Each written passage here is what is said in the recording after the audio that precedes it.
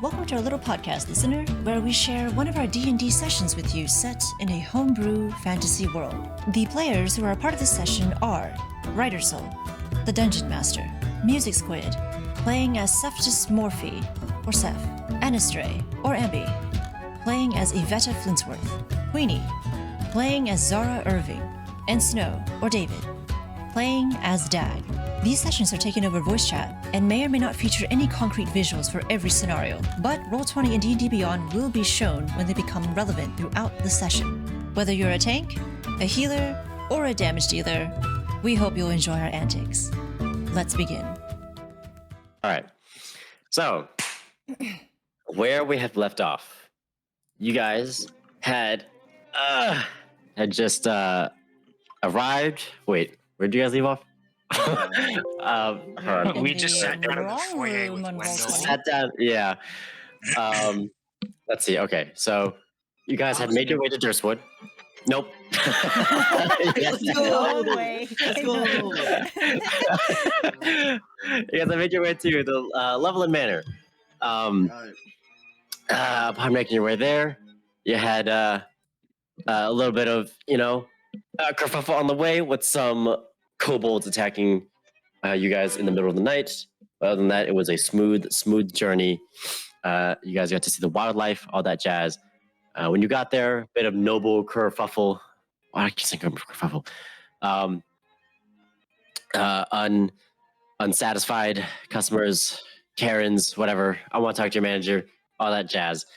And then you got inside the manor, where you were kindly asked to change clothes, not wear your adventuring armor in the halls of manor, where the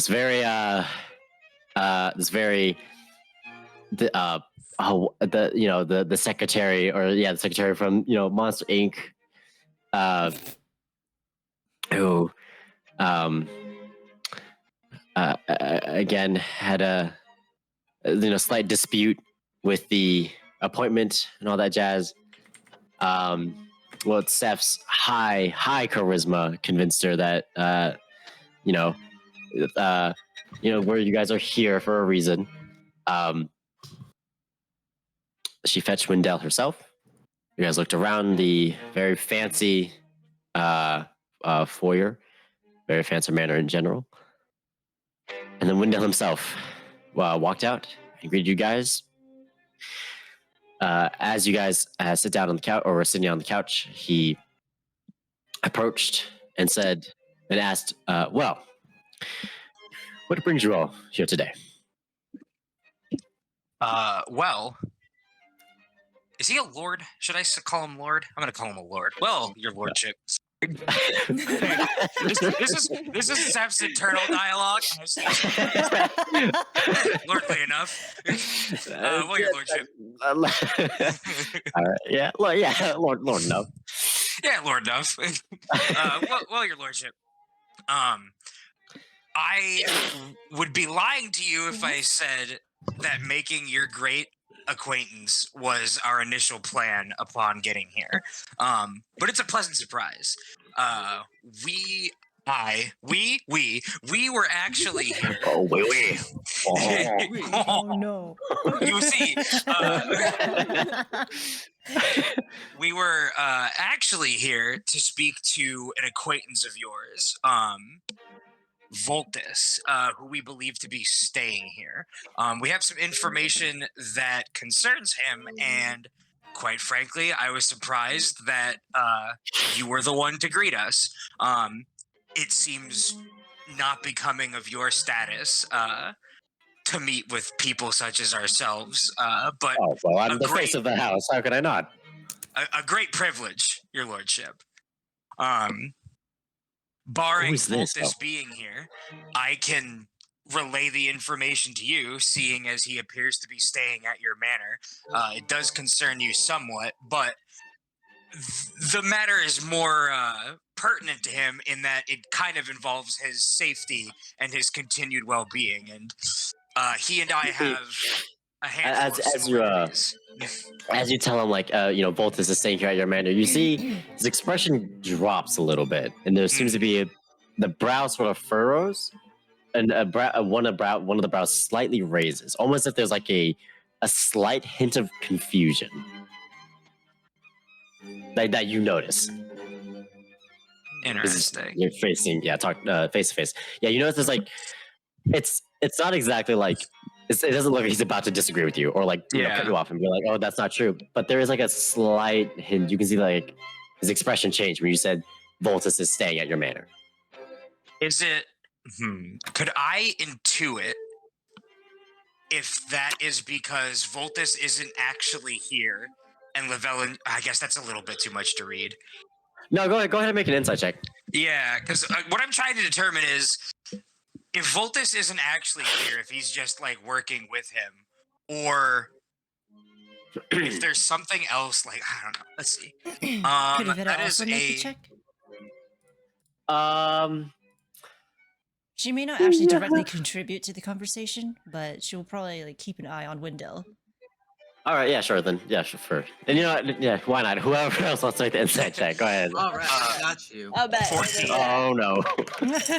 Oh, let's go! I got a 6. That's a nice Right. mustache he has. What flowing Not. hair? Oh, are you joshing me? I got an 18. Nice. Okay. 18. What did you get, Seth? 14. 14. And who else rolled an inside check? What's that? Zara, 11. Okay. And would you get Zarmana? 11. 11. All right. So, 14, 18. Okay. So, yeah, Squid. You remember Volta said that he was not available. Whenever you received, whenever the guard relayed the message to you, all Volta said that he was not available. However, he would tell Wendell what you told him, and that he would, but there was no mention of location. Okay. And Voltus didn't even say that like he'll get back to you. He was just like, I'm not available, but you can talk to Wendell. That was basically like the gist of what he said. Got it. So, you can see that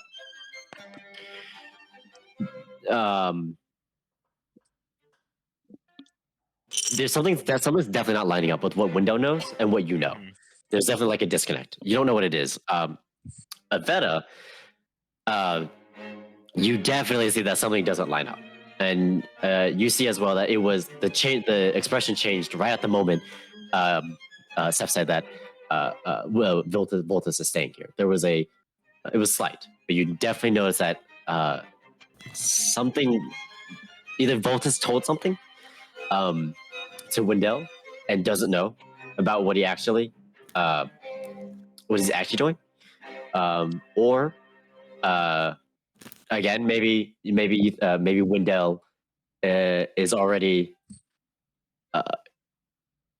Wendell thinks that like Seth was lying, right, and is trying to like deceive him, but you're not really sure. Just something doesn't line up. But he doesn't interrupt what you're saying, Seth. Okay. So then I'll just sort of continue, and noticing like the slight drop, but maybe not as much as Evetta did, I'll just sort of be like, or so I heard.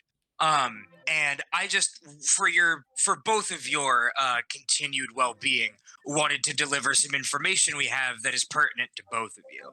And then I will unfurl from my pack the warrant from the Parmelian Knights and be like, I'll show it to him, like just the front page that has like Voltus and all of his associates. Okay. 6 of Voltus's 7 associates have been captured. That's what these strike-throughs mean. They've either been captured or killed, but the strike-through means that the Carmelians have at the very least found them, which means one of two things for Voltus.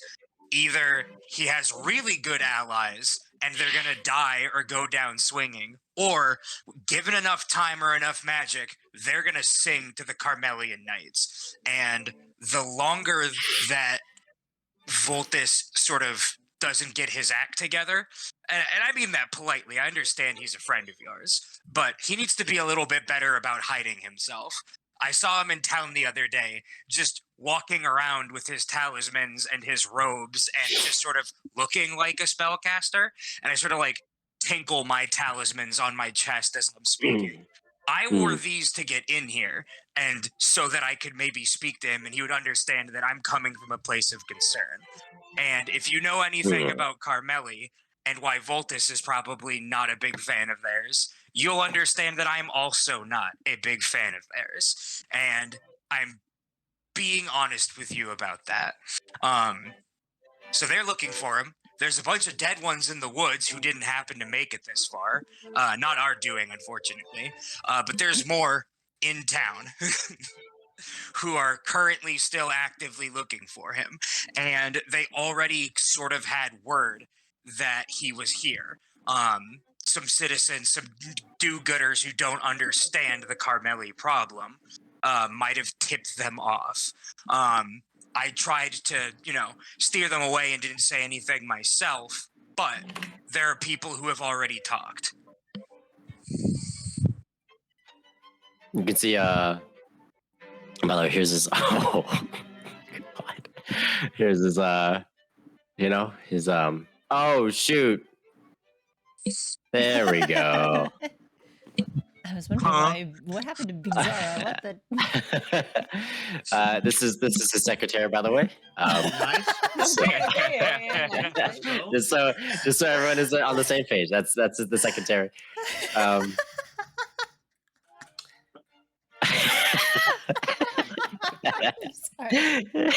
You got the banner ready, but not all the characters.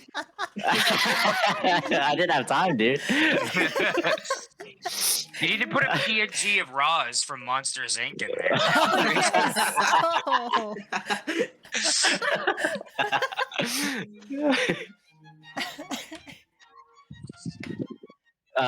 So yeah, he sort of has like a 1 foot on the table, sort of leaning over. Despite the fact how formal everything is, how posh everything is, he has a very casual energy, about him. Okay.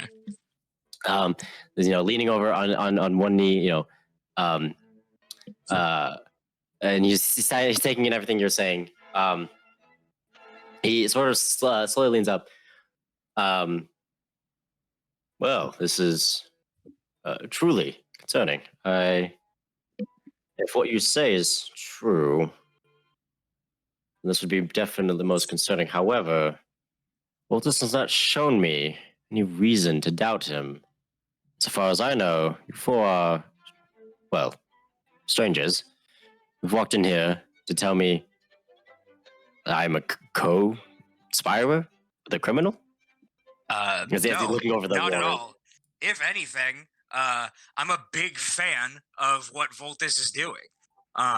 If he's running away from the Carmeli Knights, same.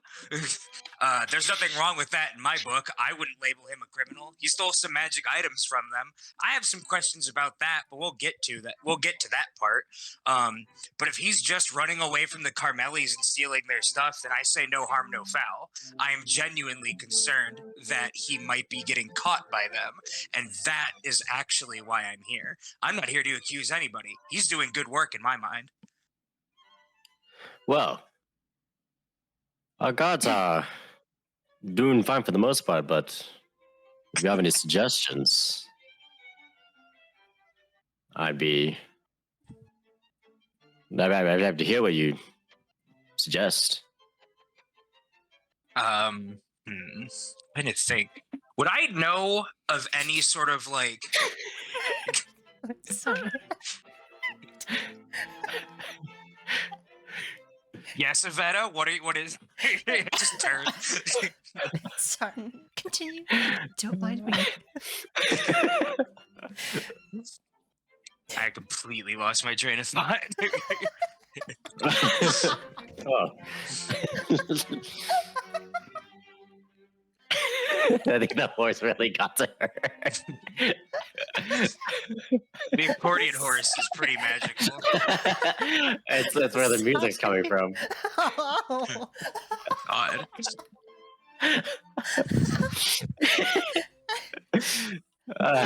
All right. All right.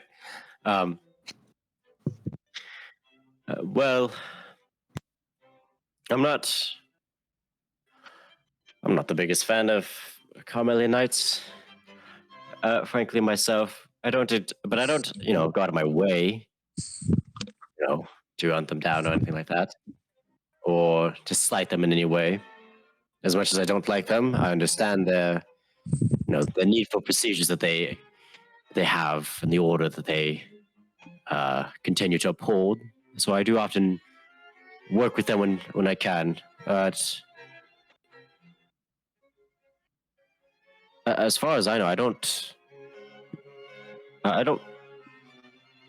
know why Carmelian Knights are going after Voltus. He did not inform me that he's apparently a magic weapons dealer, if that is true. And I wanted to go back a few sentences. You had brought up that he said that he would be, he was staying here, and that is true.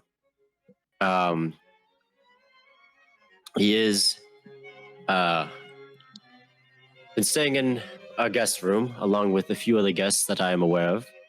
Marcus. Yes, a big fellow, as well as a. Where is it? Sorry, hold on. Where is it? As well as a halfling woman and a half elf. Huh. They've been using they've made an agreement that I cannot disclose here, but we have made an agreement, and they've been doing good by me so far. I say, a halfling woman? You don't say. I describe Liliana. She wouldn't happen to be. I give her a description. Okay. Well, yes, that is her. That sounds just like her. Oh, funny that. Yes, they've been very nice so far. They've been. My business has been up, frankly, since I've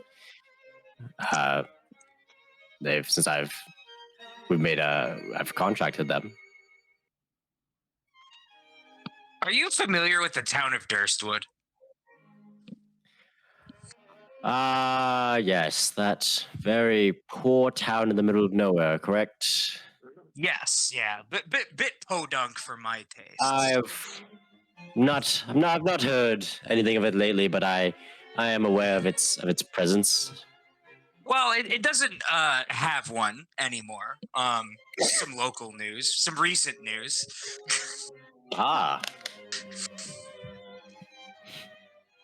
There's a bit of a fun fact. I don't know why I threw that in there. In any case. How long have you known Voltus?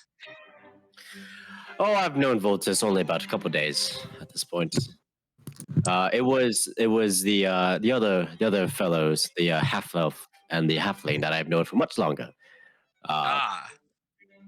They been working under me for quite a while, and they recommended Voltus to me, so I decided to take him under my wing as well.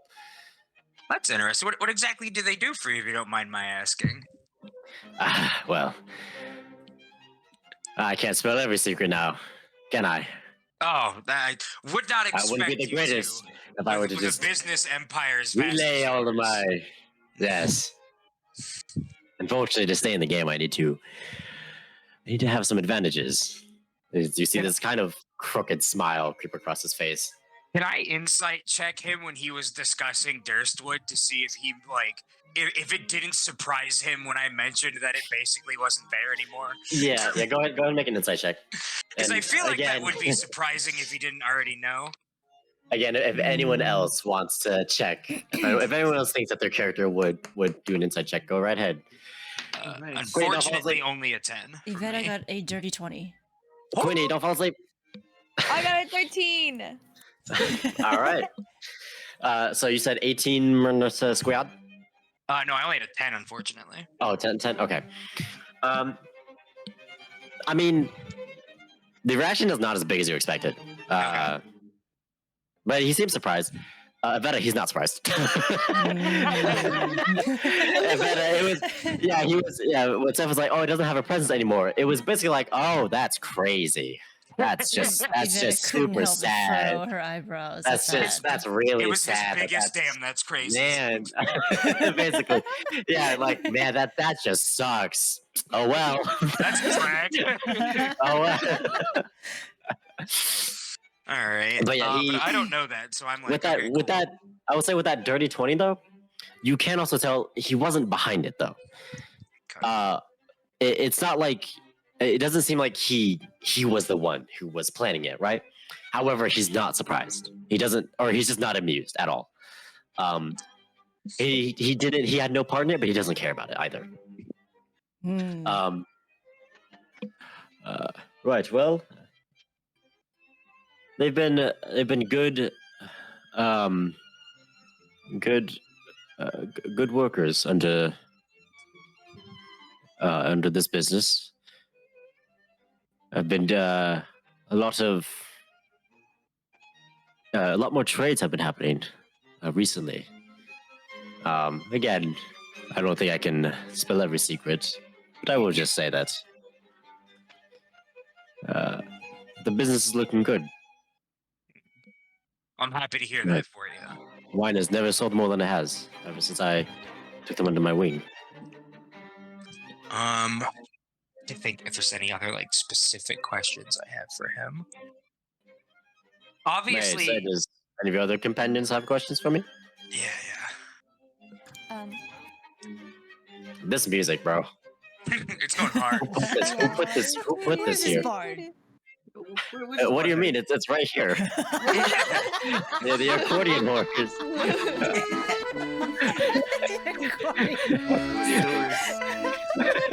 What did you think? What did you think barding was? It's a horse Yeah. Come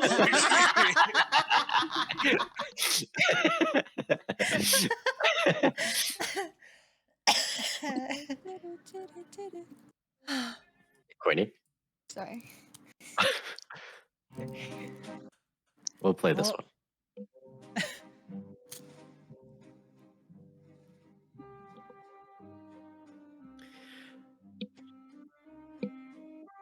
I don't think I have any questions.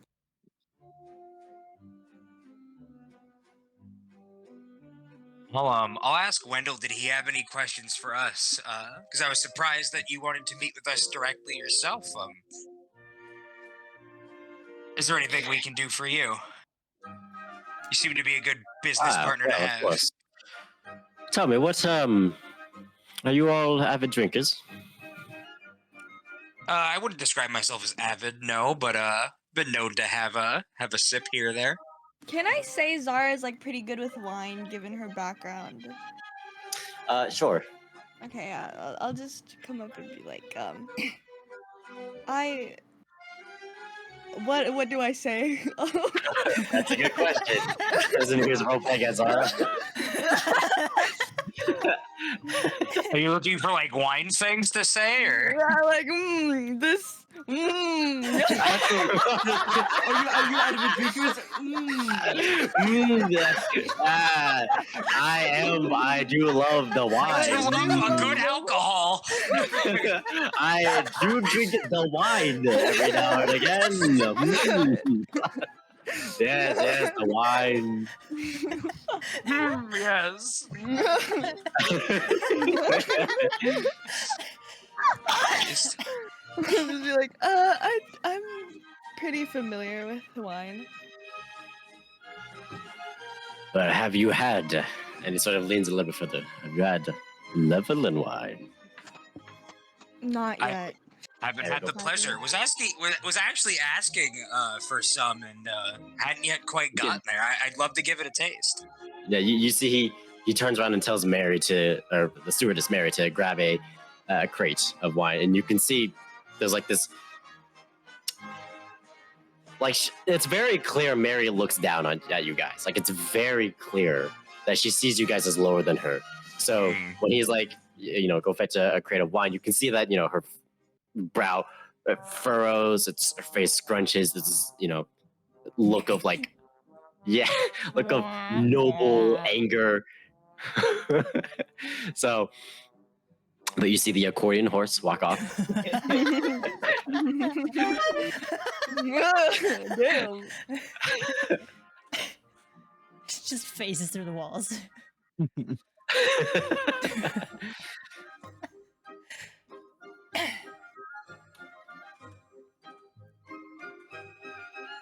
Well,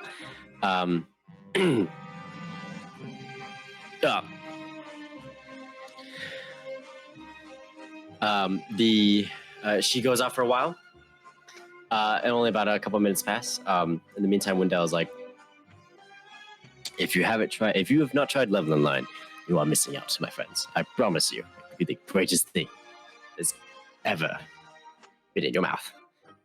Wait. Breathe into that, pal.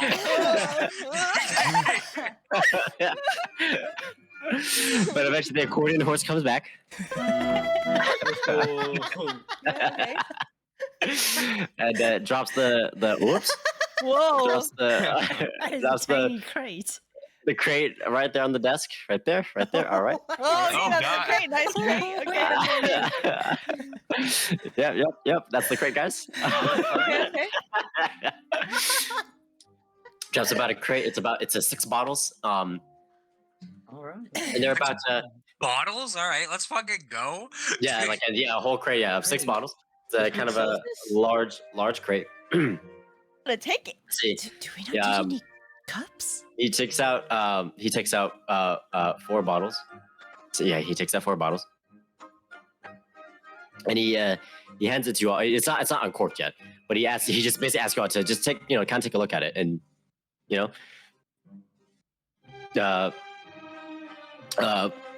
take a look at the just take a look at the bottle. And when you look at the bottle, it's very very ornate, very fitting for this piece, and this whole manor's aesthetic, just in general. Where are the nutrition Um, facts? Alcohol. You can see he sort of. Amby. How many calories does it have? Alcohol doesn't have nutrition. You better didn't know that. Okay, let me see how much saturated fat this has real quick. You know, kind of like medieval fantasy times. Alcohol doesn't have. What's the ABV on these bad boys? So it And if you need help with Well, that, let me know. doesn't. I just went, well, okay. It doesn't. It wouldn't say on the bottle, I think. Like 15, I think. Yeah, But I no would need. say, because you haven't sipped it yet, but he sort of leans off the table and he sort of gestures below the table. And you see below the table there is in a square about like a 5x5 square of like wine glasses. Mm. And he says, "Help yourself." And you see as you guys are reaching for the glasses, you see he sort of takes his hand out. And by the way, he's wearing just like a normal suit, right? With like a coat, like a tail. There's nothing about him that indicates that he's magical, right? But you see that he, as you start to lean back out after grabbing the wine from the wine glasses, he sort of waves his hands around the corkscrews and then flicks his wrist out and then go and all just like pop off. 6? Huh? Oh, wait. Sorry. No, your What wine is bottle. Blood saying? The wine bottle is that you took. Oh, okay, like the one or like all 6? Like he gave one to each of you. Oh, Oh, He's giving us a whole bottle each. Big Yeah, that's are a these lot. bottles? Yeah. Wow. Yeah, he gave you guys each a whole bottle. Whoa. I look at Evetta, who is like, I imagine Evetta's like super. I mean, Seth is also super scrawny, and it's just like looks at her and is like, "We should probably only have a glass each." And then I look at the two marshals, and I'm like, "Yeah, you guys are fine." The two fucking beefcakes. Ask for a glass. Right, yeah, there was glasses underneath the table. Blood is not listening. Yeah, All- that was what was happening. You said there were He 5 just- glasses, right? A 5 by 5, so there's 25 wine glasses total, like beneath Oh, the okay. table. Oh, okay. I grabbed 2 glasses, and Okay. from the bottle that I have, I pour one for both myself and Wendell, and I pass it to him, and then I hold my glass to like toast. Yeah, I bet it takes Oh, hers Yeah, and just just- pours just enough to what she believes she might be able to handle, perhaps. She He doesn't takes know. his- She has yeah. no experience.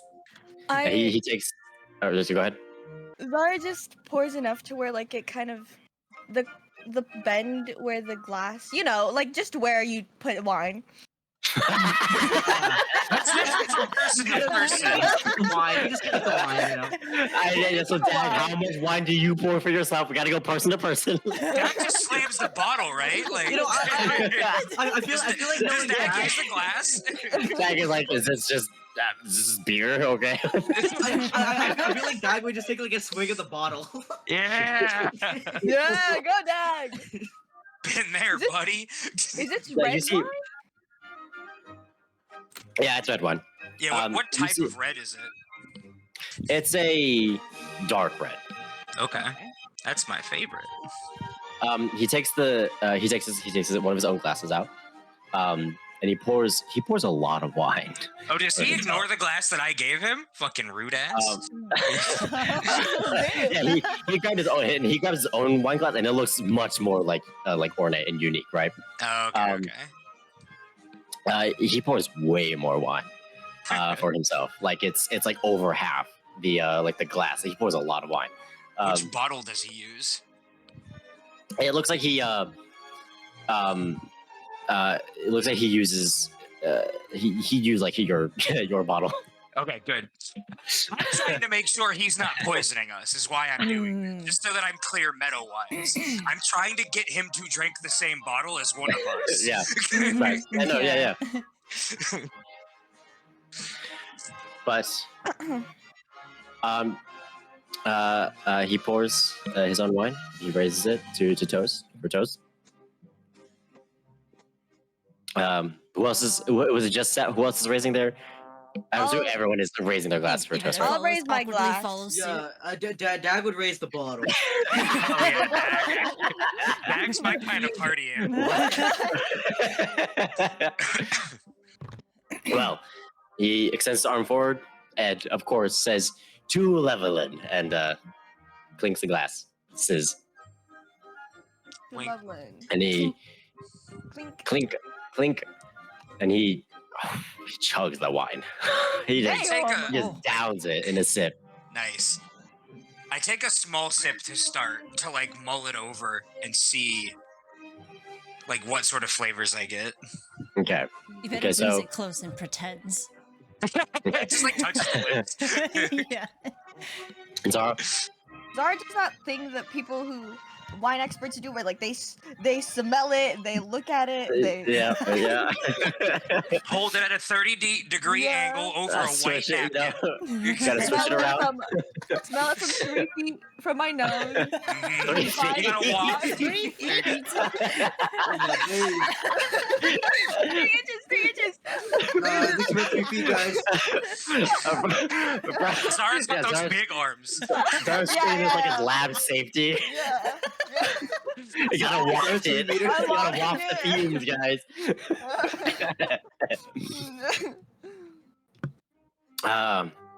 So you take a sip, and Dag, you chug the bottle, right? Yeah. All right. So for everyone who took a sip, it's bad. It's not good. It's pretty bad. It has a. No wonder It's- he chugged it. You only chug shit wine.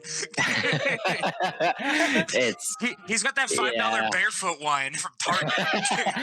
it's just not. It's not great. It has almost cardboard and iron taste. It's bitter. Oh. It's bad. But you see him take a sip. You see Mary take a sip, and they must be putting on an act or something. They don't react at all. There's like almost no reaction to them when they drink it. Vera pauses and looks at Seth. Steph just stares at it for a second and then slams it to get it over, like medicine. Dag, you're like, oh, this stinks. This is garbage. You're like, this sucks. Does the wine look really thick? Is that a thing? No, it shouldn't be. If it's Yeah, I wine, it was shouldn't be. wondering. If it's wine, Oh, it shouldn't be. But You slosh it around. It seems like the normal consistency for wine.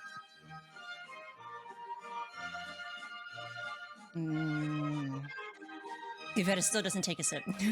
That's She was valid. immediately able to smell it, the iron. You can see, oh,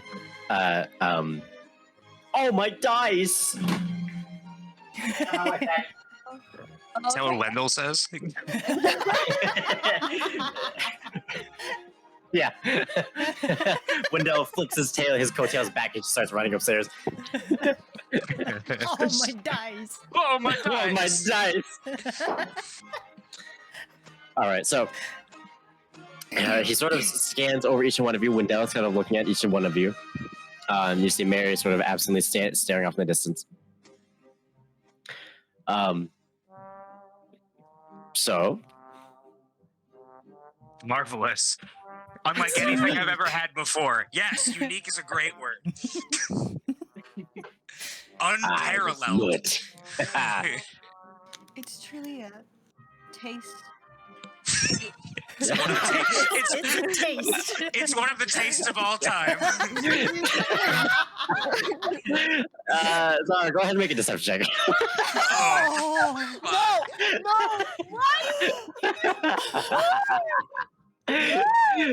It's truly a taste, guys.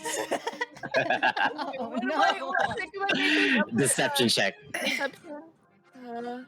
23. Wow. Oh, let's Is that go. wow. Okay. All right then. 23. Wait, what? I have a +4. Dang. Okay. Wow. All right. He believes you when you said it's truly a taste. Sure is. Hey, she's not lying. It's a taste. Yeah, it's not wrong. When you drink it, by the way, there's no alcohol in it. Huh? It's just What? bad. It's just It's just bad. like rotten How grape is it juice. wine? Yeah, it's not. So you don't. You're like, did he give us a poison? Is this? Steph's What is even more this? convinced he's poisoned. But I saw him drink from my bottle. Yeah, Just looking both around Steph and everybody, Window just go wondering face everyone's plant. reactions. Steph just looks confused. He went from what's going on to what's going on. Carl asked, how long were these aged for? Oh, well, I tend to not be in the back myself. I handle the front house. A lot of the times, a lot of the paperwork, a lot of the representation. It's my wife who would probably know more about that. Was that the Okay. lovely young woman who had a portrait next to yours in the foyer? Oh, yes. Of course, yes. A vision. Almost as wonderful as your wine. Wow. He loves his wine. It's a compliment to him. I am playing to the judge.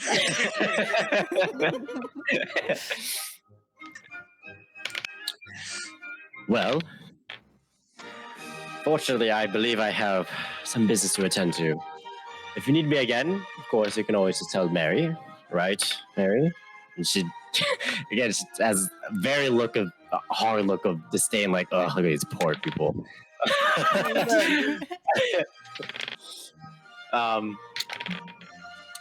He says, we have a library, if that interests you. It's over there, and he points over to your guys' left, which is it's this hallway. We also, if you are feeling hungry, then you can feel free to head over to our dining hall, which is, he points over to your right, which is over there.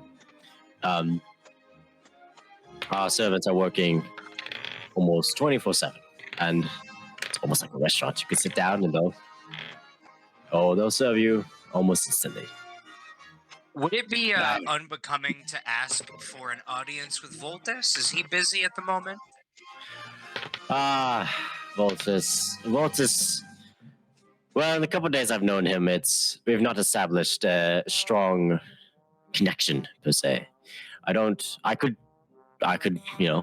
get a guy to send a message to him. I could contact him, but again, I've only known for just a couple of days. But if you truly need him, then I can request his presence, and he'll more or less have to answer.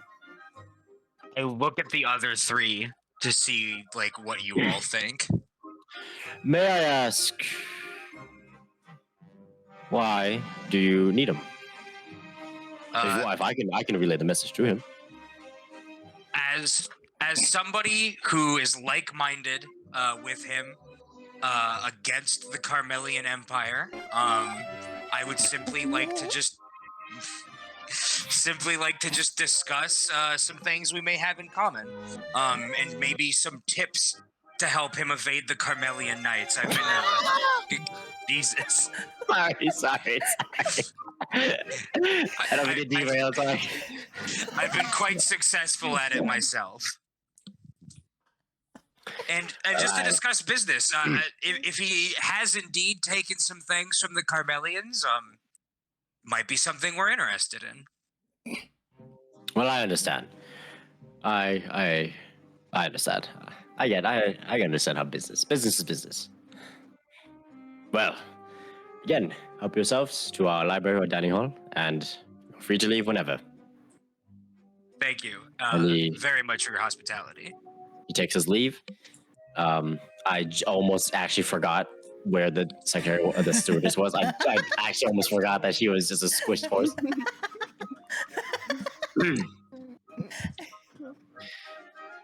She returns to her desk and she very loudly says, "If you need me, I am right here." And there's she's very apathetic. She's like forcing herself to say that. You guys are now in the manor. Just for reference, it's not unguarded, by the way. There are guards like everywhere. So, but just to recap, so this is the hallway you guys came from. This is where you guys entered the manor, and I'm just revealing a little bit more so that you guys have a better visual. So, hey, there we go. This is where you guys entered down here. This is the hallway. There were paintings, tapestries. So go ahead. So I was just gonna say, so I actually didn't taste it, but I could smell it was horrid. What did you guys think? In a hushed whisper, because the horse is right behind us, I say, don't. Just don't. It seemed rather suspicious, you know? We should go talk in the library. As a guard right here, loudly clears his throat. Woo! Woo! All right. Yeah, let's go check out the library. All right. I fell asleep. Okay. So. Oh. Dag? Yes. Whee! So this is the library. You see some chairs in the center. You see bookshelves lining across. You see a stairway over here. And wah, wah, wah, wah, wah, wah, wah, wah, wah, wah, wah, wah. Sorry, let me just. Oh no, not the horse. Oh no. Queenie? Sorry. Don't mind me. Yo, go on this journey with me. Oh my days, I didn't realize how far to zoom out. Wow. Yeah, it's a manor, all right. No, it is a lot bigger than I thought it was. All right. No. I swear. sorry. I'm done. But there's an upstairs, and I will briefly show you. I wish I could show two at once, but if you glance upstairs, you can see that there's like a balcony. It's kind of like a balcony. There's even more bookshelves, and it seems like there's it's like a railing, and there seems to be even more tables against the railing. Are there but right now, guards you in do like both locations? There are. There's one guard here, and there's one guard. You can see the hat, the helmet of one guard at the second floor top here, but there's actually no guards in the library at the moment. Okay. Hmm. Yes. As you get close to the stairs, as you get close to the bookshelf, Zara, right here, you hear like some slight muffling or murmuring like down this hallway. Oh, sorry, down this hallway.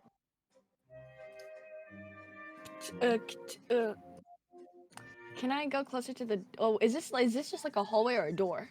It's just a hallway. It's an open hallway. The guard's right here, though, right? There's a guard right here. He's just kind of like leaning. He's just kind of leaning against the wall. I'll pull up. I'll be like. Okay. All right. You look down the hallway. It's a hallway. Sorry, hold on. Wow.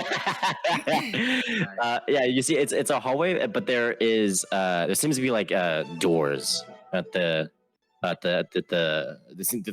these doors that line like the hallway. Wow, And a if you hallway look, with doors, what'll they think next? Wow. you see, They got doors in these bad boys now?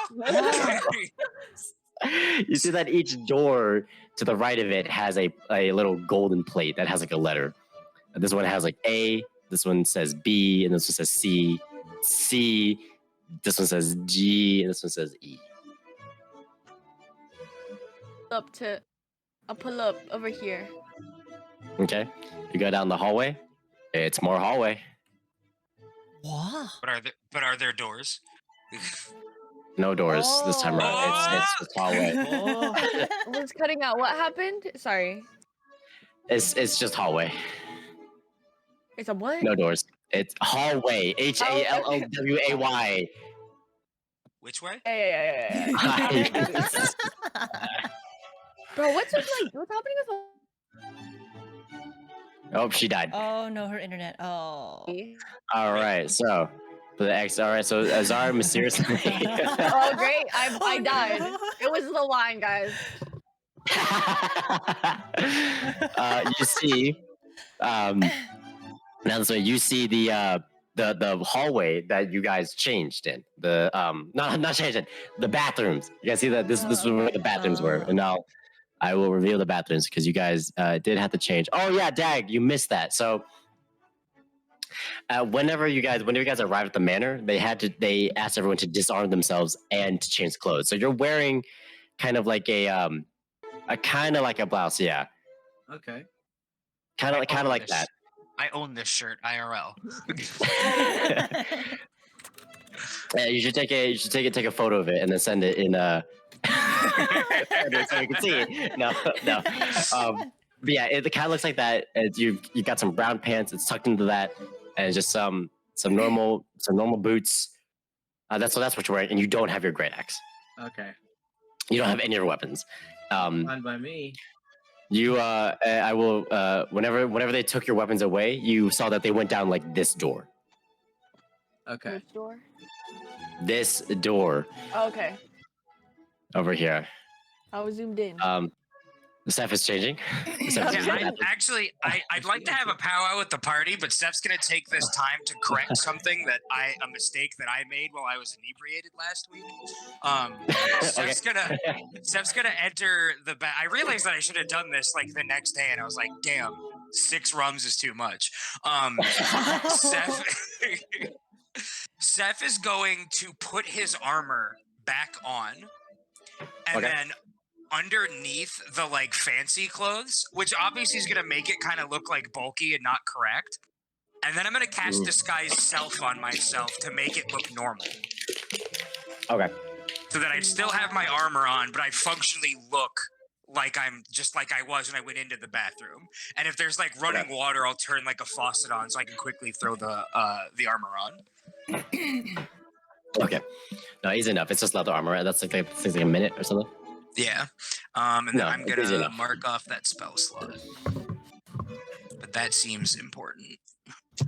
Just in case we do get into a fight and I'm a squishy boy. So then, yeah, I'd like to, I guess, sort of have a chat with the party and see where everyone's at and what we think we should do. All right. Corridor on the other side of the room because that guard.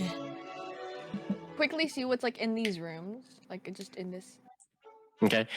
Whenever you get close to this room, you hear talking behind the. You hear like talking behind. It's very muttered, but it's kind of cheerful, in the sense that it's not. It seems to be like two people discussing writing. Mm-hmm. They seem to be discussing, their own ventures into the world of the world of writing. You hear like bits of laughter, jokes being cracked. It seems like it's between like two. I would somewhere like middle-aged like women. They don't sound old. They don't sound young though. But yeah, they're just seems like they're having just a conversation. So they're just talking. Yeah. There's no window as well, by the way. It's just like it's just a wooden door. Okay, I'll group up with the party first. All right. And so where's the garden here? Is he on the opposite side of the room? All right. Let me grab some guards. So Throw some horses in here, man. Oh no. Look, guys, we can't. Come on, guys. Like, we can't keep doing this joke, okay? We need. We need different horses. Bro. This guy looks chunky. Oh my god. What is with this guy? Oh no. Bro's looking like a rib witch. That's what it's supposed to look like, and this is what it looks like. We got the McRib over here. He really does look like a McRib. It's the fucking pork patty. All right.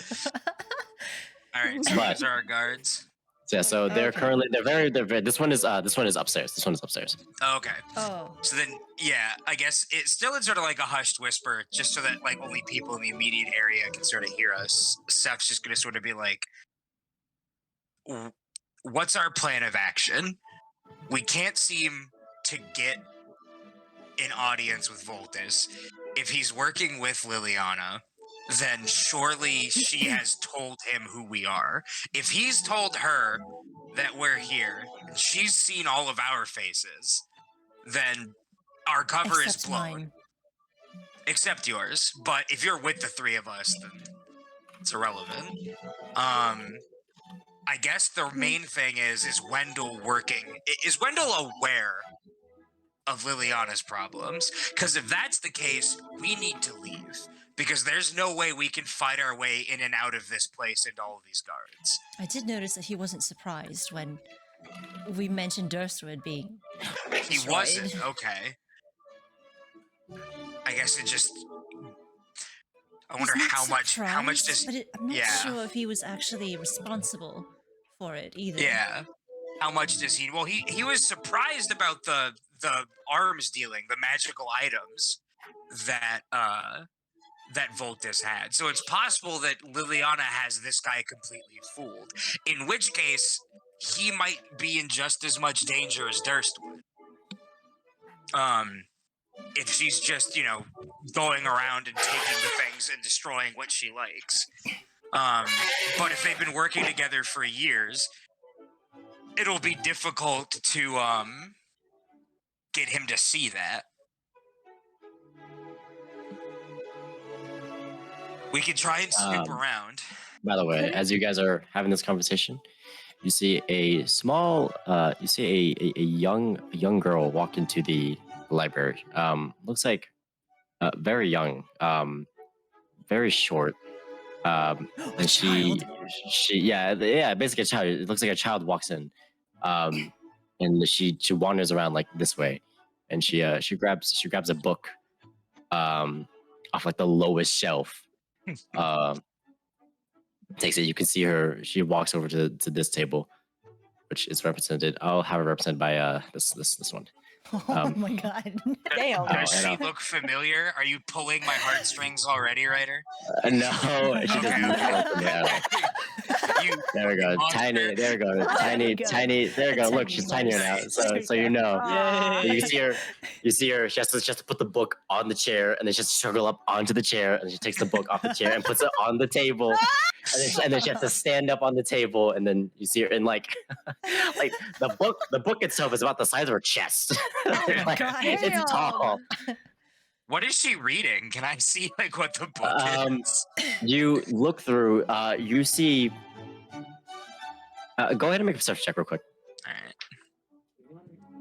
right. Ooh, that'll be 15. 15.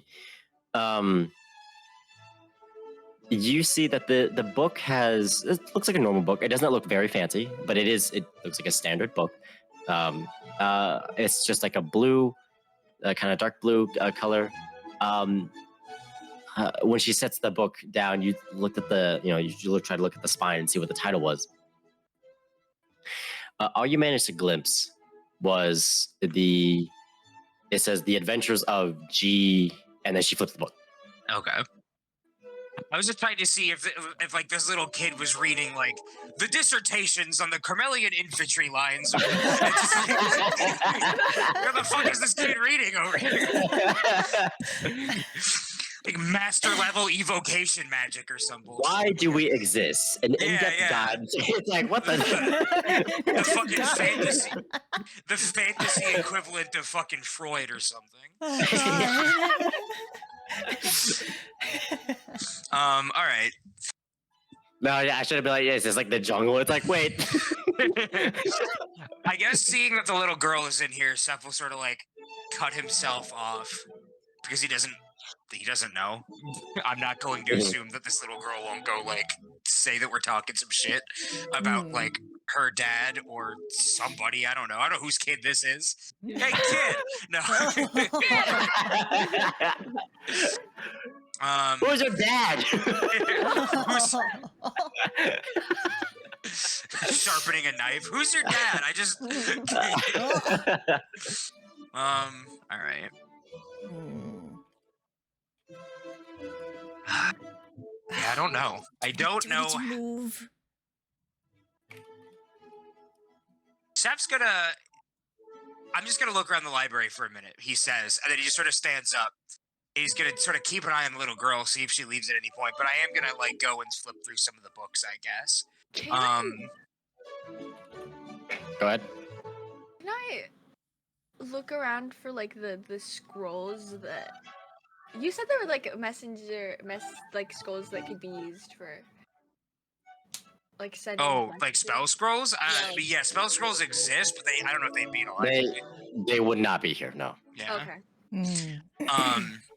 Also, I'll let you know, Queenie, out of character, ever since Ryder decided that I have NPCs that I need to care about, Seth's more interested in taking sending now, so good luck for you.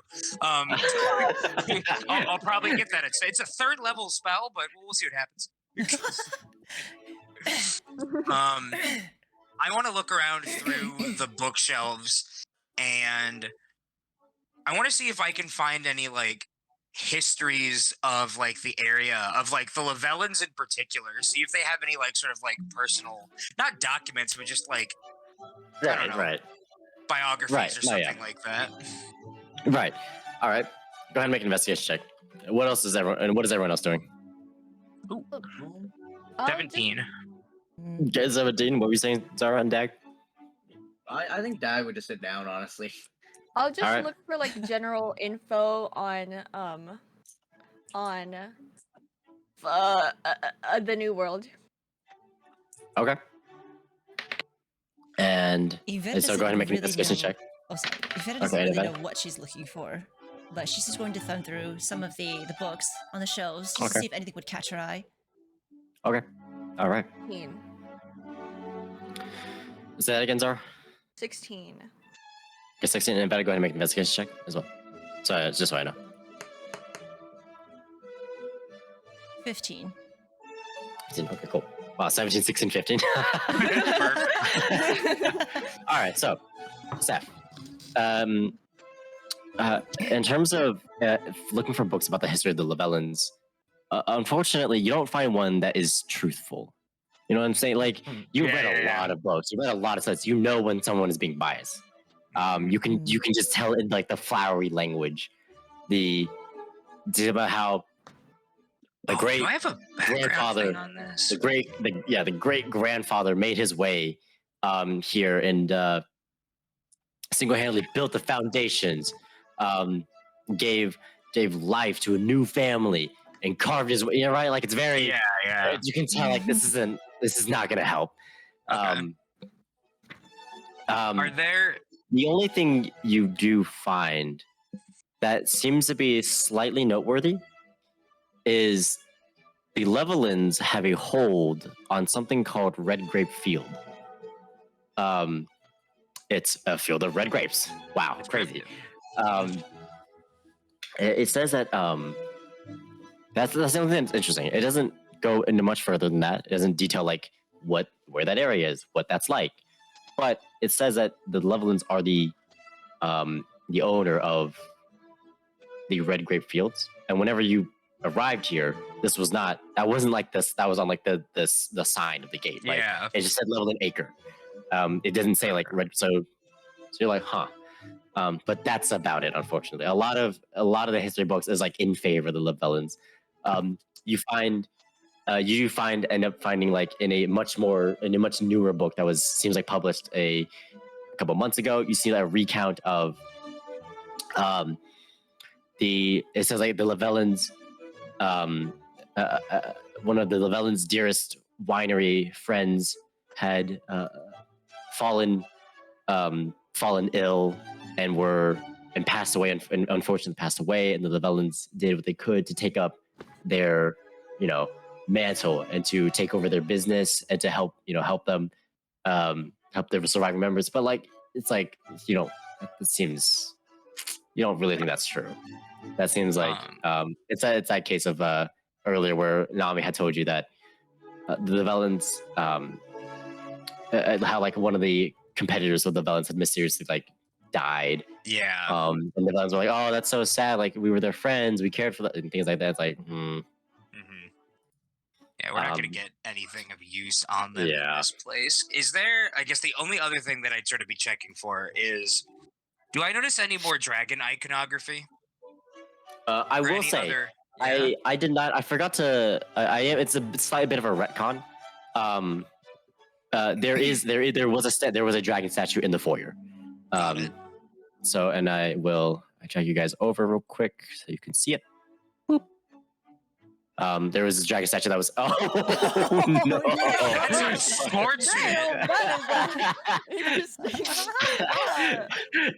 Mary.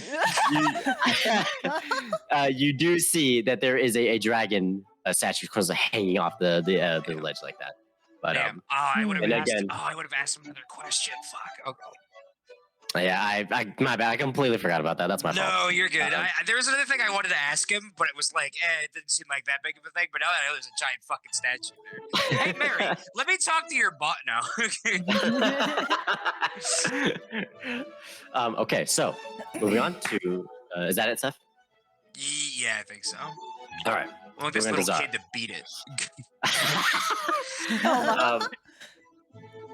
So Zara, you're looking around for just general info about the land of this area. You do, you find, bits and pieces of everything. You kind of have to piece it together.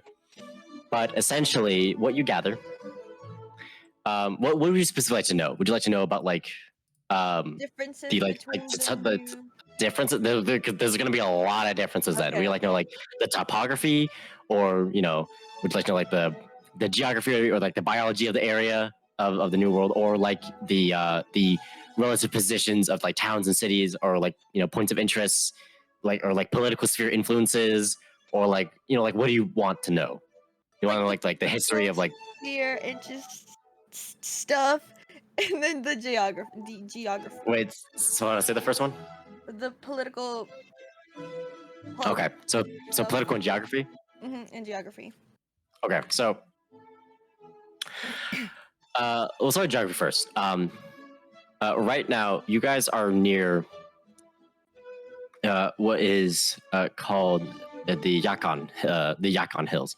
That's because whenever this new world has been colonized, a lot of explorers and adventurers, right, were the first ones to basically chart out the map. They were like the first cartographers, right? The first cartographers of the new world were like adventurers and explorers. You can think of like Uncharted if you really want to, but without the stealing and just more like just wandering. A man known as Jacon, who hails from the southern snowy mountains of the old world, had made his way and discovered these hills. These hills the hills are like northeast or northwest of you guys, so it's very kind of marsh-like. There's a lot of water, and so because there's a lot of life springs from all kinds of plants, all kinds of trees. Other than that, to the north of you is the Tri-Mountain, is known as the Tri-Mountains. It's because there are 3 mountains in a triangle. So Nice. the Tri-Mountains. Nothing notable about it, other than the Tri-Mountains is where Carmel is located. Fuck that place. To the west of you is called Zinakir Pass. And that's because there's a river in between 2 mountains that leads into the ocean. This was used a lot by a very well-known old world fleet ship known as the Zinakir, which used to be a warship that was used in the war, the first Elven Civil War in the old world. It was used in that war, and it managed to live throughout this whole civil war. And then the elves reunited, all that jazz, whatever. And then they used that as a carrier ship to transport colonists to this mountain or to this area. But it ended up being it ended up not being suitable enough for living purposes. These were the first elven colonists to actually arrive here, and they eventually died out. And another expedition had to go underway. That required a lot more funding. It was a lot more unpopular because it's not great. It's not a great image, right, for your country to send out colonists and then all of them die. That's not really that's not a great thing to happen. Yeah. But it ended up working out. And what is now known as Carmeli. To the east, so just directly south of you, is what is called the Eye Gorge. And that's because there's a massive like hole. There's just a massive sort of hole south of you that doesn't say how deep it goes. It's not. No one has really spent the time to discover it, but it goes deep. But it's called the Eye Gorge because if you looked at the map, it looks like an eyeball. And then beneath the Eye Gorge is known as Mouthport. And Mouthport is where Hronfar is. Way east. If we go way east, if you go way east, you'll find the Central River, which is just a river in the center of the map, and it goes down. It runs south into the ocean. There's a lot of tributaries, lakes and pools, whatever. It's just a standard river. There's some forests that dot here and there that each have their own names, yada yada. But way east is Dayston. A landlocked city that is much smaller than it used to be. Tying into political influence, there are 4 major. So in terms of on the New World, of course the 2 major political spheres is Carmeli and Dayston. These are the 2. They're city-states that are battling, right? Kind of battling for more influence over the New World. They're in an awkward position where Dayston doesn't exactly have the resources, right, to expand west. right? Because they need to expand westward. Because they're still reeling, and they're still trying to recover from a war that happened. They don't exactly have the resources to expand westward, so they're still small. Carmeli is big. On the other hand, Carmeli is quite big. However, it's in an awkward position where, because of the mountains and the Yacon Hills, they have to do a zigzag, right, to get through them, and so it makes expeditions much more costly for them. And there have been many talks of like setting up teleporters. You see that there was in one book you skim through, there was a whole there was a 3-year long court debate if should they implement basically an amendment on a law that would basically lessen the restrictions on the use of teleporters, because they were originally very strict. You read that Carmeli is not a fan of citizens going in and out of the city, unless they are, like nobles, or they're like merchants, or they are like missionary, whatever. Normally, just regular citizens they're not fan of them going in and out of the city.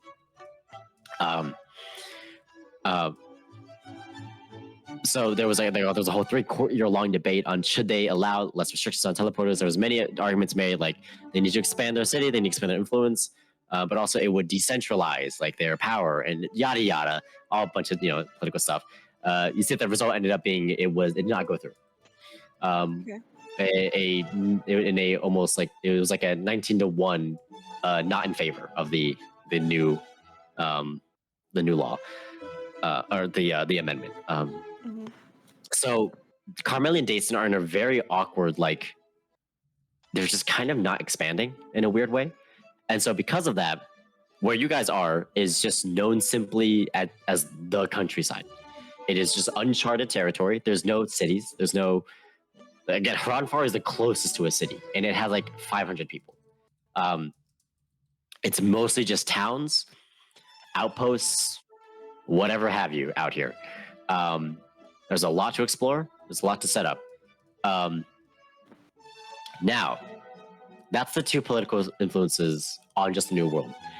Outside of the New World, there are 2 major empires that want to push their influence on the New World. Dude, Zara's a speed reader. These 2 empires are known as the Diamond Coalition. I got those in my notes. Damn, I did a good job. I took it. And the Iron Imperium. Let's go. Yeah, the Diamond Coalition and the Iron Imperium. Those are the 2 major Elves and dwarves. yeah. The Diamond Coalition is just basically like the Union of Elves, and the Iron Imperium is just a massive dwarf empire. That's it. They want more labor, they want more land, they want more money. And that's why they're trying to expand. But between inner domestic conflicts, foreign conflicts, it's a whole deal. But that's what you obtain about general political sphere knowledge and geography. Is that it, Zara? Yeah. Thank you. All right, Evetta. So, as you're going laps around the library, as you pass by Zara a couple times, you swear she's been reading that same book. Like, every single time you pass her, like, that ain't skimming, man. That's just reading at that point. You catch a glimpse of the book that the little girl's reading. You get a much fuller name of the book.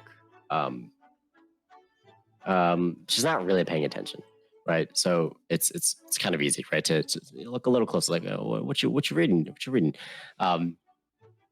It says the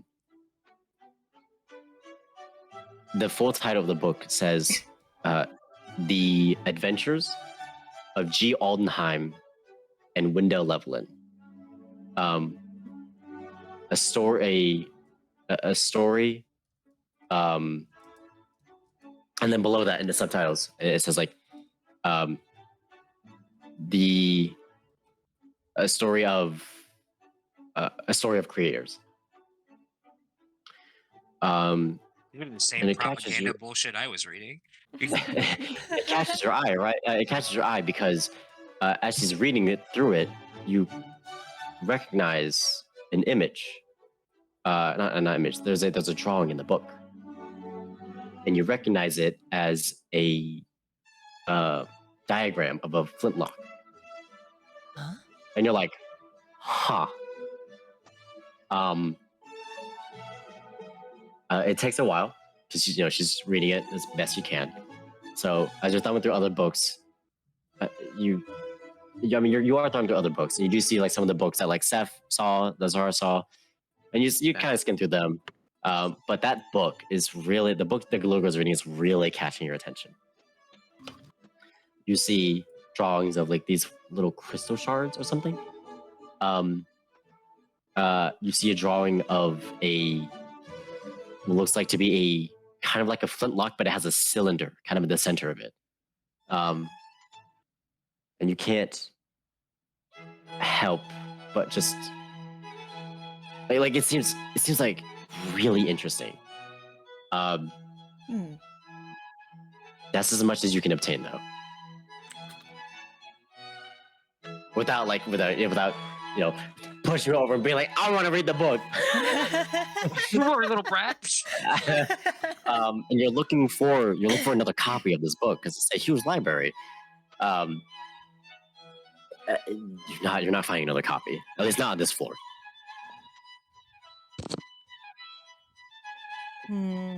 Okay.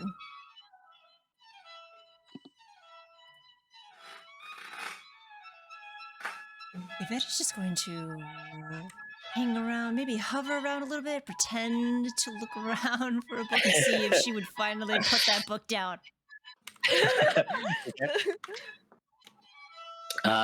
We'll say how long you wait. So what is everyone else doing? Because you guys finish your books, you guys kind of meet up. How long has it been since we first started, like, just fucking around, waiting for the girl to leave so that we could, like, discuss our plan further? How long has it been? I will say, she at some point she does eventually she does pack up the book. Okay. You hear someone down the hall. It kind of spooks you because it is really loud. But you hear someone from this hallway kind of yell like, "Elizabeth, where are you?" And you see another young lad. Looks like to be a teenager. You see he sort of rushes past the guard. See he runs right past you, Evetta. He sort of like glances at you, but he runs right past you. And he sort of grabs this teenager sort of grabs what's going to be her name, Elizabeth, by like the armpit, and he's like, come on, Mom wants to see us. And she's like, wait. And you see that she drops the book because she's tiny, right? The book is huge. You hear like boom, like she's like, wait, as it's like, come on. But the book is right there. This is the book now. This is now the book. Oh, wow. You better wait until they leave. Have they left yet? Yeah, you see them. They went out the hallway. You kill them going. All right, so make a Constitution saving. No, I'm kidding. Oh no! I'm kidding. Mick book. Mick book. Yeah, it's very greasy. A lot of fat. No. Oh God. You pick it up, and you see what page it left on, and you see that at the center of the page, in between like the pages, there's a diagram of something called an arcane nexus. You see, as you read it carefully, you see that the book says that this arcane nexus is a incredible source of energy and is where our magic comes from. It goes on about how we can. Whoever is writing this has apparently harvested a crystal before and has managed to use it in something he calls a revolver, and it allows him to have basically sounds like fire this revolver without ever needing ammo. Oh, it's just like what I can do. Hmm. Well, no, you do need ammo. You need I have the magic infusion for it. what Does is your that magic count? infusion do? Repeating shot. If the weapon lacks What does that do? ammunition, it produces its own automatically, creating one piece of magic ammunition when the wielder makes a ranged attack with it. Huh. Interesting. Okay, well, So Evetta has the option to fire a magic shot or use actual ammo. So if there's any case where she can't use her magic somehow, she has a backup plan. I see. Okay, well, you see that this basically book talks about how that it doesn't need ammo, that it basically it more or less seems like it's firing not bullets, but straight up like magical beams every time it fires. From looking at the drawings, it talks about how it's a and because of this magical energy source, it's so that even a crystal, even just a shard of it, is so potent it can turn whatever like gun it's in place into, it can turn it into an arcane focus. Oh. You see that he says that he's only ever made, as far as I know, only one exists. And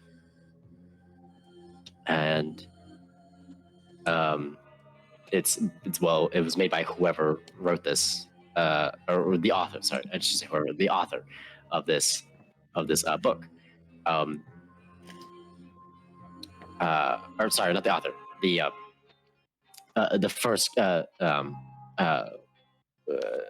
first person that was named on the book. It says that the only one ever exists, and it was made by G. Aldenheim.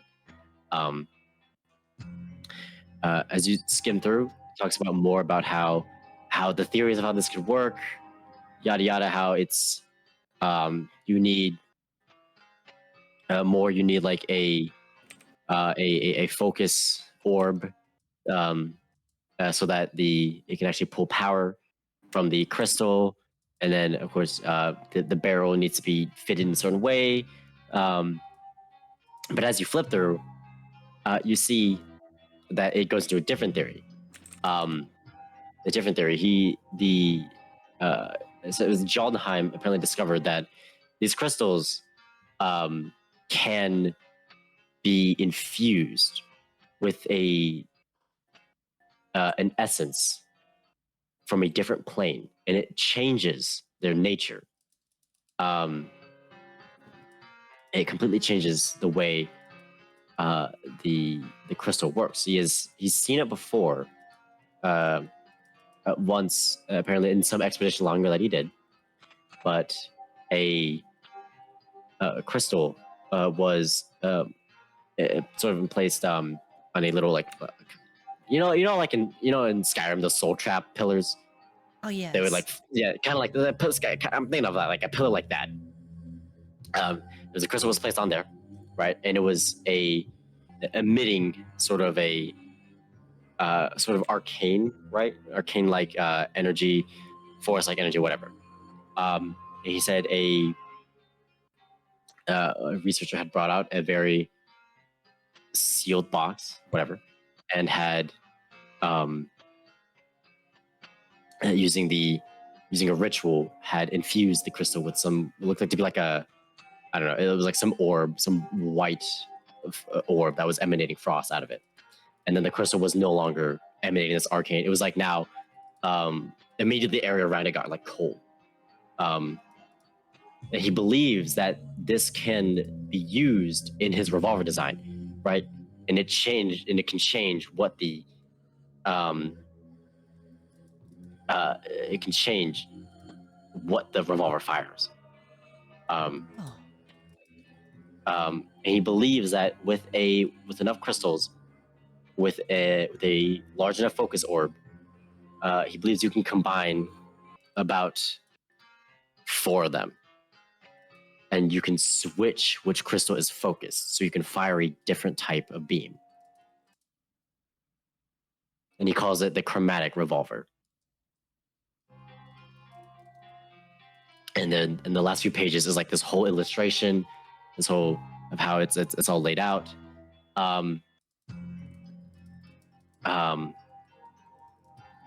Blueprint designs, how he believes it should work. Evetta is fascinated, but at the same time is confused on the title of this book. Is it supposed to be an autobiography? Is it like, who wrote this book? I like the idea that the three of us are sitting over here staring at Evetta while she just drops everything for like 15 minutes to read this book. You see that the book is just, it seems to be, it was written by, it seems to be it says like a T. Falcon.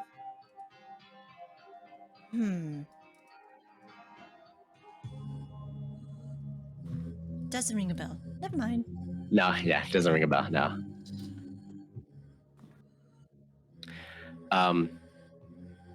So that's what you, that's like mostly just you attain from the book. Yeah, what do you do, Evetta? Is there any paper that I can redraw this diagram? Am I allowed to rip it out of the book? Probably be easiest to take the whole book.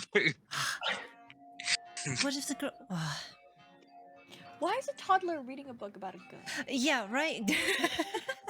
On one hand, Evetta wants to take the book, but on the other, she's, in a way, happy that the little toddler was also interested in the book. Maybe, slightly. Maybe she was just interested in the drawings or something, not really sure. But I think Evetta would actually rather leave the book here, but still find a way to transcribe the diagrams. Okay. Is there any paper in my backpack? What is everyone else doing? You don't have your backpack. God. Oh, wow. I think after like a few... Oh, sorry. No, sorry, go ahead. I was gonna say, I think after like a few minutes, because like Seth was waiting for the little girl to leave so that we could, like, we're here on a mission. And so Seth's like waiting for Evetta to come over, and then like notices that she gets like wrapped up in the book, and he's just like, Evetta, I cast message. Evetta snaps for a second. Oh, sorry. Bring the book over here. We need to figure out what we're doing. This book is actually fascinating. It has diagrams and guns. Bring it. Okay, Bring it over here. Okay. Is the guard looking at us right now, or is he just like spacing out? It's a mixture. He like seems to go in and out of spacing out. When you're like, Evetta, and Evetta walks across the library, you do see him glance over. Oh no, I do that in message. He can't hear it. Oh, okay. Well, I mean, Evetta has to walk over there, so he still sees her walk over there. Yeah. So he glances over at her, specifically this guard. Okay. But he but it's just a glance. He like looks over and he's like, okay. I'll wait till they're not looking.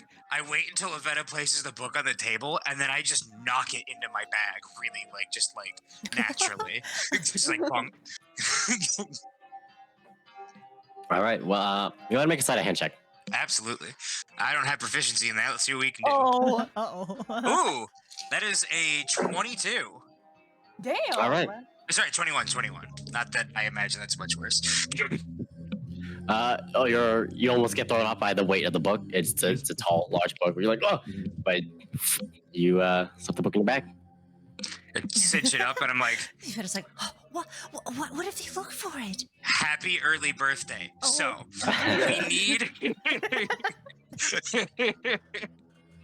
we need to determine what we're going to do here. If we're going to go after Voltus or not. I don't know how long we have here before Liliana finds out, but the second she does, it's going to be her word versus ours, and every guard in this place. First off, how do we know that Voltus is even here in the first place? Well, I mean, Wendell said that he was, and he was not lying.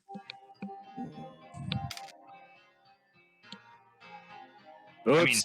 I mean, Seth insight checked that. He knew that Wendell wasn't lying when he said it, so... He's like, I heard that he stays here. But currently here? I'm not... He said he was in the guest room. He did? I thought he said that he He did say stays that. in the guest room. Okay. Maybe I must have misinterpreted. misheard. In any case, do we just leave the information that we have? We don't have much more than when we arrived here.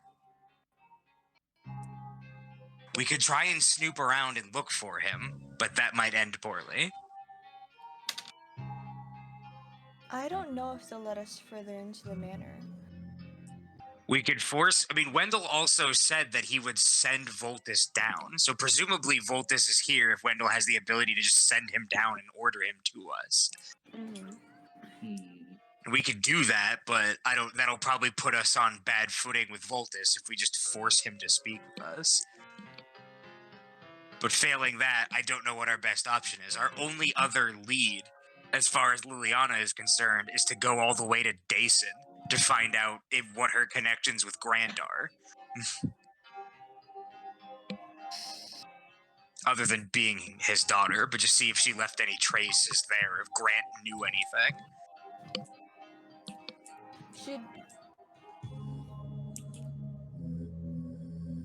What time is it right now? You know, I mean, you guys left in the morning, but it'd be about 35 minutes have passed at this point. Okay. Let me know when it gets. Also, yeah, I was gonna say that. So you have 25 minutes left on your disguise stuff. I was perfect, yeah. Because I'll go re-up that if I need to, or change if I feel like it. Yeah, you guys left in the morning. It took a while to get to the Loveland Manor, but I mean, you were kind of like right there because you guys didn't make camp. It was early in the morning. I mean, it's still morning, I'd say. I'll say I can attempt to sneak around here, magically, but I would be on my own if I got into any trouble. And you would need to explain why I'm not with the three of you. Let us walk around the manor is my question. Well, no, they would not let us walk around the manor, no, but I can sneak around in a way that they could not find me. Magically. Seems a little risky, though. Yes.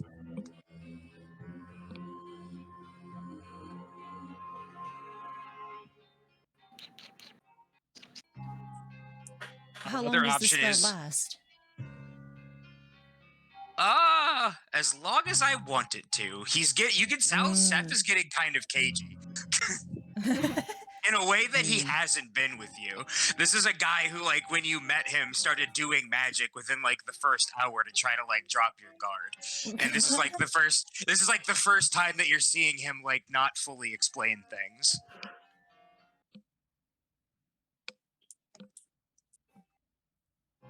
Or we get Wendell back once he's done with his meeting, and we have him drag Voltus out here to talk to us.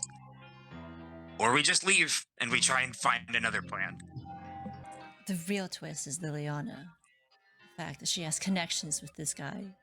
Yeah, and that's why if we could just come clean to Wendell about Liliana's involvement. But then it's her word versus ours. And then something hits Seth, and he looks at Zara. Do you have Zone of Truth? No, I don't. Dinger. Well, that plans out. But all right, quick. Go to bed. Long rest. Re-prepare your spells. Just sleep right now. Yeah. 8 hours. Let's go. Yeah, it's the only other thing I can think of is that if it does come down to our word versus hers, we have a foolproof way of determining that we're telling the truth and she's not. But I don't know if they let us live long enough for you to cast Zone of Truth. Especially if you don't have access to it at this moment. I don't even think it's on my known spells. Is it not in Paladin? No. Is it second level? Am I mistake? Did she not have the right order? No, it should just be a regular Paladin spell. I might have first level spells right now. Maybe it's not first. Maybe I. Zone of Truth, 5e. Second level enchantment. It's second level. Dinger, never mind. Bard, cleric, and paladin. All right. Quick, Ryder, give us a level up. Come on. All right. So then our only plans are, get Voltus down here, talk to him, or try and do some sneaky recon, or leave. Oh, I would like to know more of this matter. Same. Same. But it's I too am risky also. to send you off alone. I would rather not do that. I've lived long enough. Mm. I'm confident in my ability to not get caught, but that's fine. Yeah, has anyone checked the second floor? I don't think so. I mean, we can go up there. Yeah, let's pull up. All right. Does everyone just go up? Yeah. All right. You all head up the stairs. All right. Just more I do want to go bookshelves. check out. I do want to go check out the dragon statue in the main hall, I guess. While we're up here. Yeah. All You right. said that there was a guard here? Yeah, there is. Oh, you're right. Okay. Oh, Hello? whoops. Oh, no. Hello, officer. Goodbye, officer. Good day. Well, as you Oh. get close, as you approach the foyer,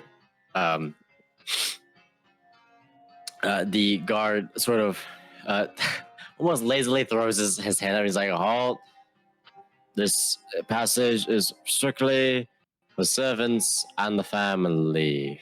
You all are guests."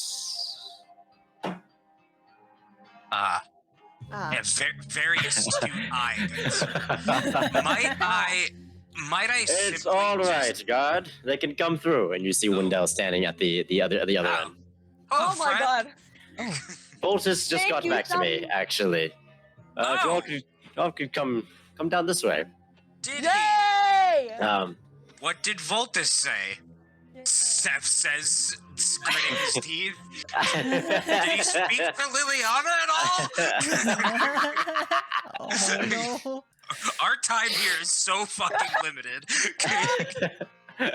Oh yeah, you've got 25 minutes. Yeah. Oh, I So- don't even care. I don't even care about that. It's the second Liliana squeals, like we need to leave or we're dying. Seth's not confident he can convince this guy to not like turn against us. Well, I summoned Seth. Well, wait, I summoned Voltus. I summoned Voltus, and he arrived not too long ago, and is awaiting in my office. So, you'll follow me. Where am I? I'm over here. There I am. Let me just reveal the area. Yeah. He's been talking to the wall. But he goes this way. He opens the door. You see, it's like being in the forbidden room. There. Oh. There's this long hallway. You see, all these paintings. Some of them don't look at all like they're part of the family, but I guess we're just friends enough that they received.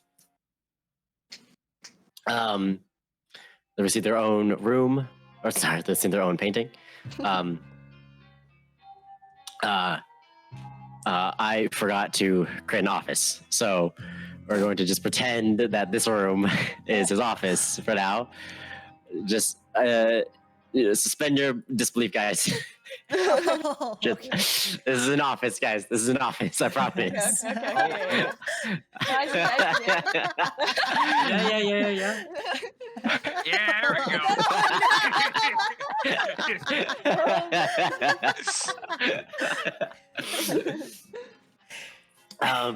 Okay, but he sits down behind the desk, and you can see they're leaning against the wall is Voltus in a much more casual outfit this time. He has like just an open robe. He's not wearing like a shirt underneath it. He just has like these casual pants. But he's still wearing like his talismans, his pendants, and his necklaces of indicating his magical prowess. He's got his like jewelry, his bracelets, his rings. And now that you have a much closer his look, you can see he has a septum, like a piercing. He has like 2 lip piercings, and he has these kind of bobbling, dangling things around his horns, and he even has like rings. No, he's hot. He even has like piercings across his ear, and he even has a he has a kind of like you can see he kind of has like a tattoo that goes that starts like kind of like from like the side of his like face, kind of like like the like where like the chin strap would be. Starts there, goes down the neck, and then like down like the arm, but then you can't see it because it's the arm. I have an image that is, I'm gonna be completely honest, is a character from Critical Role. I was gonna steal his image because that's kind of what I'm thinking of. Yeah, it's Molly. Yeah, but just red. God, he is hot. Fuck. Red and a lot more piercings, but Okay. here he is, guys. Wait. Bam. Ching. Okay. You can see him sort of leaning. Nope, you stop that right now. I am stopped. As you guys walk in, when Wendell sort of turns to Voltus, it's like, Voltus, sit down. Maddox. And Voltus is like, ugh. And sort of grabs. Voltus is way more moody and broody this time around. When you first saw him in Hranfar, he was just vibing. He was vibrant, just energetic. He is it's like a completely different person. Everyone go ahead and make a perception check real quick, if they could. Die, don't kill me. Perception? 6. Perception, yeah.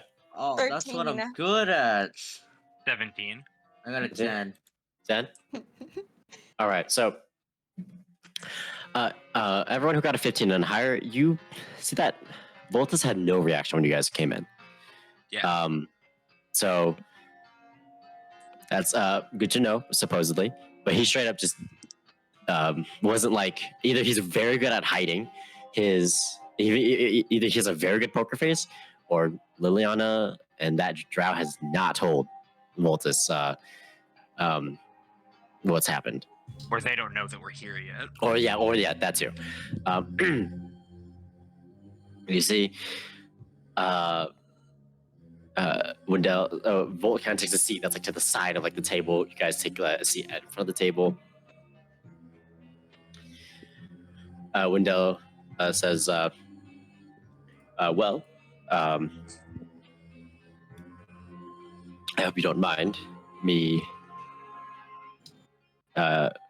being here as a, arbiter of sorts. Not really, as long as the conversations are civil. This is probably the most private. This is probably the most private place we can get, away from any prying. Wait, what? Away from any curious ears or wandering eyes. Are there no guards in here? There are no guards in the office, no. Okay. There's just like a window, sunlight coming in. You see, Voltus kind of like lean over, put his like elbows on the office table, and he says, "So, I heard you guys. Oh, I got which one of you sent the sending?" I feel like he can look at me wearing like very similar talismans to him and like figure out what it is. Like, buddy, went to the same college. Well, it was the god who sent the sending. I don't know. Maybe one of you else requested it. That's fair. I'll sort of like throw a little wave at him and be like, "Pleasure to meet you, Voltus. My name's Seth."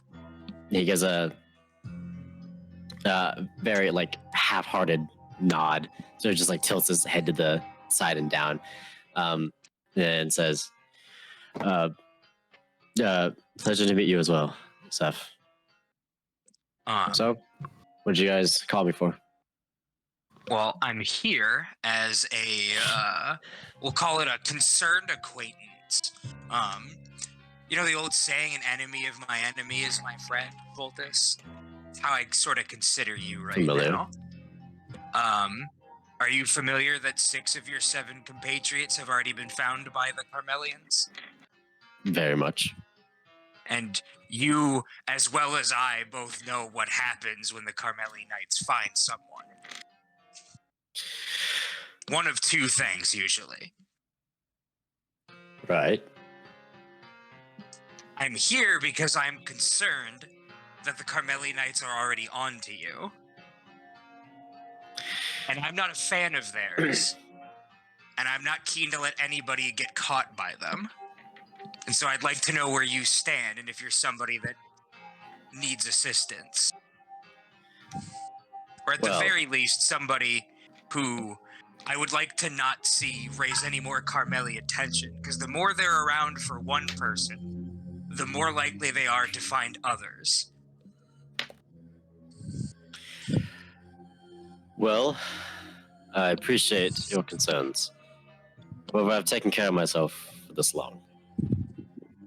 Those other associates, they were merely bait. I find no reason to receive. I don't know if you're offering help of any kind. I don't know what you're. I really don't know what you're offering or saying, but I will tell you that I've found no issues with how I've been living life, how I've been running, and as far as I know, what I'm doing works. So, my concern is that as long as they're looking for you, and they're more alert, and they're paying attention to more people, there's a higher chance they find others. So for our brothers and sisters who are also fleeing, well, that's not my problem, is it? No, I don't suppose it is. You can tell he's yeah. Mm-hmm. He's extremely self-centered. Yeah. Well, then I suppose changing topics. Another thing I was interested in is that I had heard a rumor that you had obtained some things from the Carmelis as you were leaving.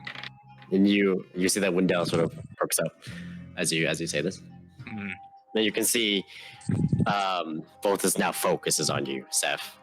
His jaw drops, but his face sort of slightly tilts a bit more forward. He doesn't respond, but you can see that he sort of he was like leaning across the leaning on his elbows. You can see he sort of stands up a little bit. Yeah, now he's like very focused on you, Seth.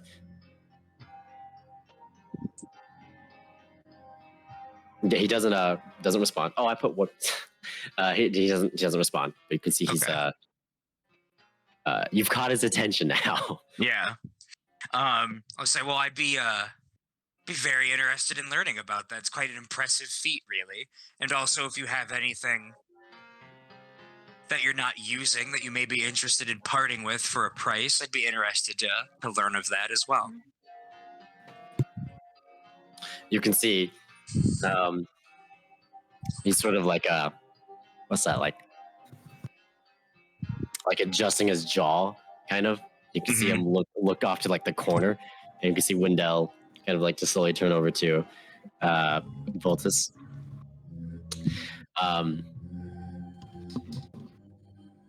Voltus says, I no idea what you're talking about. So far as I know, all I took was mine. Everything I took with me was mine. Oh, of course, but in the eyes of the Carmelians, what's yours is theirs. Isn't that true? And I smile when I say it. I suppose. However, what I have obtained is, it's not like I illegally took anything. I own what I have. I'm not saying if you did take anything, whether you owned it or not, if it was a bad thing. Frankly, if it was property of the Carmelis or not, if you've taken anything from them, I consider that a victory. And I'll sort of like allow, because I can tell that he's still like, obviously he's still not trustworthy because he knows that he's a scumbag, but that's beside the point. I'm just gonna sort of like, if I wanted to turn you in, I could have. I have no interest in aiding the Carmelis, and I don't care that you've stolen from them. As far as they're concerned, I'm interested purely in the fact that you did. And maybe I'm jealous that I didn't. And so I'm just interested in hearing what you managed to get away with. And you can see he sort of turns to and Voltus sort of kind of glances at Wendell. And Wendell is very interested. He's no longer, Wendell was kind of like, like smiling, had like a slight smile, but when you're like got away with and like name a price and all that, the expression like drops again. An eyebrow raises. And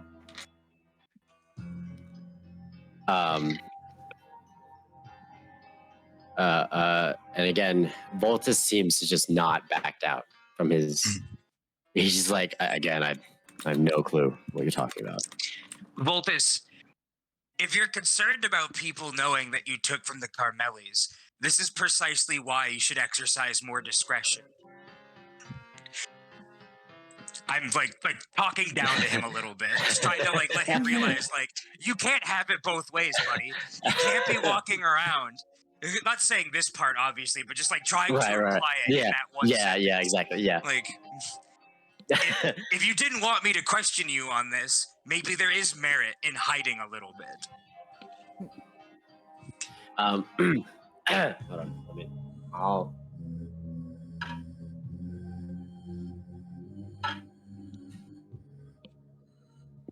on. You can see that again, he's like, you can tell he's like lying, right? Like it's almost like he's lying more for Wendell. Like it doesn't seem like he's no longer trying to convince you guys, he's trying to convince Wendell at this point, is what it feels like. Yeah. He's just kind of like, I don't have anything to hide, I just work here. And you can see Wendell is clearly having some internal dialogue. Yeah. It seems like he himself is like kind of like going back and forth. Steph's got like 2 cards left to play, but both of them kind of expose that we know way more than we should know, and I don't know if Seth feels comfortable enough playing them yet. And there's another there's another thing with Wendell. Did we already show the warrant? I mean, I would have done the same thing I did with Wendell, where like I showed it off to Voltus as I was describing like the issue, and like shown that like 6 of his 7 friends have all been crossed off.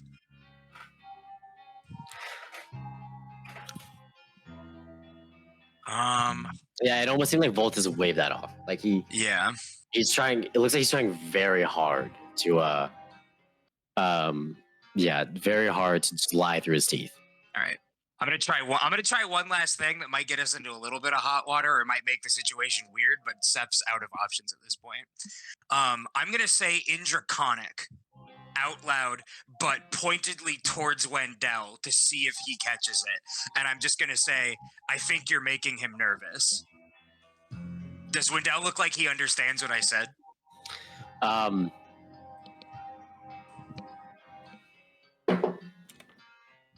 Oh. Wendell looks back at you strangely and kind of looks around. Looks around like the group, and he says, "How so?" But in common. Oh, Joseph. That almost just to see it. Does Wendell know Draconic? If you were rolling for then my theory is yet unfounded. I had a theory about Wendell, but that's beside the point. Oh, okay.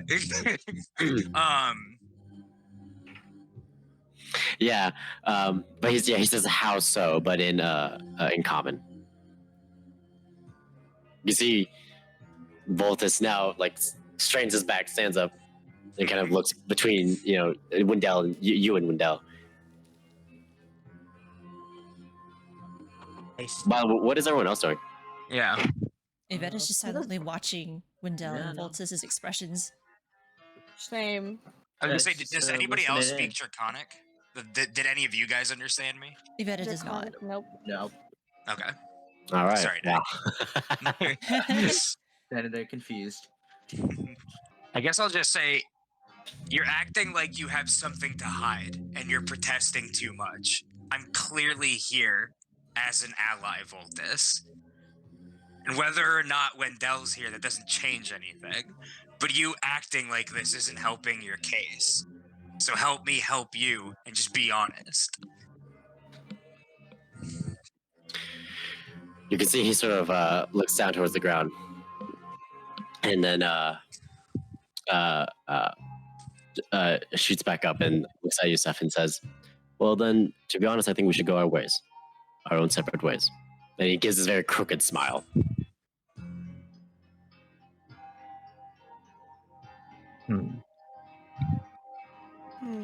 Are you aware that an Make item a matching... perception check real quick. You're good. Everyone or just Seth? Just Seth.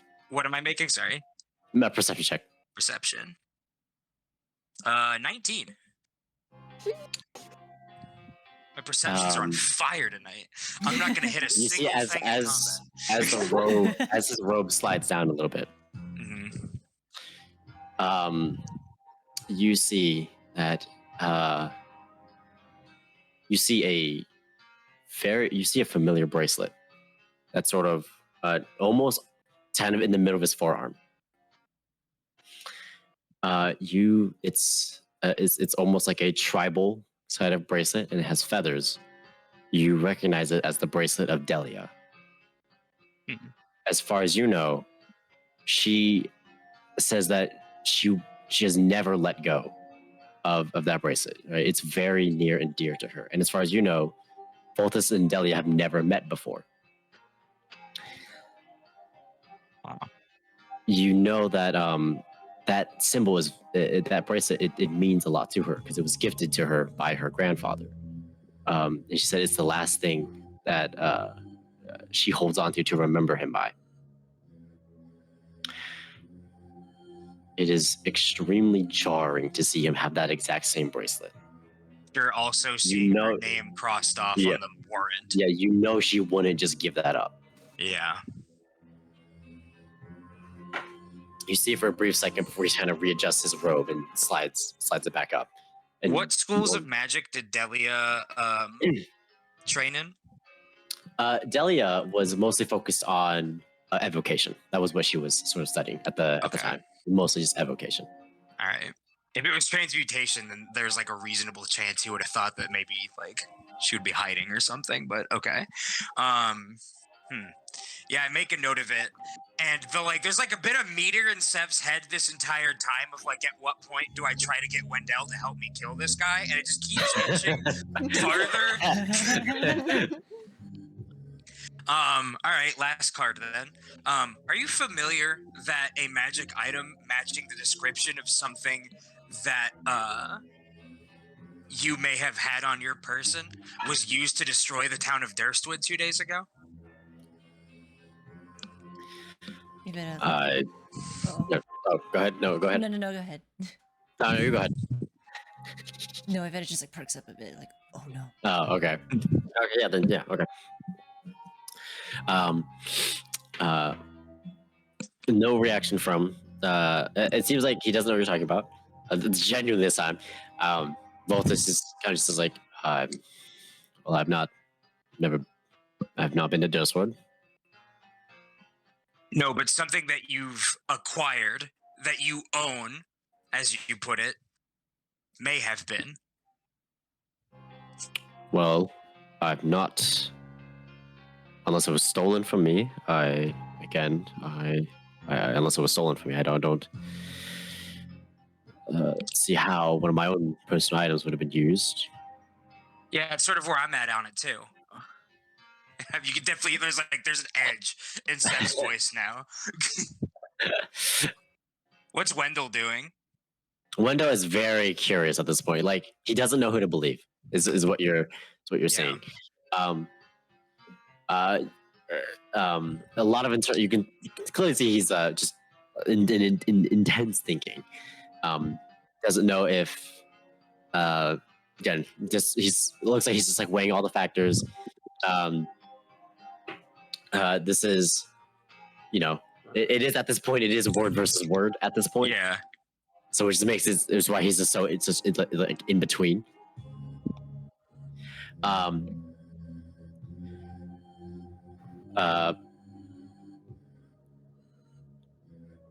Voltus kind of goes, well, why don't you tell me how somehow an item that I personally own and would always be with me somehow ended up and was used in Dustwood? If I've never been. Then again, he's like, it's so smug. Mm-hmm.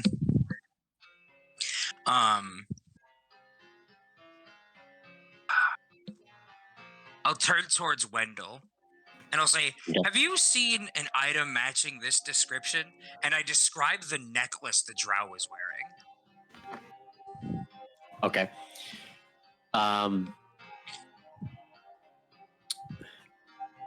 Wendell thinks for a moment.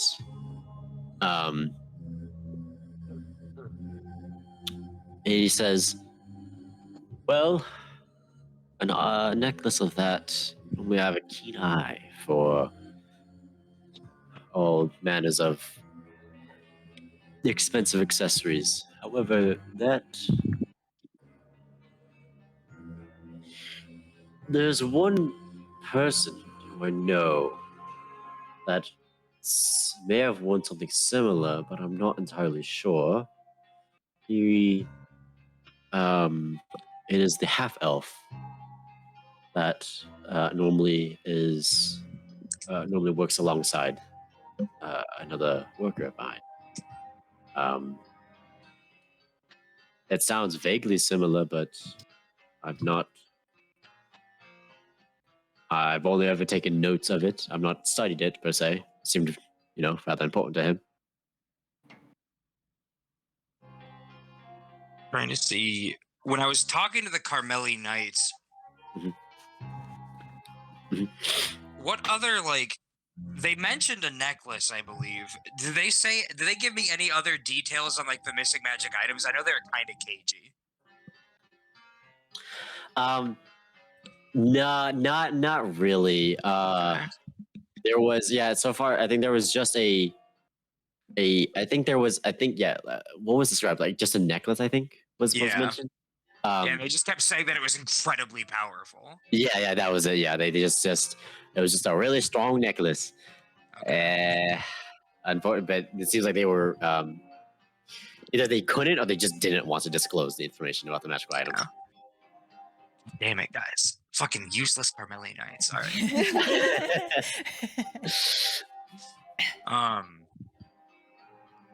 All right, so what was the last thing he said? How did an item that was on his person make it there? Yeah, and he's very clearly asking a loaded question. Yeah. Oh, well, didn't mean to make you sound guilty. It's possible that an upstanding gentleman such as yourself merely traded it to somebody with untoward designs. I would never, ever consider implicating you of knowingly selling magical items to terrorists. But it did happen rather recently. It's possible that these scoundrels did so completely without your knowledge. In fact, I'd say it's most likely that's what happened. Well, I've never traded any magical item ever since I've left Carmeli, so... I'm inciting the fuck out of that. Yeah, go ahead and roll an insight check. It is only a 12. I mean, at this point, it's not hard to tell. Yeah. He's lying most of the time. It's easier to tell when he's not lying. Yeah. So. Yeah. Exactly. That's a. Yeah. He's literally wanted for possession of like artifacts and magical weapons that don't belong to him. So like you could like it's very clearly he's lying. Yeah. I just sort of like look at Wendell and I look at the party. Yeah, does anyone else say anything? Do anything? Guys, help me out here. Guys, Yvette is struggling.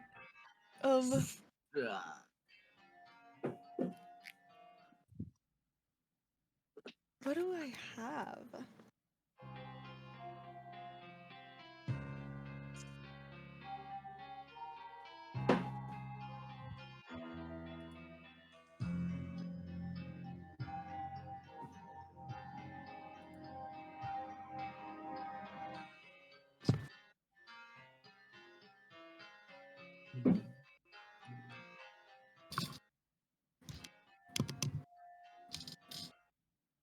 So, does anyone?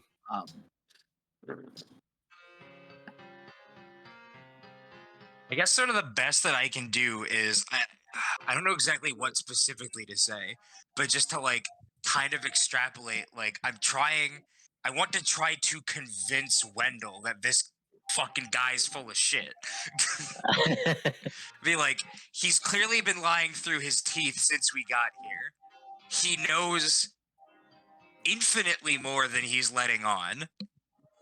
And he seems to be lying for no reason other than blatant contempt. And I hate to say it, Lord Wendell, but you may have allied yourself with a less than savory character who, while doesn't deserve to be sent off to the Carmelis, definitely deserves some sort of justice for the people of Durstwood. You see, Wendell says, "Well, all I know is that Voltus here has been. I mean, he's done good by me so far. Ever since I've contracted him, I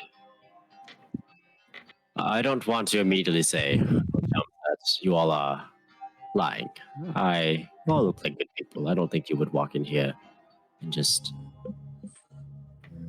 assassinate the character of a good employee. I'm sure you have a reason, so I'll do an investigation." Whole lot of investigations lately. I'm sorry to say that. The last person who said they'd do an investigation into something that this guy was involved with had an assassination attempt on his life. So you might want to, be a little quick and thorough about that. Well, I'd love to take your word, and again, I'm sure you have a very good reason as to this entire conversation is happening. I'm sure there's truth somewhere in what is laid on the table, but unfortunately, what I know and what I've heard is not lining up, and I need to sort things out and see things for myself. And you can see as he's saying this, you can clearly tell Voltus is now smiling. Yeah. You can tell you're like, oh, this dude.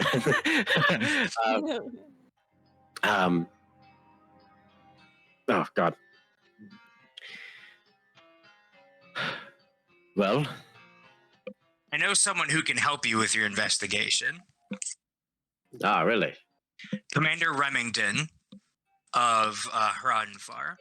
Because I believe that he... Root. Yes, well, he has his uses, and he can back up what we're saying with his own visual proof, because he saw Voltus's co-conspirators his attempt uses, like punching his way out of problems and peeping on women. Very, very useful. You can almost say, like, you have no idea if this is what Remington's actually like, or this dude just hates him for some reason. Yeah, no, that's fair. That's fair. Yeah, you're like, what is this? Where is this coming from? You're like, what the heck?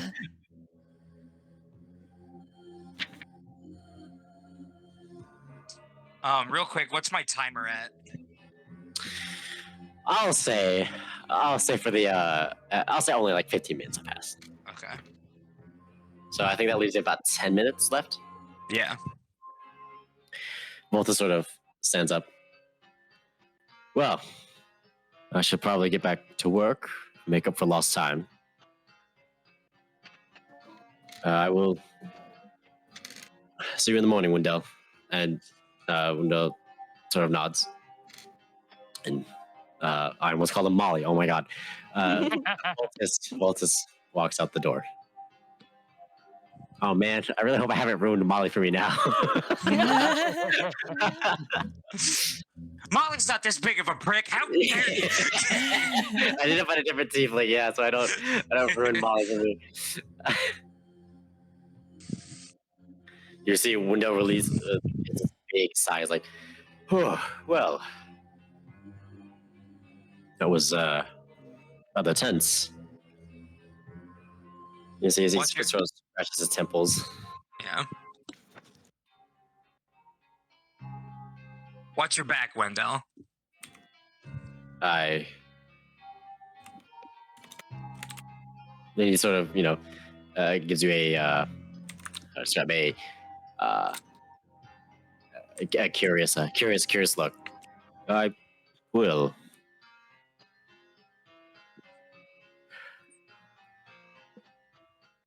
Well, if that is all you all came here for, you're free to stay a little longer if you need to. I'm afraid the beds are full, so when night comes around, I don't believe we'll have a place for you to sleep. But again, you are free to explore the dining hall, the library as much as you like. And he sort of gets up and walks over to the door, sort of like gesturing you guys to leave.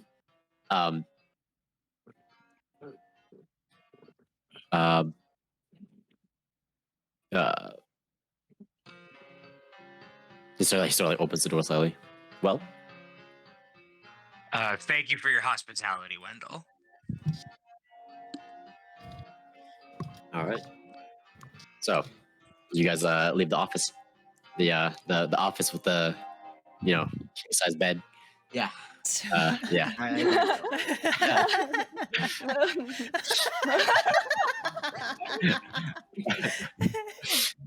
Excellent. Guys, I gotta roll a couple persuasion checks. Just close the door and leave me in here.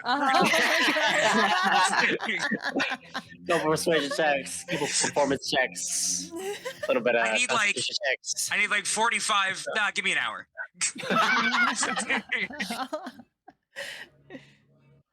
Hour and a half tops. But as you leave, you see so two guards come up and sort of escort you this way down the stairs as they escort you off of the sort of second floor area. Can I try and get a look at that dragon statue as we're being escorted past it? Yeah, sure.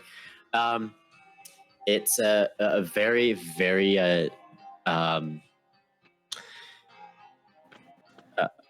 very finely made, of great material. Go ahead and make a perception check.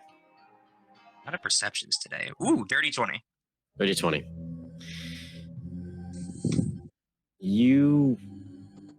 It's interesting. You see that the dragon almost has these like sort of larger ears than normal. It's interesting. It's kind of like the ears are a little bit larger. The eyes aren't as reptilian as you'd expect. It's a little more bat-like. Okay. It's a Noivern. That's about it that stands out, though. Okay. But you guys make your way down the into the foyer, and no. Sorry. I accidentally almost deleted this page. Jesus. My bad, guys. My bad.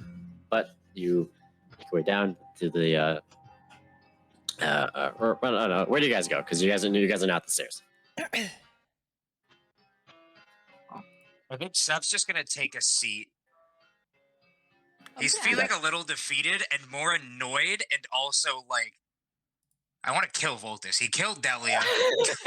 He hurt my friend, but I'm not telling anybody that yet. Okay. But yeah, Seth's a little broody right now. I'll go up to Miss Horse Lady. What's her name? You know Mary. her.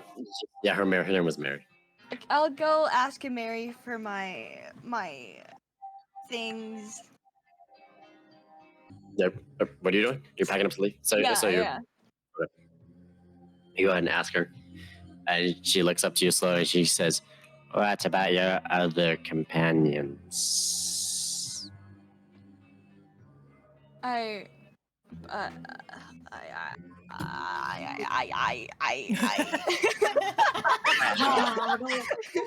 Persuasion roll.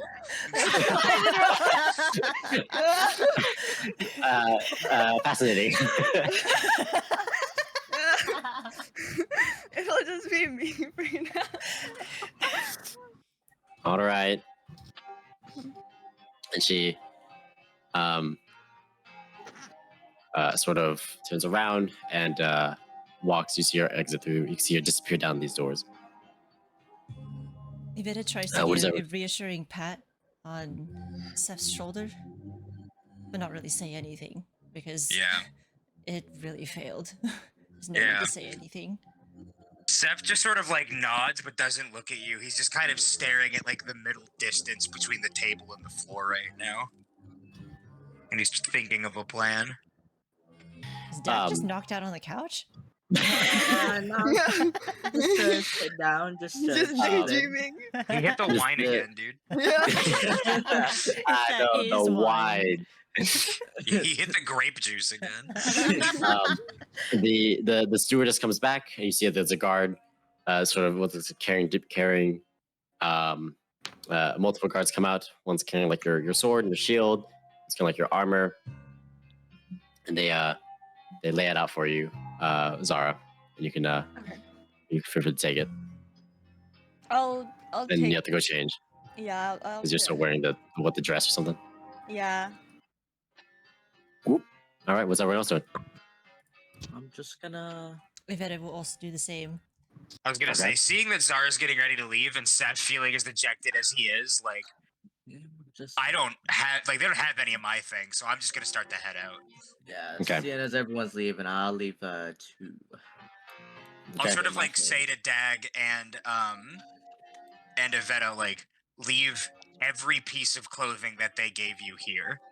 Don't take any of it with you. I guess I'll change before I leave. As well. Zoop. All right. I'll say for the second time though that you guys all do that swiftly enough. Thank You guys all goodness. head out the. Evetta carefully inspects her flintlock. Oh my god, I hope they didn't mess up anything. You do well. Yeah, you inspect it as much as you can without firing it, and it Ah, seems all scratch right. here. God,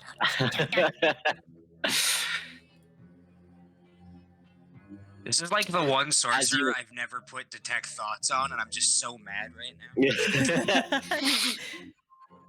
As you walk out, you see the two guards that are normally there. One is just flat on the ground, face down, and you see the other one sort of just motionless, leaning against the wall. As you see a big a Goliath sort of just standing at a step of the door, the doorway, or sorry, at the bottom of the steps. He seems to have like a vest, some bracers. So he kind of has like a rings across all of his fingers. He's carrying no weapons. It's not Remington. I was gonna say it's Remington's cousin. Like, And you see, as you step out, you see leaning on the wall here, Voltus. Fucking bitch. Oh, this fucking asshole. You see him get off the wall, and he says, "Look, you picked a bad time to ask about those weapons, the artifacts. All right. So, what do you want?" And so it looks at you, Seth. I want to know if you have anything to do with Durstwood and if you realize what's been happening. Because right now, you're either part of that and need to be dealt with, or you fucked up more than you've already fucked up by leaving the Carmeli Knights here. So I want answers. I genuinely don't know what you mean. What happened with Durstwood? I've sold only about 2 items at this point. Was one of them One- the necklace I mentioned? No. Okay. He says that he's only sold a horn of sleeping fog, and he sold a ring of invisibility. Oh, it's a fucking problem. Oh. He says, "I don't make connections with my customers. I don't. I stay neutral and I sell to whoever pays the highest. All right. So if you're about to ask me if I know who or what, the most I can give you is their name and what I sold them. I don't know what else. I already know who. I already know who the problem is. What I need to know is if you're part of the problem. Listen, man, that can be said about a lot of things that I've in my life. I'm gonna need specifics. The halfling. She's behind Durstwood and an assassination attempt on Remington and her own father. You see, he just sort of absently blinks at you. He goes, "Who?" Liliana? Wendell said you worked with her. Oh boy. All right, listen. He still looks at Marcus, and Marcus is like, "We're not going to be here long, anyways." And it's like, "Yeah, why not? Right? Fuck the Lovelands. All right, look, listen to me closely. Wendell, the real Wendell, I know that I work with, knows everything. He knows what I'm doing, and I'm his bodyguard. And I often go on trips, or not trips. I often escort him around. All right. That Wendell in the house is a front. All right. His real name is Regis." And he sort of thinks to himself for a moment, and you can almost sense like, "Oh, I'm regretting this," kind of settling in. Look, I'm not going to tell you anymore. All right. I don't know if I fully trust you all yet, but that's not the real Wendell. All right. And that's why I couldn't say anything. Because for this whole thing, this whole business, and he sort of just gestures towards like the manor entirely, to stay afloat, that Wendell needs to be as clueless as possible. Got it. Then So, I Liliana, apologize. the most I can tell you is that I sold. She was with a half elf named Indigo. I sold them that horn. They paid. Oh, that's the horn they were using in the sewers. Mm-hmm. Yeah. That was out of character. That was me putting it together as an idiot. Yeah. Immediately. Oh.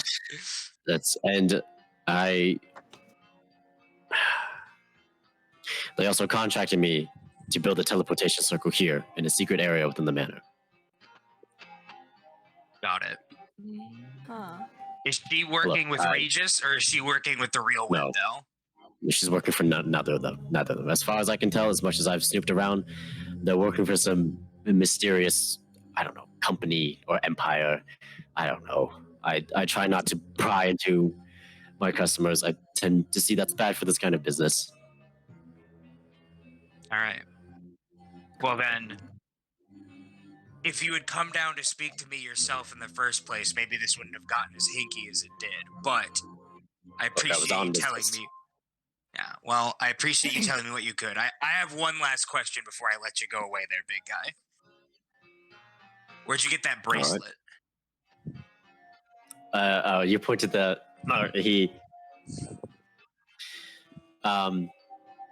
he sort of slides his robe sleeve up and kind of glances back up at you.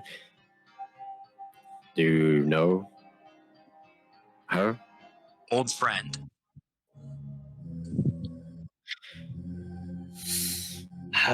Well, that's unfortunate. Yeah, I saw her. I Yes, saw and- the warrant. I showed it to you.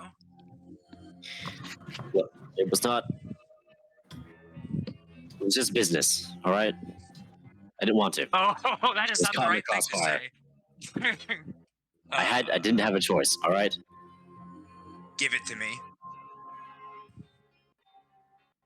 He sort of looks at it for a second. He slowly takes it off and he tosses it your way. Grab it. If I ever see you again, I'm killing you. And I put it on my wrist. And I start to walk away. All right. All right. So, you guys walk off. I assume everyone together. No, just Steph walks away. Evetta's just stunned for a You second. guys don't like, need to follow oh. Steph, but Steph doesn't need to be around this guy right now. All right. And learn to fucking you're- hide yourself better. You guys get back on your horses Yeah. and you trot out of the acre. First, I check the gas tank. Have they tampered with it at all? Keys go in the ignition, okay? Yeah, there's this like on the mane of the horse, like an engine light comes on. You're like, what the? Fuck! Pressure. But all right, yeah. You slowly trot your way out. And it takes about, and then by that time, this guy's health has fully like dropped. Oh So- yeah, no. It probably dropped during the conversation. No, I dropped it when I was changing anyway. Okay, yeah, that's fair. All right. But you guys are now out of the acre. You guys leave the premise. You guys exit out the gate. As you exit, you hear a guard kind of behind you say, "Have a good day." Seth just like looks fucking furious. And you can even tell some of the other guards are like, "Why'd you say that?"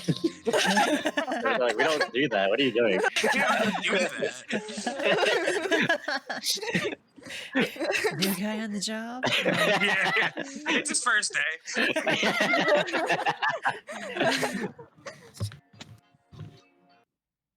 But you guys are now fully out. I would say you guys are now like 30 minutes now away from. You guys are like fully away from the level of the manor. Nice. Can I look over Delia's bracelet? Is there anything like? Is it just like a mundane like a keepsake basically? It says. Don't make me cry. I'll kill you, Ryder.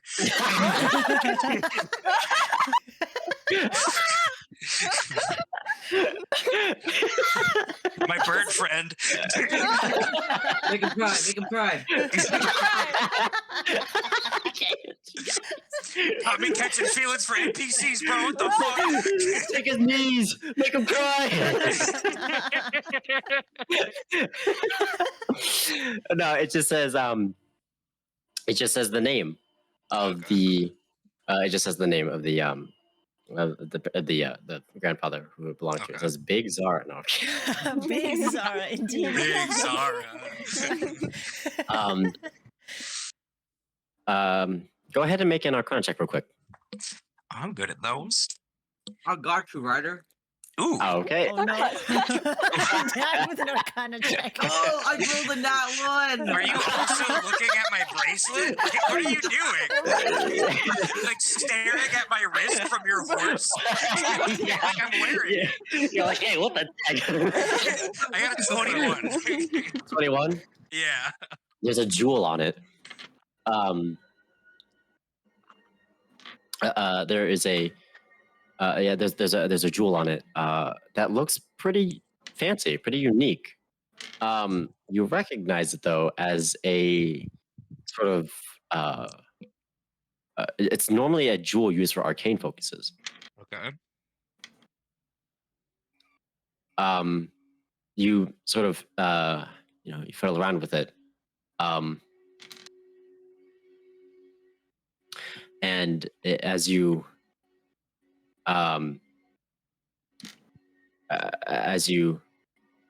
so you sort of like press on it, an audio suddenly starts playing, like from the bracelet. Dude, I got a logbook. Let's go. Play Bioshock now.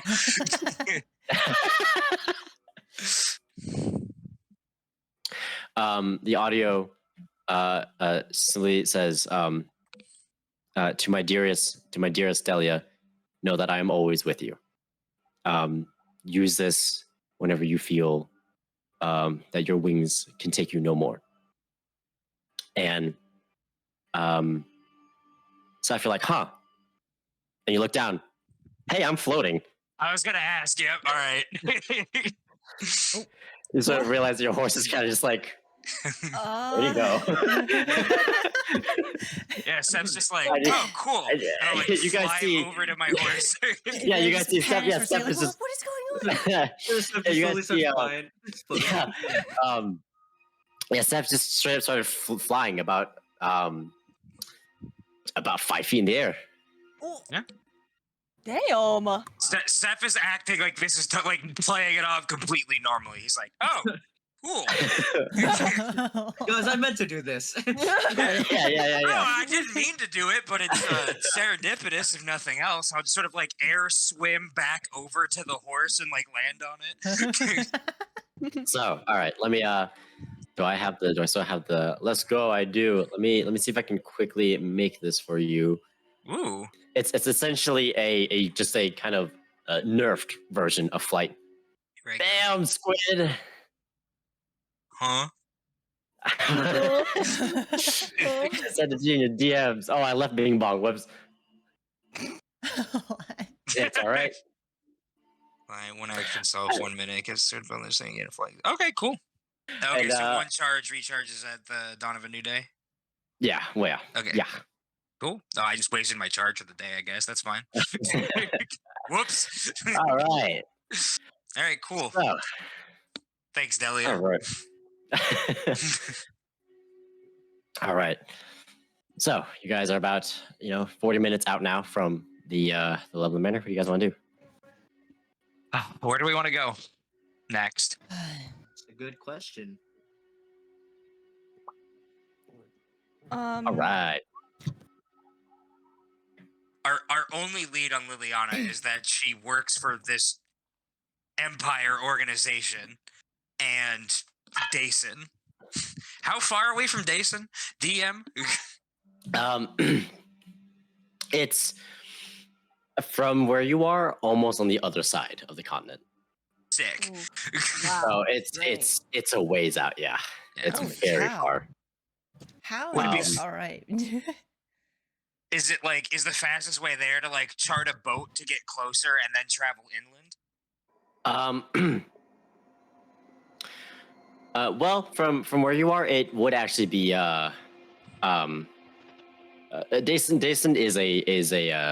is a landlocked city. So from where you are, it would be faster on horseback. Well, I mean, it's not that far out, but on horseback, it would take you about I would say like 2 or 3 days. Oh, that's And not if that you- bad. If you I was ready for walk, you to hit me with weeks. Yeah. if you walk, it takes about a week. Okay. On Alright. horseback, it's much faster. It's not that. That's way better than I thought. I guess. Do we go back to town? I guess I'll sort of talk to the party. Like, do we want to go back to town? It's still like midday. Like it's like midday, right? Like we weren't even there that long. No, yeah. Yeah. Do we want to go back to town, or do we just want to travel as far as we can and then make camp for the night and discuss our plans? Like, what do we want to do? I don't think Voltus is going to cause us any problems, and he clearly doesn't care for Liliana in any way. So if she doesn't know that we're there, that we were at the manor, then we're fine. But if this Regis guy talks to her, then who fucking knows?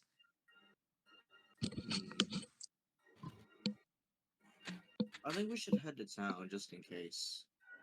Okay. I think I'm good with heading back to town as well.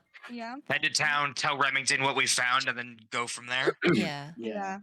All right. Let's do that, and then I guess if we can't think of anything else, we make a week trip to Dason and back, and then figure it out from there. Does Evetta make that you can sign? hear an audible sigh from Evetta, but Which is great because in character, all I know is that you have a friend there. So like in his head, Seth's like, "Oh, this is great. She'll be able to go say hi to her friend." They're like pen pals, right? Like Seth thinks this is like a good thing for Evetta. He's like, "Yeah."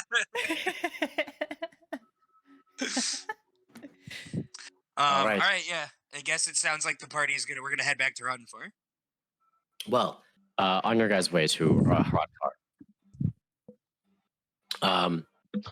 you see a patrol, a large group of horses coming your way, and they're almost like faster than a trot, right? It's like in between a trot and a gallop. Is it cantering? Oh, Or is it yeah. Yeah, something like that. They're going pretty speedy. And the horses aren't armored, and you see it's they're all they look like Hrodnfar guards. And as you guys are about to meet up, you see in the center of it is Remington. What? And you look, and there's almost like this worried look on his face. And then he sees you guys, and it's like this relief hits him, right? I guess I'll wave him down and stand to this, or pull our horses to this side. He as he approaches, he sort of tells his men to yield, to stop, slow down. He says, "Perfect timing. I found you all. I thought you guys was at the Leveland Manor. We just got word. A couple of guard scouts just reported that some ships have been recently passing by our port. They've been doing a lot of runs around our port, and it seems almost like they're trying to scan the area. Some guards say that they've seen the ships go as far as the Zinnikir Pass. A good researcher friend of mine dug through his old documents and studies. We believe that these ships belong to the Scorch King Empire." Yeah, why not? Everyone go ahead and make a history check real quick to see who knows what the Scorch King Empire is. Let's go. Let's go. For me. Man, I got an 8. 19. 16. 1916, okay. I'm a sage. Queenie? Zara? You sleep. Oh no. Oh my god. Did she Big fall I'm asleep? muted. Oh my god. You forgot your big red glowing mic again, huh? Alright. Yeah, 17. Okay. So everyone got a 15 and higher. No. So that's everyone but Dag. Yeah. All right. You guys, I will say, who got 19? That was Seth, right? Yeah. You've heard of the Scorch King Empire. You've heard it's a draconic cult that follow the Scorch King, a massive, fiery red dragon who terrorized in the old, what was known as the Age of Catastrophe in the old world. This was one of the biggest tyrants during that time. It was not called the Scorching Empire at the time. You would know this specifically. You would know this, Seth. You know what its old name was. I would say Zara and Evetta. You've heard of the Scorching Empire and stories, especially Zara, especially Zara, since you lived on the old world. The old name used to be where is it? Hold on, give me a second. Time to pull up my Google documents. Okay. The old name of the Scorching Empire is the Dragonfire Warriors. That was the very first name when they were just like a small cult before they grew into a massive empire. And that's because they worshipped the Dragonfire Lord. And they saw this massive ancient red dragon as the vessel, as the avatar of that. Normally, they don't have a lot of sea presence, which is very weird. It's you don't you've especially again more so I think Zara would know this a little bit more. They were very flight based, wyvern based. They would streak from the skies, basically. So they were destroyed though. They were at the they were destroyed by the what would the old what would become the Iron Imperium. So they've been like not like extinct for basically not extinct, but they basically just been inactive or had no presence for like centuries before the New World was even discovered. This empire was defeated. The Age of Catastrophe. At the point, it's almost been like a millennia since the Age of Catastrophe, and more so actually. So the fact that there are suddenly ships, especially a lot of ships, according to Remington, that are bearing the symbol of the Scorching Empire. Either these are some very bold pranksters, or this does not spell good news. Yeah. The Seth just sort of says like this has to be who Liliana's working for. I absolutely agree. We need to make our way to Zendikar Pass now, and get some. I don't know. I don't think we have the men at the moment to exactly stage an assault, but just intel. This is what we need. I'm afraid that, especially the ships that keep circling around a port, I'm afraid that something terrible is going to happen soon. Yeah, you need to evacuate the town, my man. I think so. Can I trust you all to head to Zendikar Pass? Sounds dangerous, but I don't see that you have any other option. Yeah. Well, I will entrust 3 men with you. Okay. And he sort of points out 3 men, and they're like, okay. And they sort of try to like, you got it. I'm going to head back to town. I'm going to set out an emergency warning and into get the citizens away from the port. Get them somewhere else safe. He looks tell you, good luck, and he turns around and the other men who he didn't appoint to go with you guys, they canter off. Commander Remington. Commander Remington. Is Zara saying this, or is Queenie saying this? No, Zara saying. Okay. He's, Not like that though. She doesn't say it like that. She's like, I'm just imagining Zara on her way. like fangirl. You're like, what the?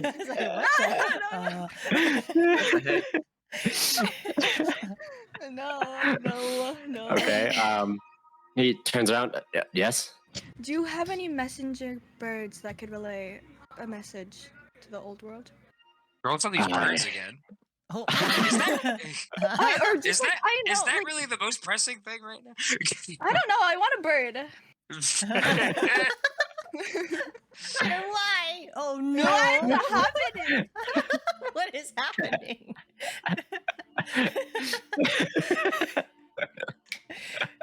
Oh, Commander Remington.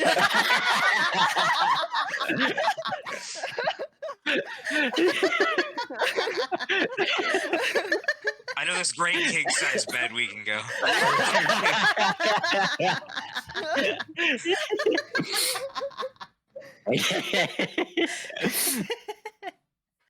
He thinks to himself, not at the moment. I don't think we do. No.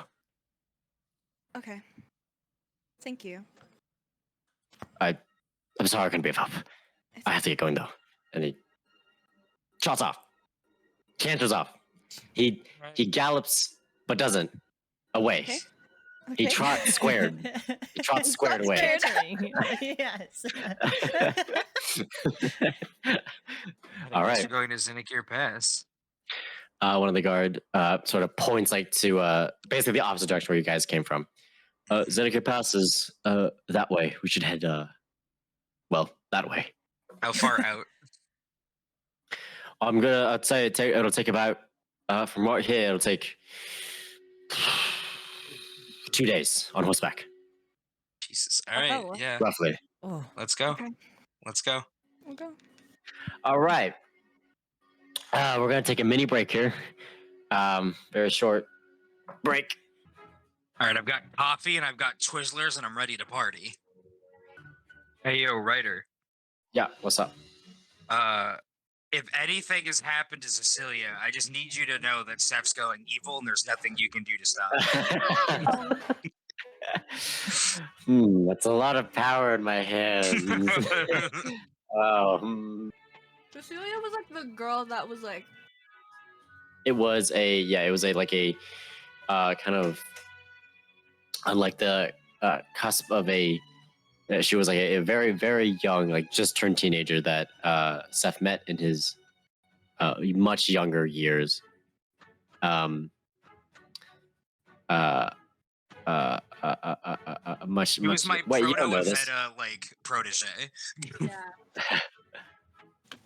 I've decided that Seth just sort of like part of the reason why like Seth has this like group of randos and like Evetta and was like friends with Delia and like also was kind of a mentor to Cecilia is that Seth just likes acquiring friends and like taking care of them, and I'm just gonna roll with that. That was not a character trait that I thought Seth had when I made his character, and then it just sort of developed when I caught feeling.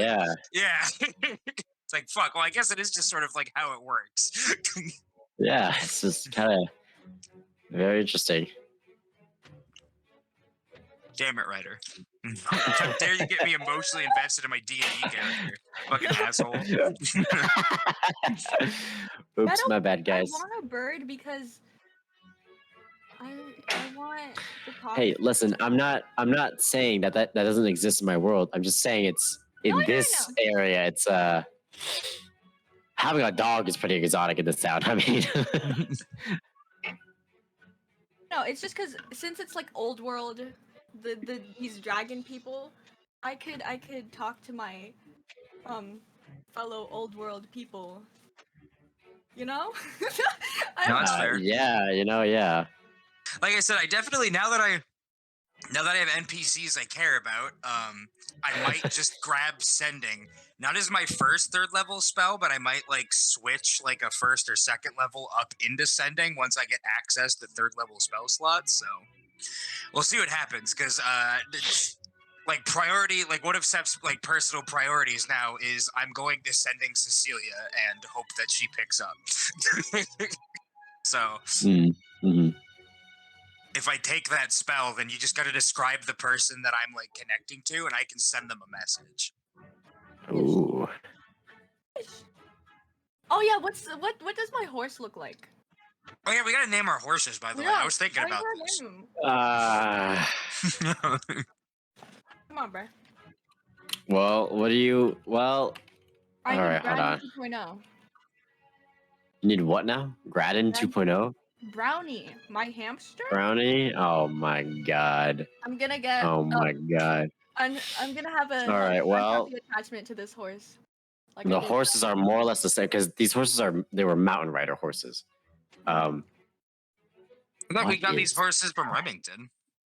You got these horses from Remington. That is correct. I completely forgot already. Look at that. I'm gaslighting myself. All right. Your horses all let's see. All right, so Seth, you have a sort of kind of tan horse with a tan horse kind of with a blonde mane. Evetta has a black horse, black hair. Zara, I just got you that have black horse with black mane. Amazing. that's what you're- Amazing. Amazing.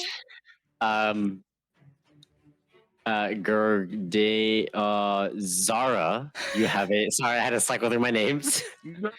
Zara, Zara, your horse is a gray horse with black hair. Mhm. Dag's horse is a is yellow because he's trying to feed it bananas. Just kidding. This joke sucks. His horse is what color should his horse be? Pink. Nope. What? Yeah, he has like a standard like brown horse with black dark jet thick black hair. Sorry. Yeah. I have named my horse Elmer. If you know, we could. Oh wow! Don't worry about it. Don't worry about it. It doesn't mean anything in this universe. Don't worry about it. Oh man! It doesn't. Why are you looking at me like that? It doesn't mean anything. Wow. That's what I name all my Harvest Moon horses anyway. Oh my god. Wow. Yeah. Oh my god! Wow. I was like, oh, what a cute name. Wait. Ellie for short, obviously.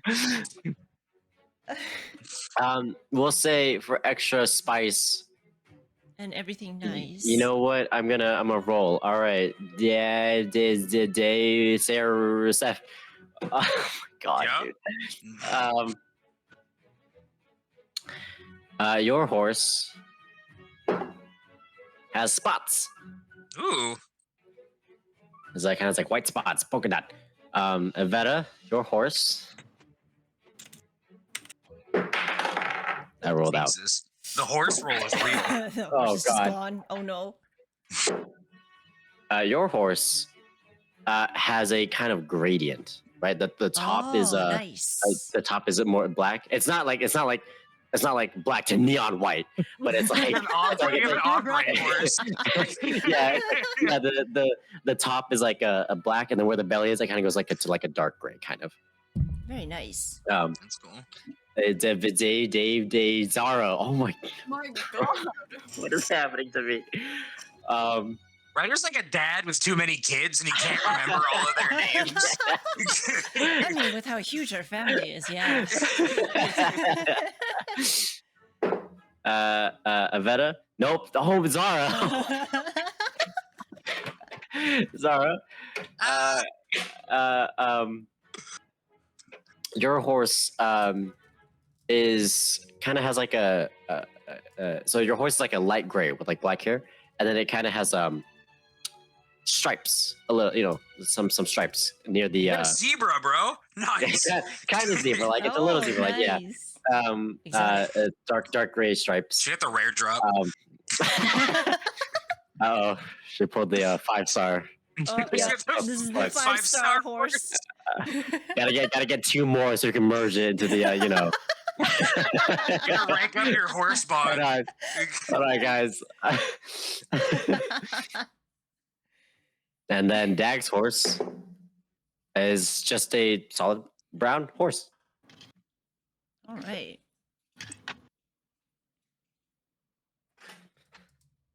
I'm trying so hard not to give it like a Filipino name because I know it doesn't make sense. You could Yeah, just argue use it's old world. ChatGPT. Oh yeah. Yeah. Can't she argue it's old world-ish? Yeah, it's old worldish. You can name it whatever. I say it's fantasy. Names don't fucking matter. That's true. They matter to me, but Actually, Ryder actually knows Seth's naming convention, or like my naming convention. Yeah, for that is pretty things. good. That's pretty good. Seth's name is Greek for something. I will 100% say I did not have a name for Commander Remington. I did not have a name for him, but we were on the topic of guns. No, that's perfect. That's I so was good. like, Remington, why not? I love the idea. Yes, Remington and his son, Remington 500. perfect. Yeah, my gimmick with naming things is I just like look up words in other languages that match what like the character sort of represents, and then I just use those words verbatim, more or less, because it works. I do that with It works. but with like other. Once Seth's name is no longer a spoiler, they'll probably tell everybody what it is, but right now it's spoilers. Okay. Okay. Oh, that reminds me. Did Seth ever tell Evetta where he came from? Because I know Seth has like dropped hints throughout the journey, but I can't remember if the connections have already been made. Not personally to her, like beforehand, because like they'd only known each other for like a week or so. He mentioned that he would have told her that so, like his cover story, you would know, is that he's a traveling priest. That's what he tells everybody. He's a traveling priest, and he like set up shop in Hrodenfar. He would have told you that he's actually a spellcaster, who's just sort of like hiding out. And then when we were headed towards the Lavellan Manor is when he sort of told everybody, hey, I'm from Carmeli. I understand like what this guy is going through. And then he pulled out his Carmeli like talismans, basically. Oh, So okay.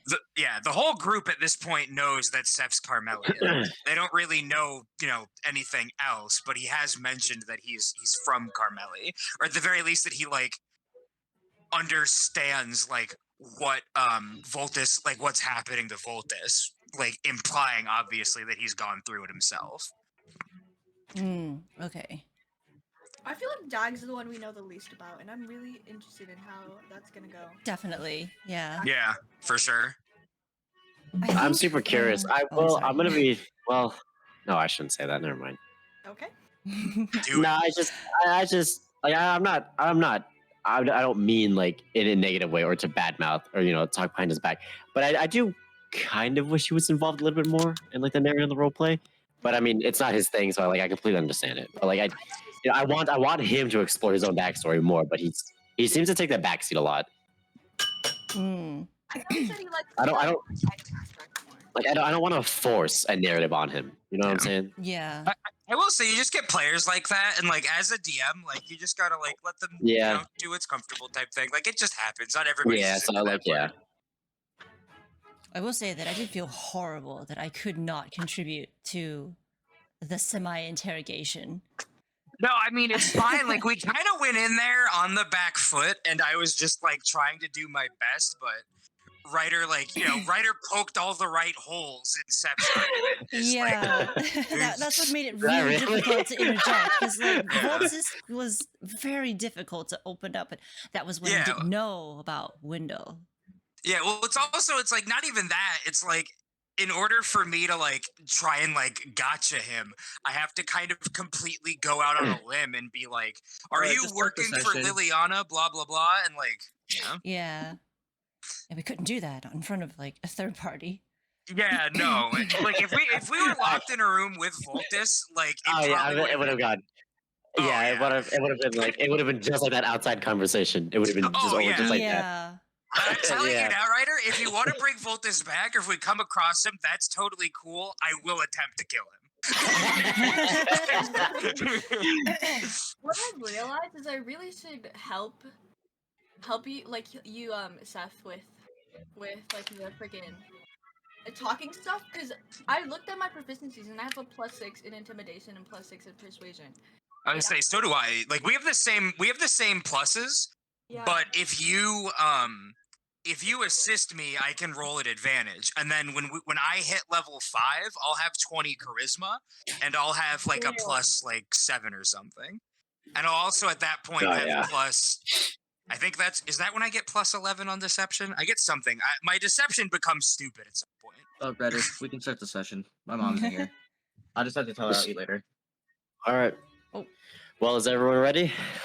One more thing I will want to say. So I don't know if this is like something that I should mention, because I don't know how meta this is. But when because I didn't know that Seth had already like actually revealed that. Oh wait, what'd you say?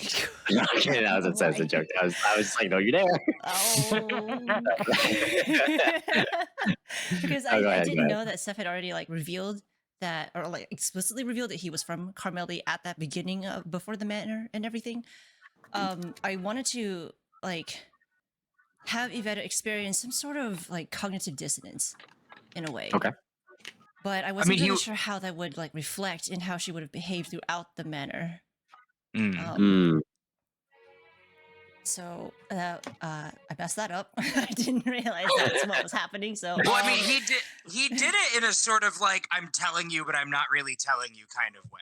Oh, like, really? It was, okay. yeah. Like I trying to remember, but I think it was more along the lines of like he was like, look, if this guy is from Carmeli, I'm not fans of them.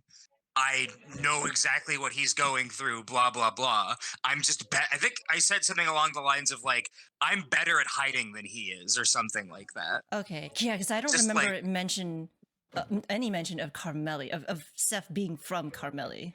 No, he I don't think Evetta would understand that the talismans are from a particular college. Yeah, he didn't like... He did not say it in those specific words. So if you want to rule that Evetta maybe didn't realize that that's what he was implying there, then that's totally fine. Okay. And you could like, based on the conversation that Seth had with Voltus, you can even bring it up and be like, hey, you seemed like you kind of knew a lot. And then I can like formally say it, I guess. I'm cool with that. Okay.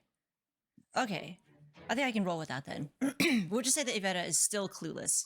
Like, maybe she has an idea, but she's not quite sure.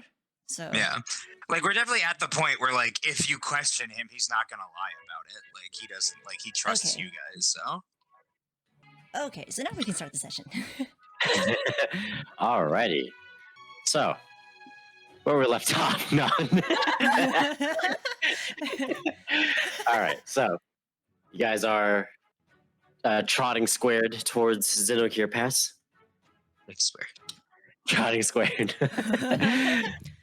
Making your way. Trees passing by, following the road, following the guard who seems to know the way, or maybe it's not a guard, maybe it's just a dude who just can navigate well, whatever, who knows. It's Tyler and Wade. Just kidding.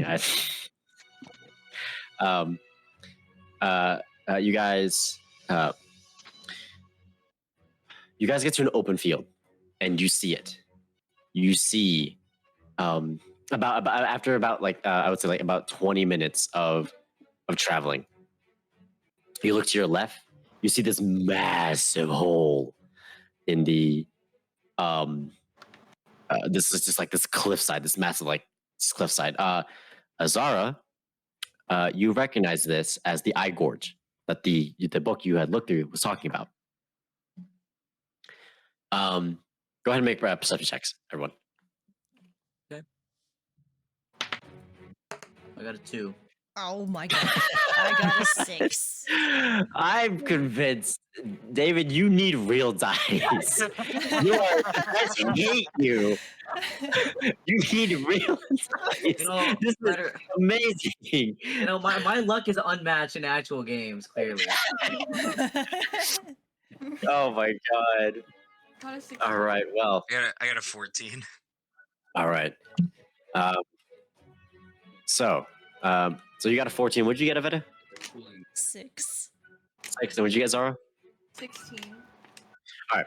So Zara, you're the only one who sees it.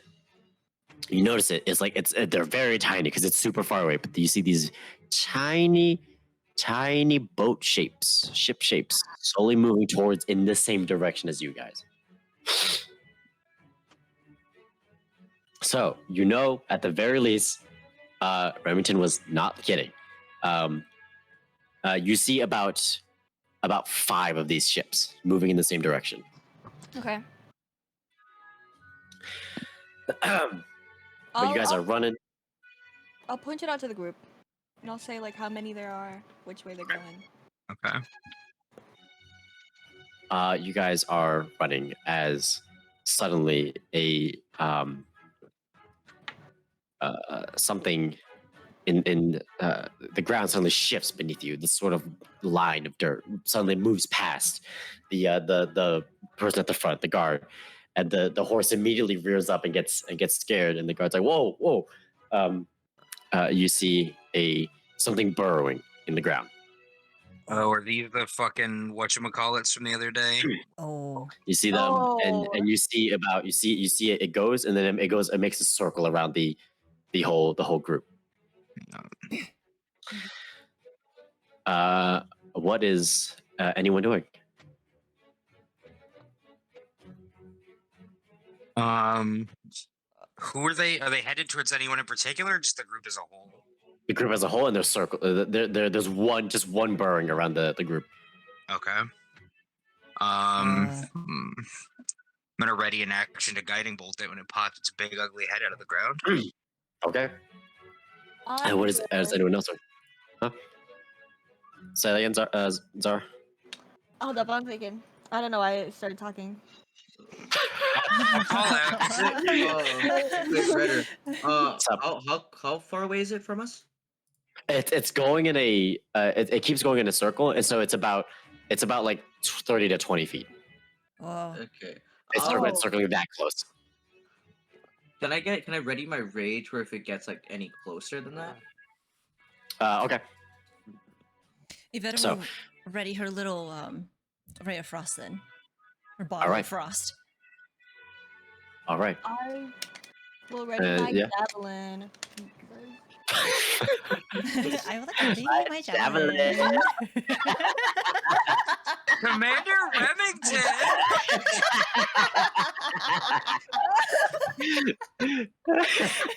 Oh my god. Do you like have a bird? Calling access now. My bad. Okay. All right. All right. So it circles, and it's circling, and it's a circle, Uh-huh. and It's a circle. it's Is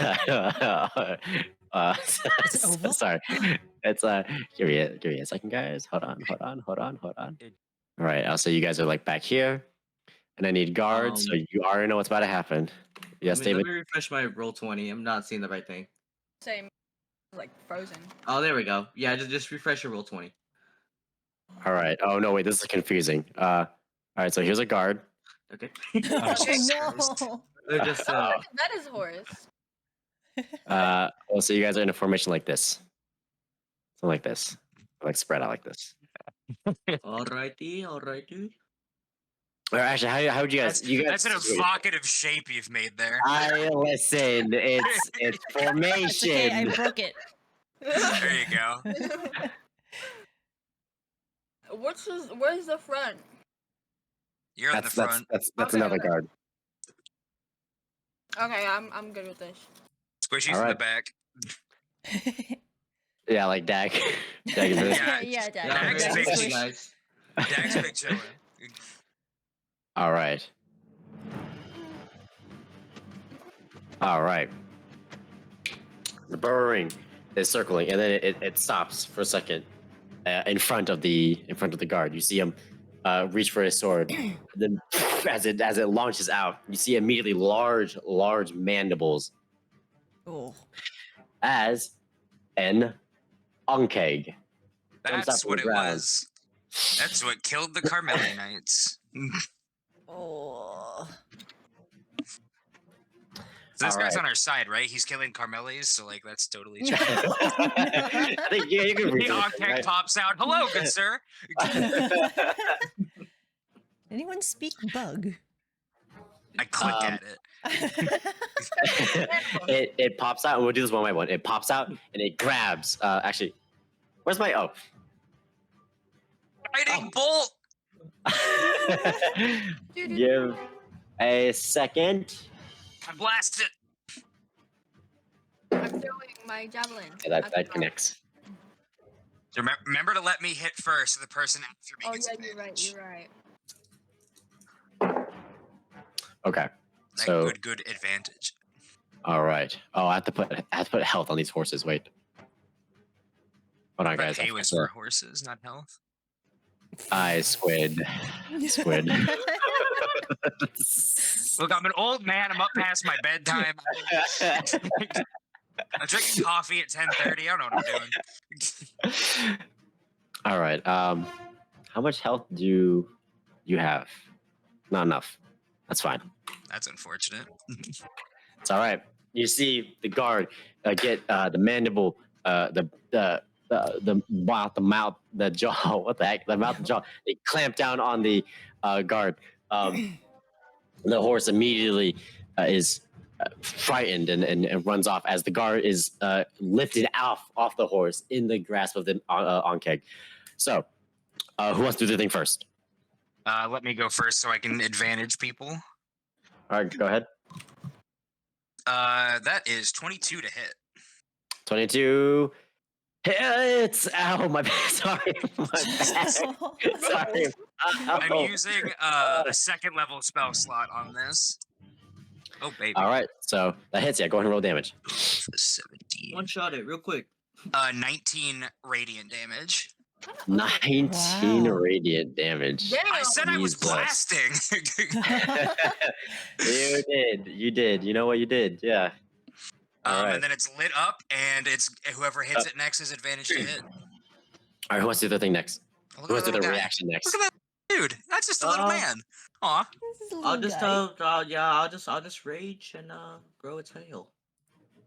Oh All God. right. I gotta talk to Dag about that tail. Oh, Steph's a that's fan. right. Steph's a All right. big fan. Yeah. Yeah, you see a. Actually, you know what? Dag. Dig. Yeah. Hey, Dig. Dag. Dig.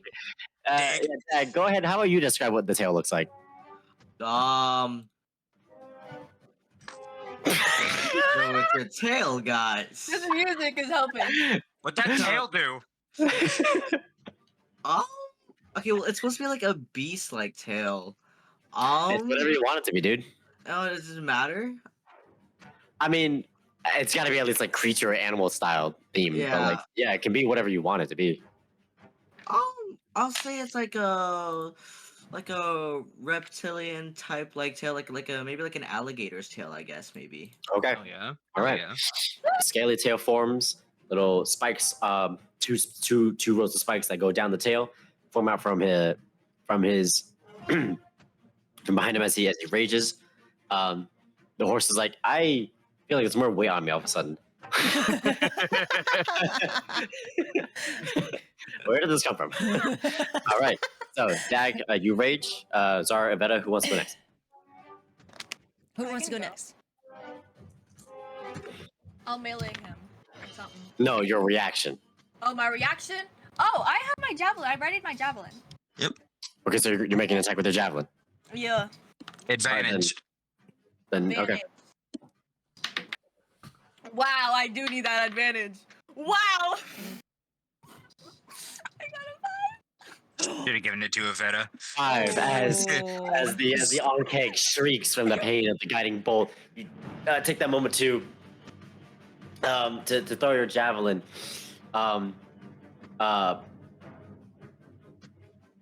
You take that moment to throw the javelin right into its belly, but it quickly recovers and it smacks the javelin midair out with the guard's body. Wow. Meta, your reaction, your ray of frost. My reaction. Let's do this. Go ahead and roll 20 damage. Or, I meant the attack. No, I like damage. Like damage. Like damage. No.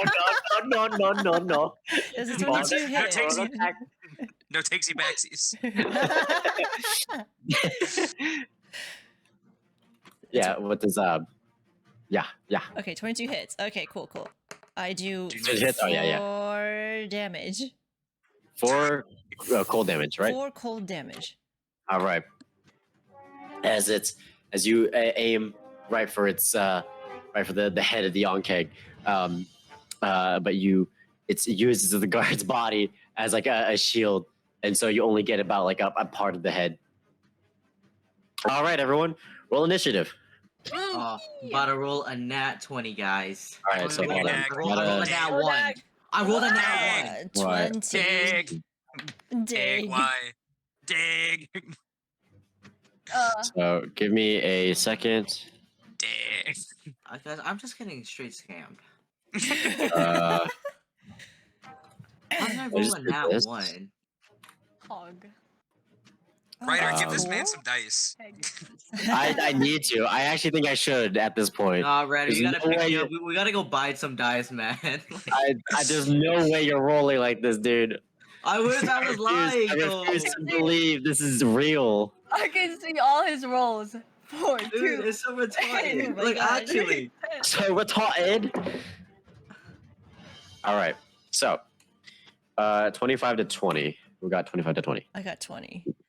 20. Okay. 20 to 15. Nope. Yeah. No. Yeah. 20 to 15. Oh no. Oh. 15 to 10. 12. 12. Oh, 10. 10. 10 to 5. Dig. Dig. What'd you get, Dag? I got a 4. Sweet dig. Man, tough. I'm not laughing at you. I saw this really funny joke. I see, You know, yeah. All right. You happened to say it at the right time. You should send Alright. it to me, actually. I should send you the joke. You're right. D&D Beyond Dag. Just a screenshot. Just a screenshot of Dag's All right, Evetta. You are up first. All right, Evetta is still on her horse for some reason. She hasn't gotten off of it just yet. She okay. I don't like it. I don't like it. Was that hate the it. Yonkeg? Nope. That was the Yonkeg, yeah. Why not? Okay. No, that was the horse, guys.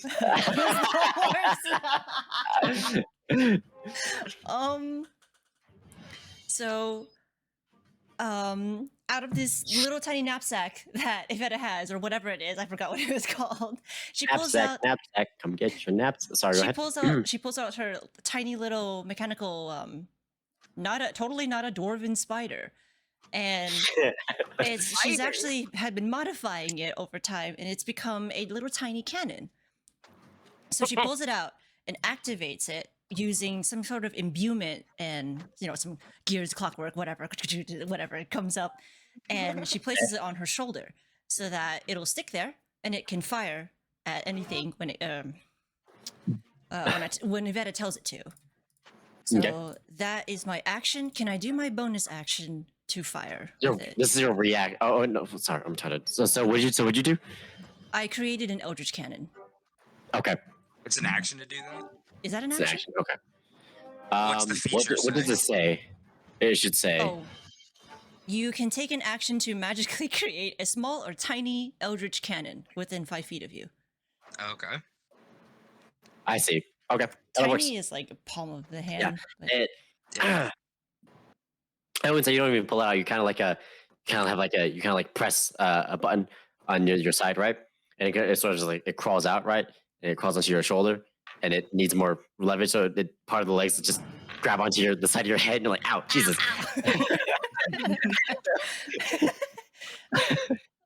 But all right, so your action, you created the eldritch cannon. All right.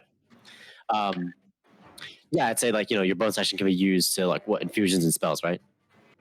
I think so. I remember seeing somewhere where it allows me to use the cannon, the eldritch cannon, As a bonus action. as a bonus action. Then go ahead.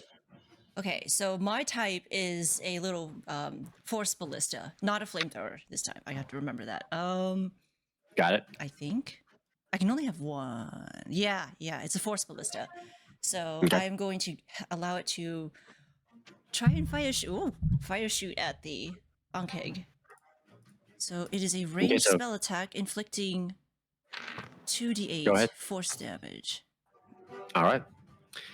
Go ahead and make an attack roll. Where are the dice for Since this? it's a Here it ranged, is. since it's a ranged spell attack. Oh, I should do it. Okay, never mind. Sorry, never mind. 15. Oh, I can't reach. Wait, I can move. No, you can reach. It says it has a range of 120 feet. Oh, never mind. Oops. That's. Oh, I read that Oh, what wrong does it say before. on D&D Beyond? Oh, wait Oh, a no. minute. Oh, Does it say something different on D&D Beyond? it told me Oh, wait, no, wait, that's the flamethrower. Wait. Oh, is it showing you the Hang on. flamethrower stats even though you want the ballista? Yeah. Oops. D&D Beyond is a Interesting. great program. Okay, Yeah, but let so me you look have this you have up. 100 and so you have 120 feet. I'm looking at the rules for it. You have 120 feet, Oh, okay. Okay, cool. so you're within Very range. good. That would be so. You know how terrible that ballista would be if it was 15 feet. That yeah, Yeah, sucks. Jesus wow. That's just like Christ. a That puff was- of air. Mid-ass ballista. Yeah, it just comes out. I'm gonna shoot you. Pah. Anyway, so I yeah, fire maybe you have shoot to change that 2d8. in Yeah, I hope they'll change that at some point. Oh, so no, what'd you roll for your attack? Shoot, attack. What's my attack? I believe I think it's a ranged spell attack. So, If it's a spell attack, Then- it'll use your spell modifier. You're like and yeah, it would plus- use your. Oh yeah, that's so annoying. It doesn't because this one has the because it's showing her the flamethrower. It's showing her the the save DC of the flamethrower. So Oh. she doesn't know. So if you go to your it'd if you be- go to your spells, it'll say spell attack, and it'll have Yeah. like your little modifier thing there. and then you would add 8 to that, and that's and so. Wait, no, So that's that's- just nope. Just kidding. That's a DC. So add 5 to your D20. Sorry. Oh, okay. I can't see that. What is that? Okay, I got 18. 18 hits. Go ahead and roll damage. All right. Okay. I have to remember this. Oh my god. I wish I can change this. Oh, interesting. Sorry. I She got a aged 10. very quickly.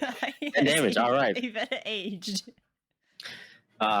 As the ballista is sort of like as it's about to fire, you see like at the tip of the cannon, a little orb, a light blue orb starts to form, and arcane energy starts to be sucked into the orb, and then the ballista fires out a sort of a bright beaming, a big bolt.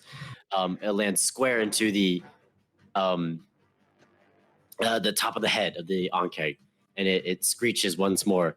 The guard kind of wailing around in its mouth.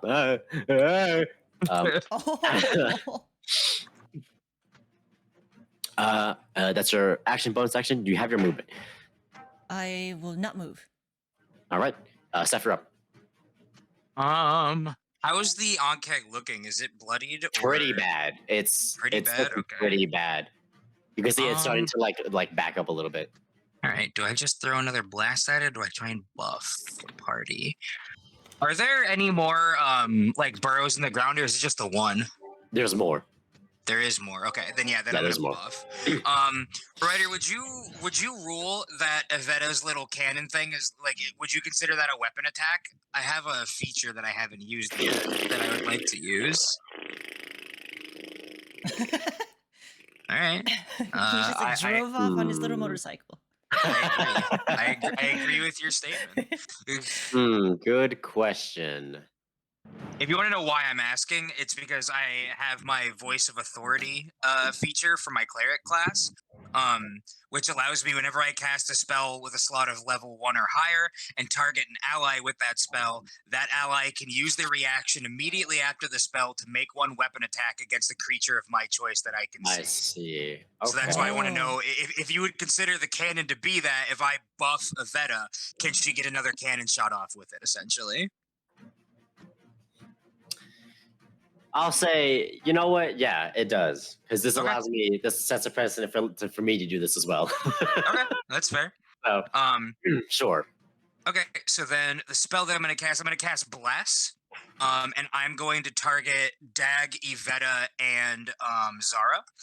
So they're all blessed. So for a minute, they get a D4 to attacks and saving throws, which will be hopefully the entire combat.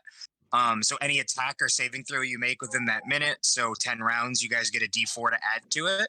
And then Oh, because of my my voice of the authority, Evetta, you get to use a reaction now to fire your cannon again. So essentially, Seth, like I pull out my holy symbol and I start to cast Bless. You guys have seen me done before. All three of you light up, and then Evetta, you see my magical gears start whirring behind you and your cannon. And Seth's just like, Evetta, do the thing. All right. So then you Okay, get to use your reaction and shoot, and now you can add a D4 to your attack on it. Oh wow. Okay, so can I actually use that right now, out of my turn, or Yeah, no? so you have It's to a reaction. actually. You Yeah, have to use it now. it's using your reaction. Oh, it. neat. Okay, so I need to make it. Do I need to Make make another a range. range Make attack? another range spell attack. Oh no. Yep, but Let me see if I and can you get hit. to add it. Yeah, remember to add a D4 to your D20.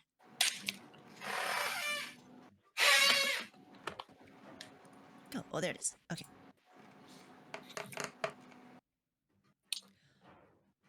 Oh, 26. I'm sure that 26 hits. hits. Go ahead and roll damage. Let's go. You know, 26 just barely makes it. Oh my god. Are you kidding me, too? 2 damage. Man, Oh, wait. Well, Oh, I didn't add it's- the extra d4. No, wait. That doesn't count. That's to no, attack, it's only not damage. yeah, it's only to attacks, not the damage. Okay. It just fired 2 seconds ago, and so it briefly charges. It's like as it quickly charges up another shot, but it's much weaker because it needs to cool down. You feel you can feel the spider kind of just moving around on your shoulder, you know, poking your head as it moves around. Ow. Ow, ow, ow. I did not program you to do this. It sort of looks at you with this cannon, and because of that it hits your face.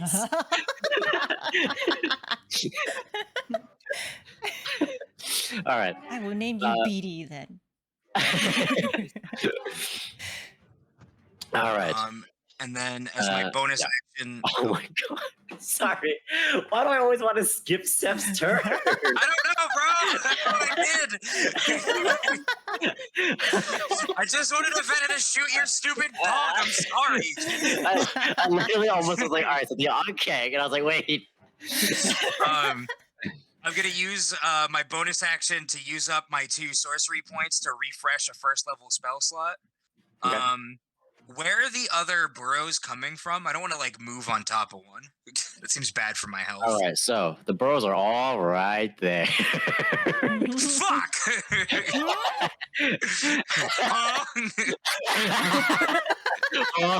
Yeah. Oh. So it is mostly in a circle like this, Okay. Oh. and then there was one burrow that was like this, Got it. and Okay. that was this Ankeg. Yeah, I Oh guess. dear. You see as you look around though. Hold on. You do see one burrow coming like this, and you see another burrow coming like this. Okay. Oof. But they stop right there. Yeah. Then I guess I'm just gonna try to put myself between people that are less squishy than me. So dagging this horse. All right, and then yeah, that'll be my turn. All right. Hold on.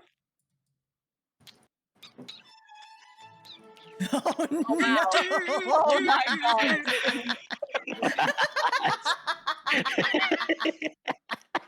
It's fucking an Evangelion.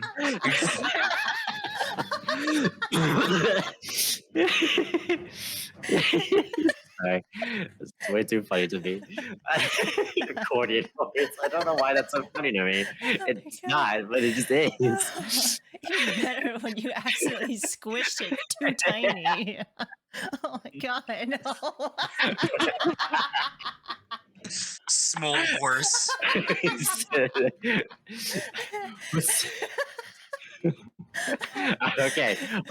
all right. Sorry, guys. So it's the Architect's turn. Yonkeg, with the guard grappled, backs up around 30 feet. Oh. You see him raise the guard into the air, and the guard is trying to pry himself out, and then you see the guard just go limp. Oh. Man, that guy had no HP. What the fuck? He may or may not have been at one. Oh my god. Bruh. You see the Yonkeg finish the clamp, body split in two. He dead. That's unfortunate. Um,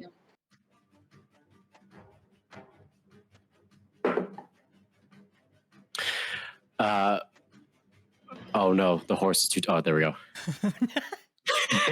Sorry, guys. You see that this burrow line comes. Oh, that's an interesting burrow line. That was not how that works. You see it. You see this come closer. You see the guard like, and as the Ankeg bursts out again and tries to go for that guard, as another Ankeg bursts out from the ground.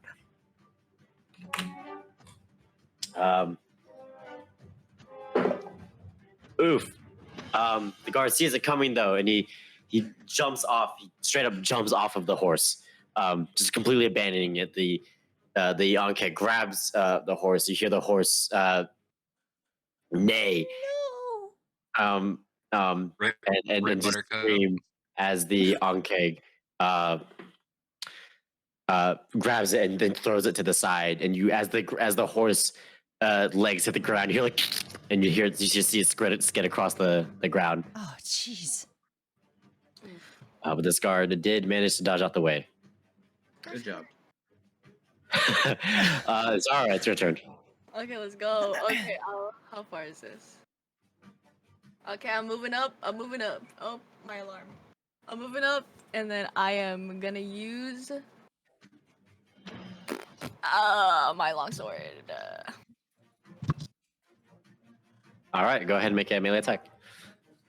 Bro, please, this die does. Oh, nat 20! All right, so Let's go. Ooh. So go ahead and roll double the dice that you normally roll with on your longsword. Okay. Where's my fucking D10? So roll double the dice and then add your bonus.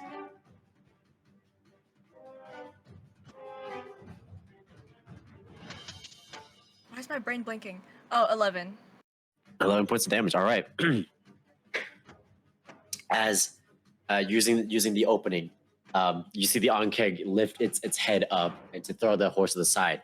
You quickly rush and rush right underneath the Ankeg, and then aim your sword right up. And as it brings its head down, it just impales right through the bottom of the Ankeg through its chin. You hear it immediately squeal, and it immediately like tries to jerk away and back off, and you almost lose grip of your sword. You see there's a lot of like just green blood it's pouring down the bottom of its head. All right, so you have your bonus action, right? Yep. Can you do anything on your bonus? Yeah. I'll use Shield of Faith on Seth, which gives him +2 bonus AC for 10 minutes. Yo, oh my tanky boy! Now I get into melee. All right. Wait, Is the guard's turn? Oh, if sorry, I'm that's running her. a reaction, like in the middle of rounds, do I have to say, or can I You just- can't use your reaction per se. Certain like, things are listed as reactions that allow you to do it. Basically, things trigger your reaction. Yeah. Because what if I want to use protection? Do I just do I just say like while they're mid? Yeah, you would normally just say yeah. it. Yeah, you would say it. Okay. Their attack triggers your protection ability. Yeah, exactly, basically. yeah. Oh, okay. Got it. This guard is going to help as best he can, and you see in time attack, he's gonna attack. You see that this Gurmanerd, this guard is a lot more armored. He has normally it's like a mix of like leather armor, maybe like a chain shirt, whatever. gambeson, whatever, and like just a regular old helmet. This guy has a straight up full metal plate armor from head to toe. You can't even see his face. You can't see any skin. He kind of has like these two horns protruding from the side of his helmet that kind of curve up. He pulls out his greatsword and he takes a swing at the Ankeg. Can he do anything else? Oh, he can make 2 melee attacks. Oh, sweet. Okay, it's 21.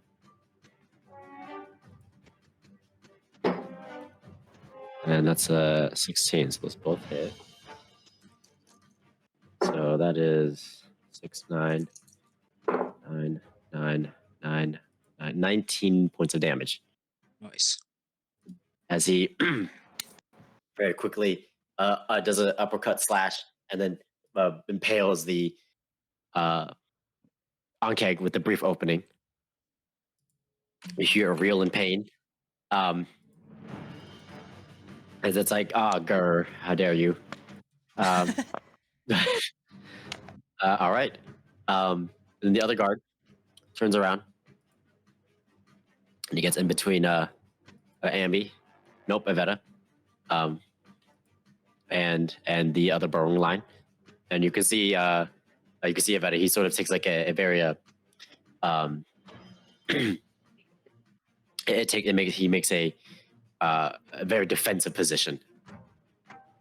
It's like he's about to see if he can intercept the burrowing line or just protect that side of the flank. All right. Hey, Dag, it's your turn. All right. No way. Remember, It's Dag, finally my turn. You get a D4 on your attack. Don't forget it, buddy. You might need it. All right. All right. I'm gonna move here. Okay. So I can attack this guy. Go for it. Okay. There's no way I can roll low now. I'm gonna use my great axe. All right, go for it. So let me roll. There's no way.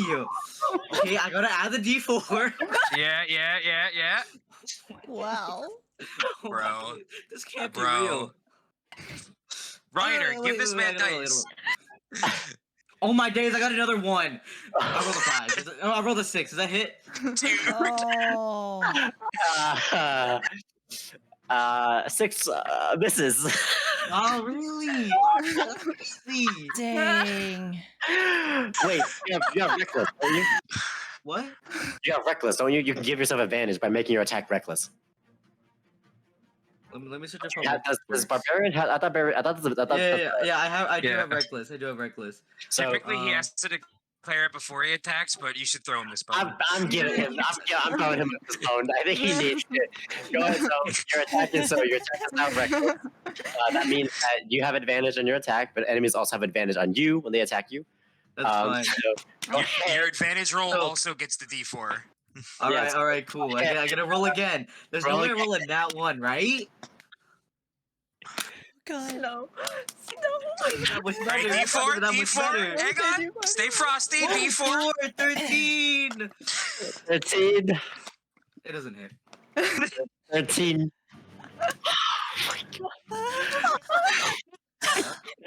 I hate to do this to you, David.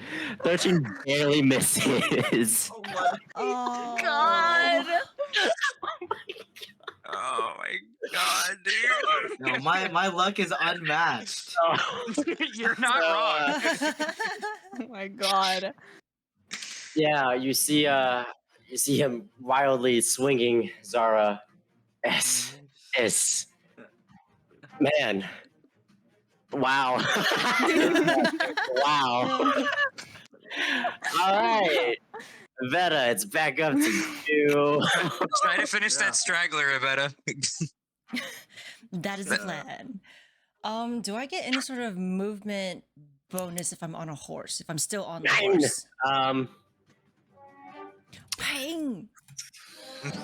The horses have like a movement of 40, I think. yeah, I think the war horse is was a movement of like 50 or something. Yeah. They're fast. Oh wow. Okay. Yeah, you know what? I'll say because you'll be able to use your horse because it's not frightened. It hasn't been attacked, so it's you can probably still command it to move around. It'll be so you have a movement of 50. Okay, cool. Well, I'm not going to get that close to the Ankeg. Veta runs away.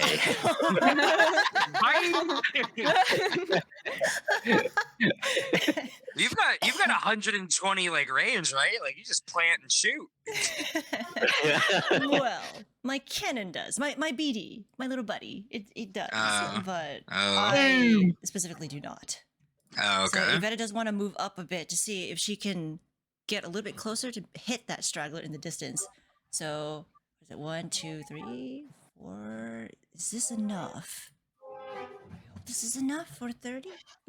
Okay, I can hit it. 1, 2, 3, 4, Okay. 5, 6. Yeah. Yep. Okay, enough. I can hit it. Awesome. So Evetta's gonna move here. I am going to fire my pistol at this Ankeg. Try and see if I can finish it off. All right. Finish it, please. I can't see what happened to it. Go ahead and fire. Oh, do I add the blessed die? I forgot. Yep. So your attack, yeah. Okay. Which is what you're rolling. You're rolling an attack, so yeah. Okay, so roll this one. 18. 18 hits. Go ahead and roll damage. All right. Let's see if I even hit it. Or I like kill it. I'm sorry, David. No, you're good. God, I got a 5. 5. So what were you shooting it with? Your cannon or your my gun? My pistol, my gun. All right. Sorry. It's so Texas for some reason. It's very cowboy. You just stroll. Like imagine you stroll up on the horse and then you tilt to the side and you pull out your gun and you just fire. And a fire. And I fire as it Do I need to play that pierces sound the- effect? Oh, like whistle, like the high noon whistle. Yeah. Yeah. Yeah, I don't remember why it became a thing. When we were playing like deck quests on tabletop, I had sorry, not the big. Oh yeah. The good, the bad, and the ugly theme. And it was, I don't know how, it was just Amby's theme. But I don't remember why. It just I don't was. remember what happened, but But you do that, and the bullet pierces through the Ankeg's skull. You see the blood burst out from the end, and it goes like as it just falls to the ground and get limp. Nice. okay, awesome.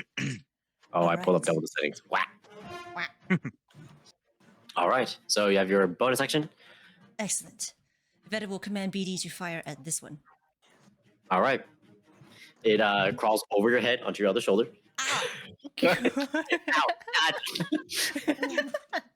Oh, my hat. You hear the Oh my whirring. God, oh my God. You hear the whirring of the arcane bolt. Go ahead and make a Roshermergen range spell attack. Sorry. Oh, does that? I keep forgetting to add the blessed die. Hashtag blast, dude. Hashtag blessed. That's the somatic component when I cast it. I say hashtag blast. I. Oh, what? BD got 18. 18 hits. Go ahead and roll damage. I lost it. Where'd it go? There it is. BD got 6. 6.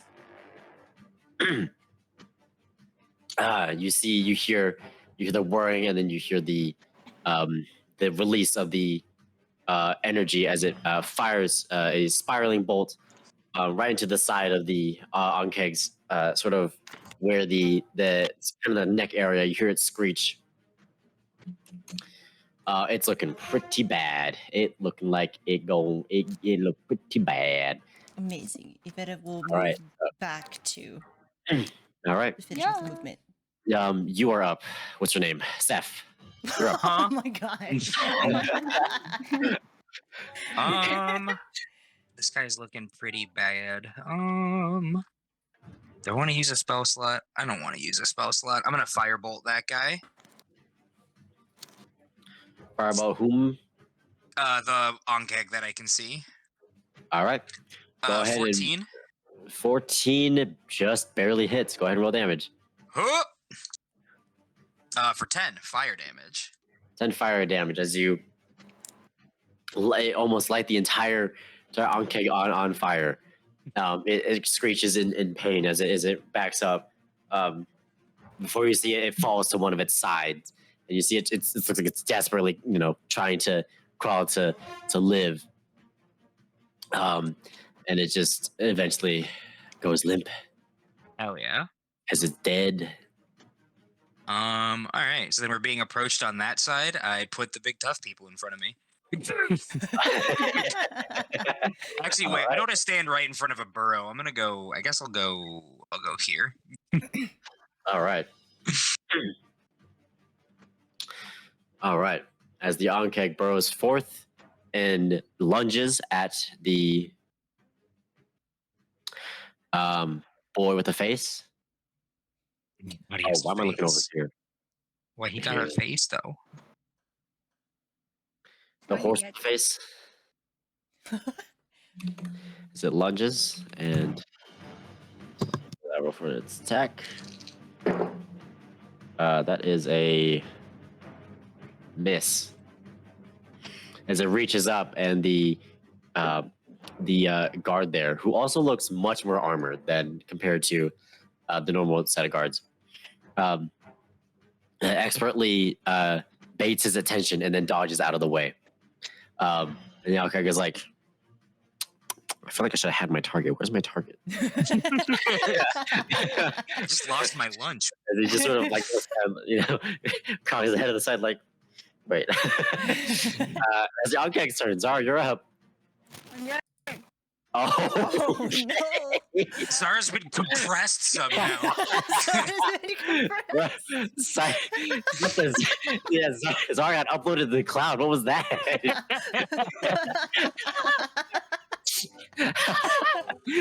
Zara is still being uploaded. Hold on. Yeah, you good? I will pull up. Okay. You pull up. I pull up. I pull up. I pull up. Go ahead and roll for an melee attack. Don't forget your D4. Oh, okay. D4. I pull up. What the fuck? Dirty 20. That Says what the fuck? It's a dirty 20. Excuse me. That hits. Go ahead, roll damage. Yeah, poor Dag's over here crying, and you're like, oh damn, only 20. Man, that's crazy. Only 20? Like, wow. Yeah, why is she styling on you, bro? What the fuck? Sorry, Pyo. I'll use a spell slot, so I get smite. All right, go ahead and do that. What does Zara's smite look like? I don't know. Oh, Okay. Oh, God. All right. Well, Brother, So- I'm not rolling. Oh. 13. Nope. 13 damage. Nope. Nope. 13. Nope. Yes, it's 13. Oh, 13 damage. Okay. 13, nope, 13.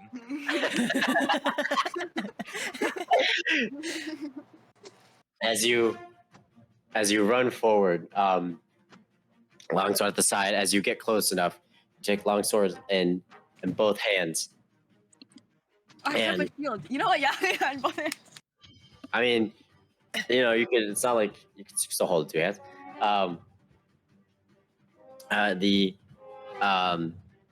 Blade sort of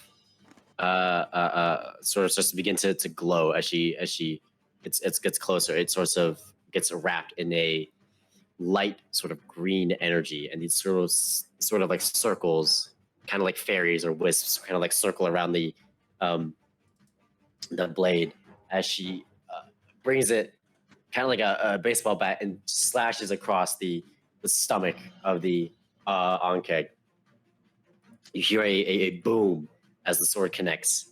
You see a flash of green light, and you see the Ankeg just kind of reeling back from the intense blow. All right, it is the guard's turn. Oh shit. This guy's gonna roll up. He's gonna pull up. He pull up. Pull up. All right, he makes an attack that misses. I'll Also be right misses. back for like 1 minute. It's gonna be your turn, like right now. Bro. He's gone. Oh. I mean, how hard is it to roll a miss? It'll be fine. I'm kidding. In game. Game. It's a 1d8. Okay, so that was a crit. We'll use short sword as 1d6. So we'll roll for. Oh, that misses. So 1d8 plus 3. So 6 damage. Wow. That is really depressing. 6 damage across the 2 guards. Jesus. You see one misses, and then another guard, or the guard on the right misses with the longsword and brings down brings it down for like a overhead slam, but it just skirts across the kite, and you hear the scraping of the sword and the carapace. The guard slashes with his longsword, and then tries to does a quick poke with his short sword, and they both miss as he brings his longsword around and manages to connect and hit the whatever that is, the claw thing, arm, limb of the Ankeg. Pincer. Yes. Pincer. You see the Ankeg be like, I didn't like that. So, How dare you? all right, it is Dag's turn. Guys, I All got right. this. I believe in you, Dag. All right, you got this, dude. D4, Dag. There's no way. I miss again. No way. No There's shot. no way. Alright, Oh, looking good. alright. Okay. 15. Is this Guys, reckless? No, but I also forgot. What am I attacking? I forgot to move. Because you're Blood, excited ain't to no roll I say, it down. looks like you're attacking Evetta from where you're standing. I don't know. I actually moved. I don't know if you guys noticed that, but yeah, I actually moved first. Is this attack reckless? Yes. All right, so then roll with advantage. Okay, so. Oh. Yo. Hey, Alright, there you go.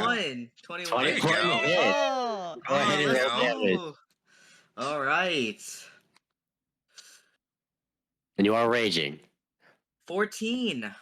God damn. 14 damage. Let's go, barbarian. Let's go. All right. How do you want to do this? Oh, all right. Mercer, is that you? It's such a good line, though. It's a really good line. No, it's I use it all the time. It's Fluid fantastic. way. I'll do something. How big is this? Is the Well, Ankeg? it's taller than you. I mean, Well, I guess most that's things fair, are. considering- It's not a tough contest. it's a large bug.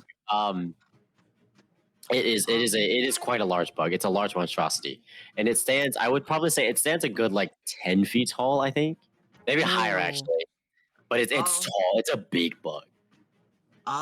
We'll just say I run across it and I slice half its body. All right, so you do that. Your various dwarf legs. You use your tail as momentum to sort of jump up so you can get a better angle. And timber. As you hear the sliding, the axe cutting through carapace, through gut, through bone, right through. Wait, do bugs have bones? Exoskeleton. What the heck? What the heck do bugs have? Bones on the outside, dude. Yeah. The bone on the outside. All right, so you cut through bone and then gut, and then he died. All right, he died. All right. Right. Amazing. Dag getting the final All blow. right. I don't have the thing.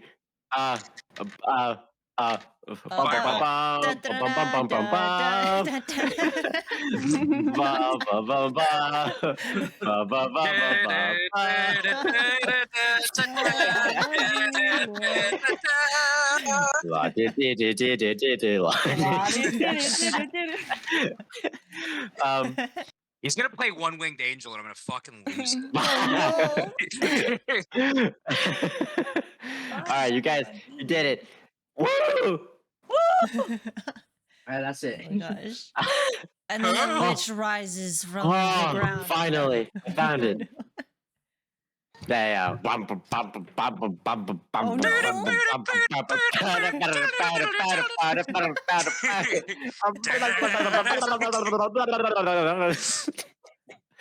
Alright.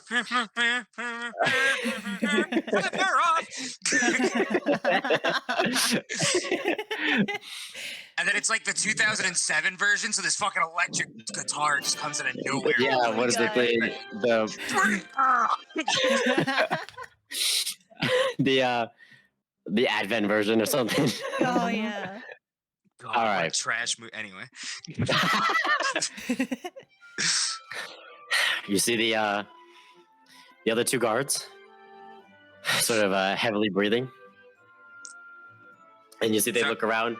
Their horses are gone. They got off you guys, of them? Yeah, they got off of them so that they could have a better grounded fight, so that they could, because they're both marshals that ended up costing the horse. You see one horse. You see a horse right here on the ground, just sort of just sniffing and moving its head as its legs are just broken. Jesus. Aw. Say goodbye to your friend, Elmer. Oh my God, Elmer, dude. Yeah, Seth. Yeah, you guys still have your horses. You can see they're still a bit. They look worried. They look a bit. They look a bit unnerved, but they're still there. There's a guard over here who I should represent as another horse, who is just in half. Yeah, he's dead. Fuck that guy. All right. Out of game. Oh, not in game this time. Steph's way nicer than me. I need to get that across.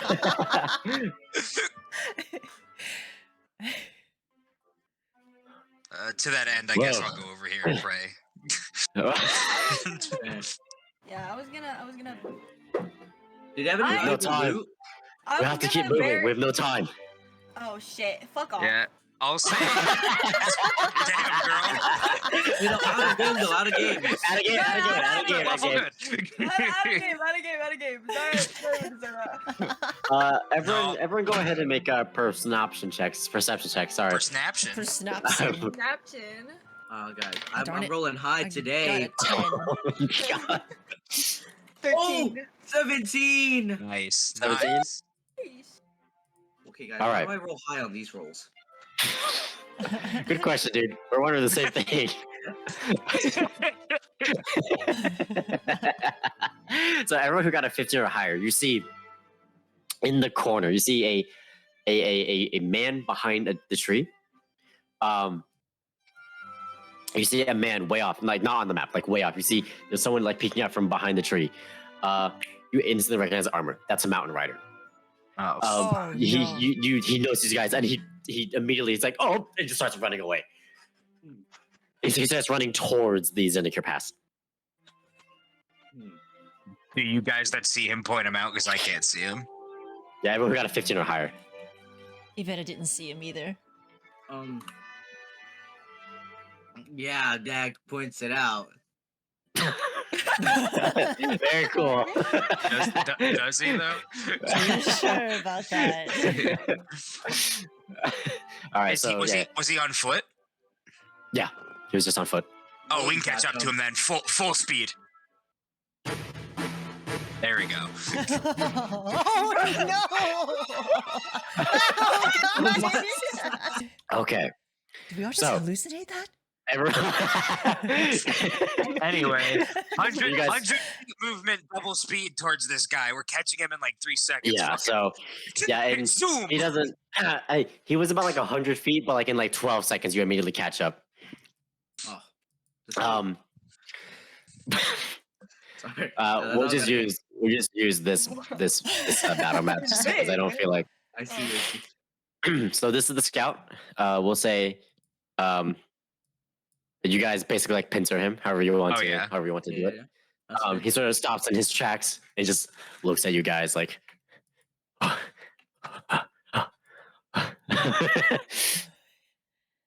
Okay. You see, he has. He's not wearing the full setup. He looks like he's wearing like a lighter version of the normal armor that the mountain riders wear. Oh, okay. So he's a scout. And yeah, he has a horn on his side. He has a spyglass on the other side. Yeah. He has like a mask and Yo, a spyglass? Those are so fucking expensive. Yo, he has a horn? No, he just has like a helmet, or not. Sorry, he's like a hood and a mask and a horn. Oh, I see what you mean. Yeah, it looks like a horn you would blow into. It's like to alarm people, right? Yeah. So he has the horn and spyglass, like a lantern, a pouch, like no weapons. He's completely weaponless. Drop the horn. So it just looks at you. Evetta points her gun. Drop it.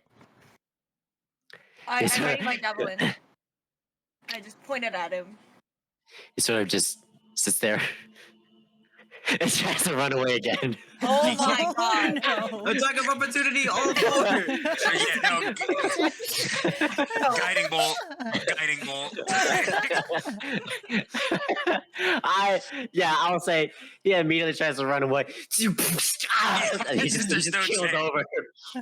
He just immediately keels over, and falls onto the ground. Yeah, I'd say that was not hard at all to do. Okay. Give me that spyglass. There's like 1,000 fucking gold. Let's go. Yeah, all right. You have got a horn. Okay, you now have alarm horn, David. Whatever you do, do not blow into that. Do not blow into that. You dare. All right. Does he have anything else on him?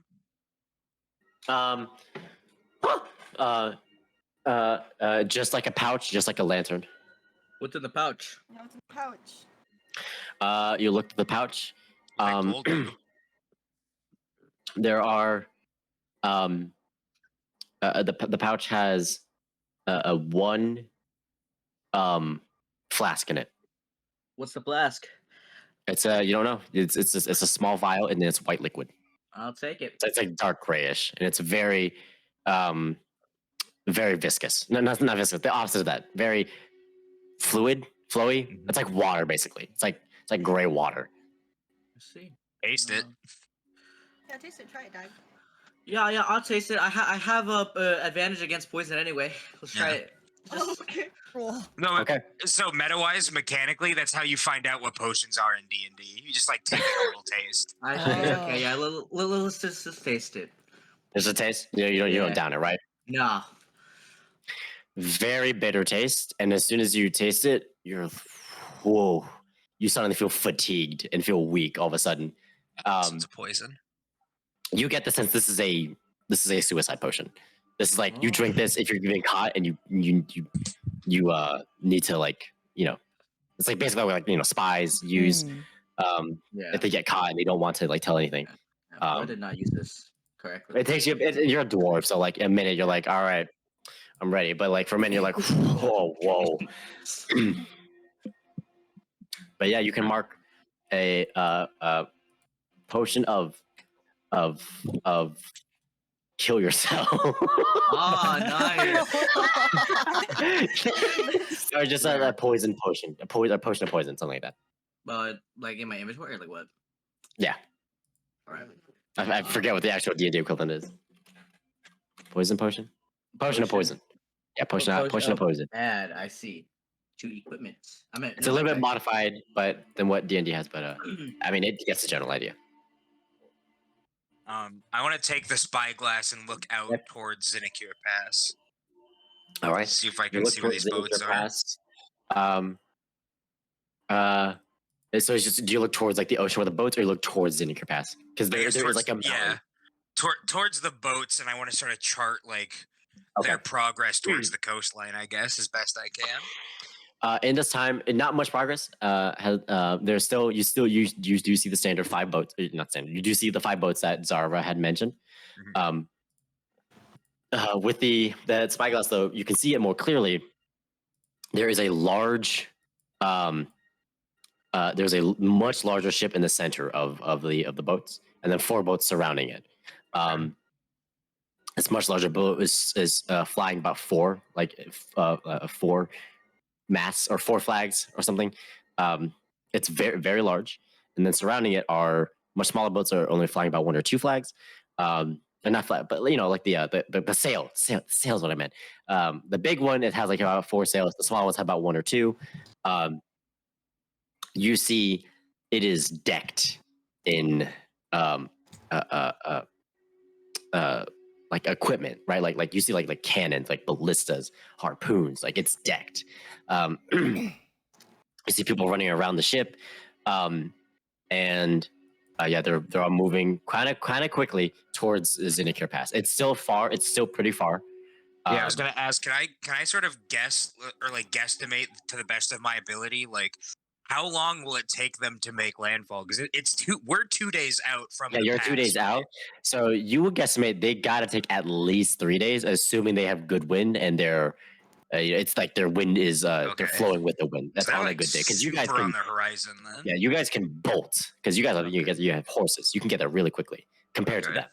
Yeah. Okay.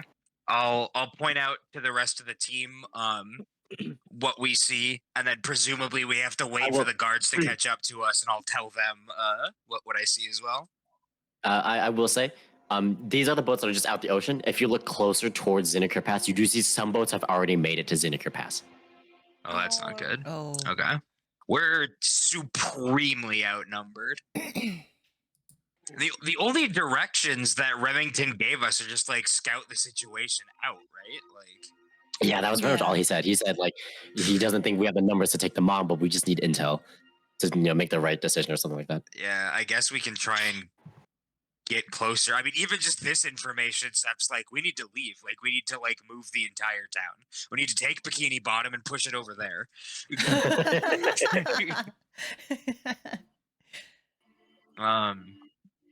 I guess I'll wait for the guards to get up and I'll sort of like relay this information to them and be like, do you think this is enough to tell Remington like to get the fuck out of Dodge? Because like we could take 2 days to get there, but they've already got people there. And if they already have boats there and there's 5 more boats arriving, like I don't know how much more information we could give him before he knows that this is like a really bad idea to stick around. The guards, one of the guards is like, I fully agree. I think we need to hightail it out of here, or we're gonna die if we stay here. And the other guy starts arguing. He's like, well, we don't know what they're doing though. If we could, we could fall right into their trap if we don't figure out what they're doing first before heading back. And what trap? So the guard starts to argue like, what if going there is the trap? I'm with fucking Huckleberry Finn over here. Kind of get into an argument. What do the rest of the party think? Yeah, what do you guys think? DM, I have a question. No. Okay, No, you can't have a bird. I'm kidding. No, Remington isn't here. Vander Remington.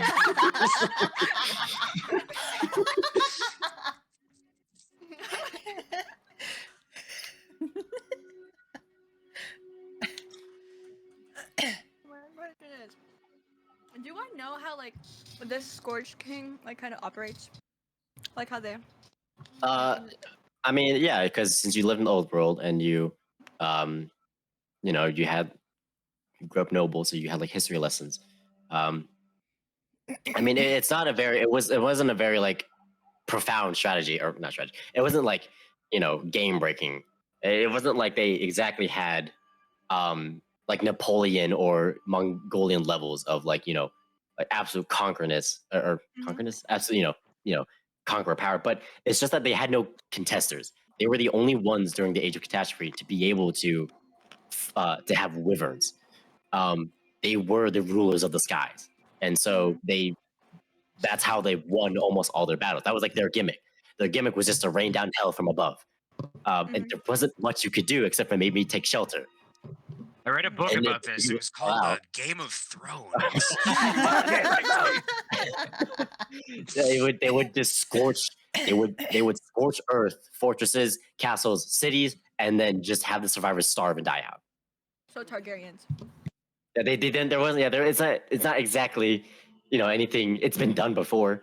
So, but it's just they just were the only ones who could fly, and so, and then not to mention that the other powers, the other factions during this age of catastrophe, they were already fighting with each other, right? So there was a lot of obviously the solution was like, oh, we should just team up, right? But they couldn't agree to that, so that also led to the Scorched Kings or the Scorching Empire's sort of dominion at that time. Interesting. Can I see through the spyglass if they have any dragons or wyverns flying around the ships? Yeah. Presumably they wouldn't stick under deck or on top. They'd be flying around. Mhm. Can I see any of that out on the horizon? No, you don't actually. Okay. Interesting. They're just straight up. It's just they're straight up boat. All right. Well, So yeah, okay. what do you guys think we should do? Should we keep dedicating ourselves to heading towards the pass at this point, or? If they do have dragons and wyverns, Wait, wyverns? wyverns. What the fuck are they? How do you pronounce it? Either wyvern or wyvern. Wyvern It's the same thing. You're like a wyvern. The Wyvern, wyvern. I'm the same thing. Potato. Wyvron. Yeah, if they have a wyvern and dragons. Drogon.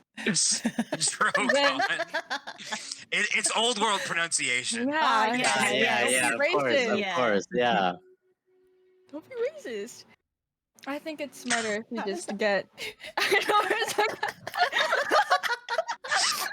Don't be xenophobic. Wow.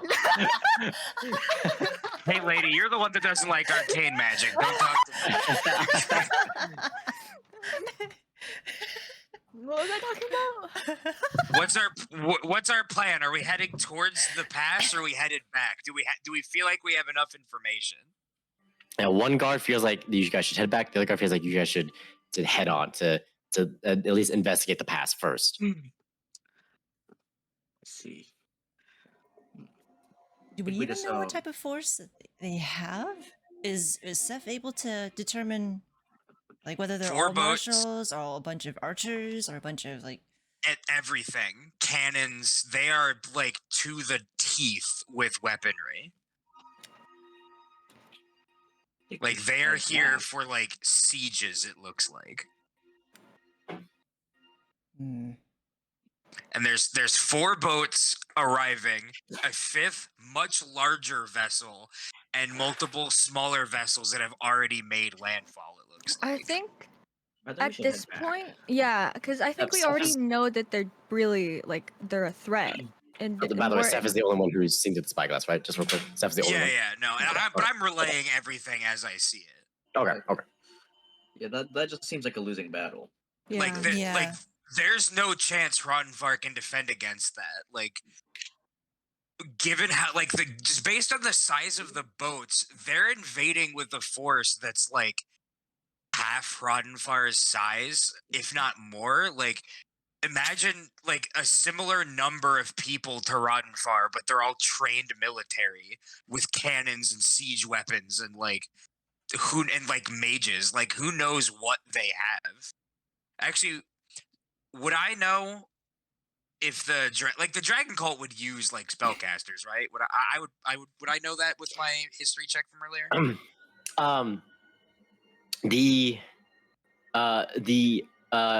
Yes, they but it's not as traditional as as say a Carmeli, who spellcasters are they're first and foremost they're units of they're military units, right? Every there's a lot of wizards, what are sorcerers that are employed. The Dragonfire warriors it happened more often. It was more of a recent. They started using magic in the latter half of their dominion, their reign, the terror. The magic they use is more akin to artificers. They're more enchantments or making magic, weapons, things like that. Yeah. And infusing. Yeah.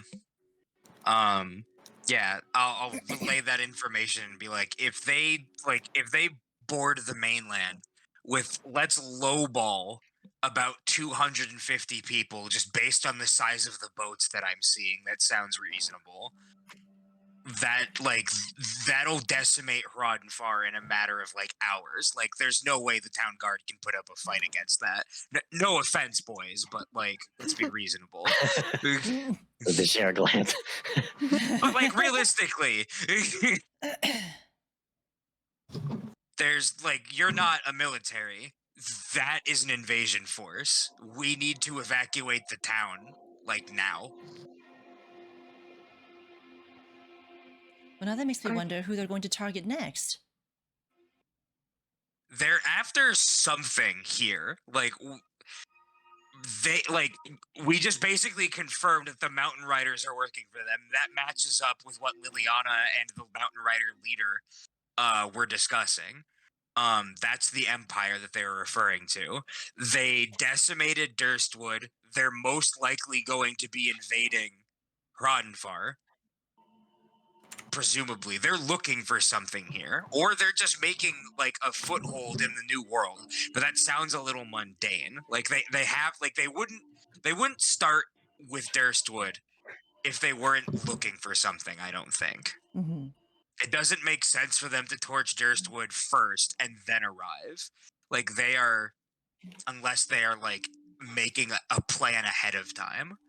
They're using the Mountain Riders to some end. At this point, you hear very faintly. It's very faint. You guys see at the mountain pass. You guys see at the Zinniker Pass. Behind the mountain, it glows for a second, and you hear a large boom. That's it. I don't like that.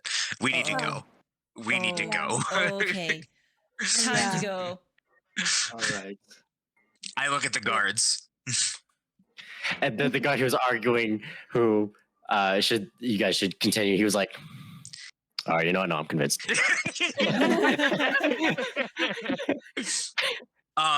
Can we throw one each on one of our horses, like ride like tandem? Because like they're not going to be able to keep up with us otherwise. Yeah, absolutely. Yeah, so okay. Yeah, I would say who will offer their horse to who? I'll offer my horse. I will call this guy here. I will, just so that everyone can see the names of these, so that you know what to call them. Yeah. Just for now. I'm just thinking weight wise, for like what the horses can carry, they should probably tandem with Seth and Evetta, just because we don't have armor on. Like, we're the most lightweight. Okay. Okay. If Evetta's fine with that, then I'm fine with that. Okay. all right. Please don't mind my spider. And it turns around and looks at the This big cannon Raps me in the head. face. Oh my god. the knight's like, all right. You guys hop on your horses and you skedaddle. Right. So You got a busy day. head back to Hrodenfar. Yeah. And we'll say that it's like early noon. It's like about to become noon. All this before lunch. God damn. Oh gosh, yeah, wow. Yeah, a lot. All right. Oh, Okay. no. Yay. Oh my god. Why is it so funny? I don't know why that's so funny. I don't know. All right. I'm going home. Oh god. All right. I'm gonna name So- my horse. No. Pork. Pork? What? Pork. Pork. How is Elmer better than pork? What? How did you do that?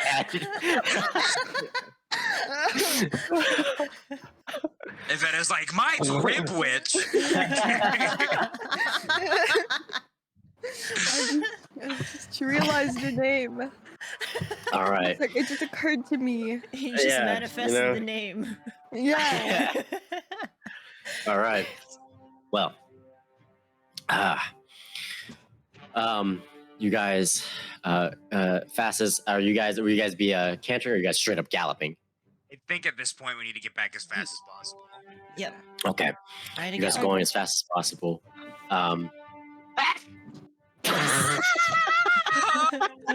Yeah. Sorry. Yeah, that was the sound of a guy sneezing as you went past him. That's like Um, 25 ships, right? Hmm?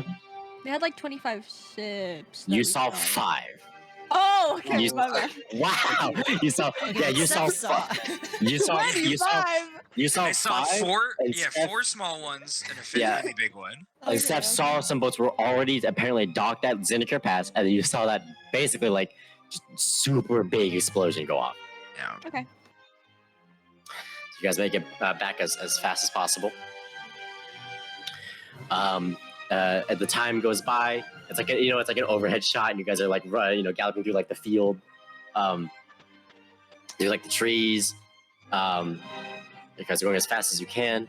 At nightfall, it begins to turn night. And one of the guards says,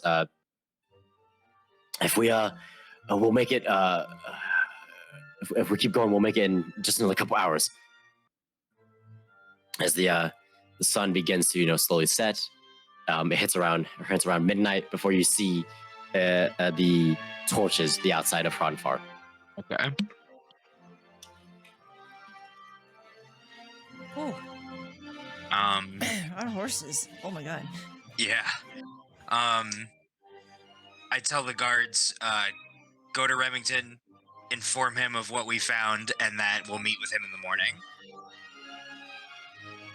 All right.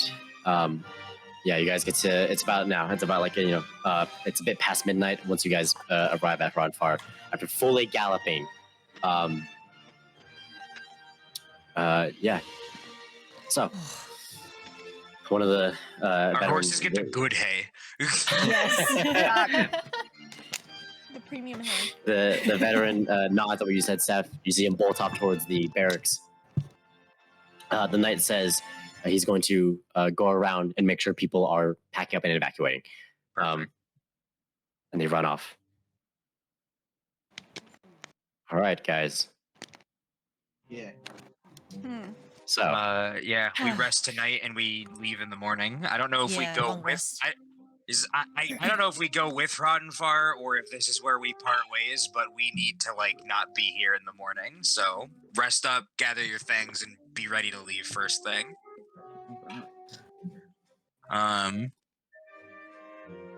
all right. So yeah, I'll take a long rest on Steph's floor or on Steph's bed or on Steph's haystack, whatever. That Long claims rest. his bed for his final night in his house. Man, I was a homeowner. It's shoved onto the floor. All right, that's fine. DM, do we level up? What that long rest do? You know what? I think that should be a rule. Every time you long rest, you. No, Guys, no. no, we should long rest right now. We are long resting right now. just keep long resting until you're level 20 and then start playing the game. Yeah. Hronfar's So- a pit in the ground by that point. So Ankh eggs are worth 450, which is pretty good. So I will give you guys. How about for the role play? I have to dock some points though because no one helped Seth. No, I'm kidding. That just means I get extra points, right? Yeah, you get more points specifically. No, I'm kidding. I'm kidding. I won't do that. I will say everyone receives. Hold on. Let me go to. We received music. That's it, guys. Yes. Yay! Isn't it beautiful? Wow. Beautiful music. So, all right, you guys receive. You know what? I'll be nice. You guys receive 1,350 XP. Let's go. 1,350. Let's fucking All go. right. Apply changes. All right. I do want to keep going a little bit more. Yeah. I'm down. Yeah. Like anything new or no? I'm Ooh. looking it up. ASI. We ASI. Oh, for you. Oh my god. some people get ASI. Oh yeah. I almost I put- just have 2 classes like a chump. You absolute fool doing what you want to do.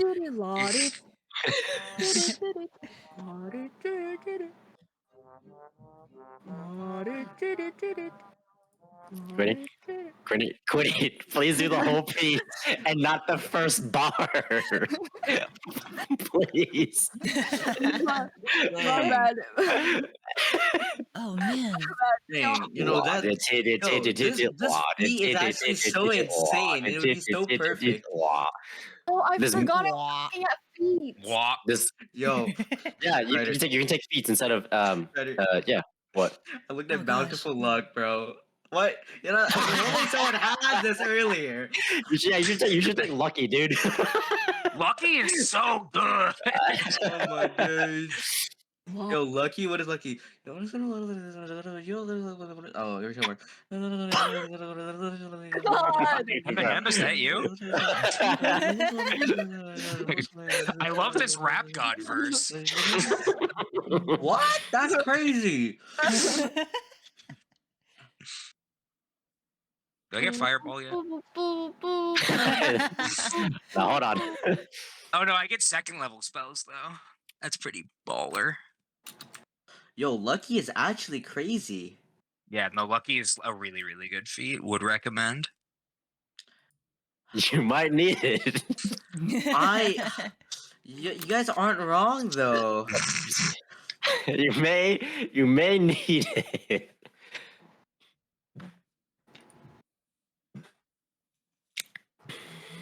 I'm genuinely surprised that you are somehow unluckier than Amby. Because I remember when we did our deck quest days, Amby's rolls. Oh Jesus. Oh my god, they were atrocious. There was So- yeah. I think I'm gonna go with Lucky. Yeah, no, just that's just slightly better. In terms of my luck. Just gonna hit the next button. So, Ryder, for my Yep. clockwork bullshit, I'm not gonna do it now because it takes like a lot of back end stuff. But I'm dropping pro, good, and evil, and I'm taking up absorb elements. All right. Just to let you know. All right. All right. While you guys figure stuff out, I'm gonna use the bathroom real quick. Nice. Hey. Oh, it's so good. Dang, that Yeah, I'm one- still trying to fun, figure it actually. out.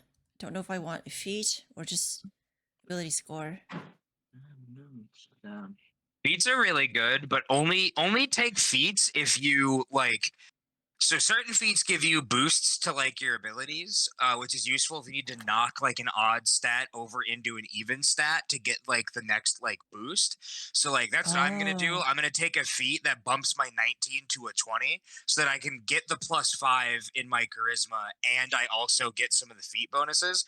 But if you haven't maxed out whatever your like primary stat is, usually ASIs are really good. Like max out your primary stat first and then you can sort of worry about feats. But if there's like a really like fun flavorful feat, like you don't need to min max it. You can do whatever you prefer. But like the general rule of thumb is like try and bump up your like primary stat as soon as possible. Okay. I'll do that then. I'll be right back.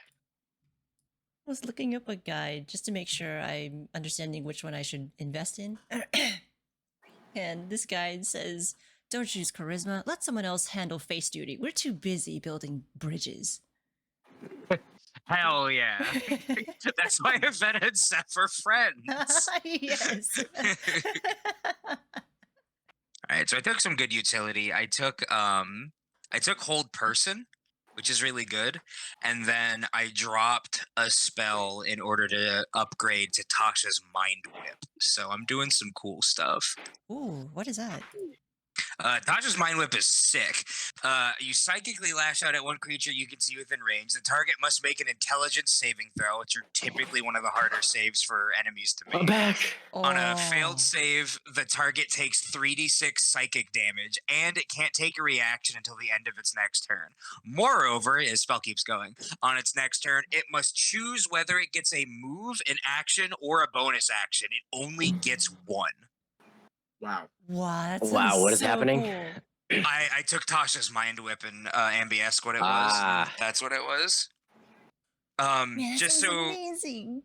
just so you're, I gotta be like super utility, so I'm trying to take like, you know, as much as I can to like be both like a buffer and like a damagey dude. And then Ryder, just so you know, for my meta magic, I took subtle and twinned. Okay. Twinned because it's just mechanically busted. It's really, really good. And then subtle because it just works well with Seth. Also, if we're going to places where magic is not cool, I get to cast spells on anybody knowing it's me. I can just drop fireballs.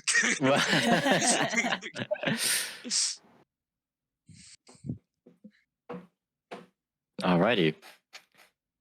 So, is everyone level 4? Is everyone figured out what they want and all that jazz? I believe so, perhaps.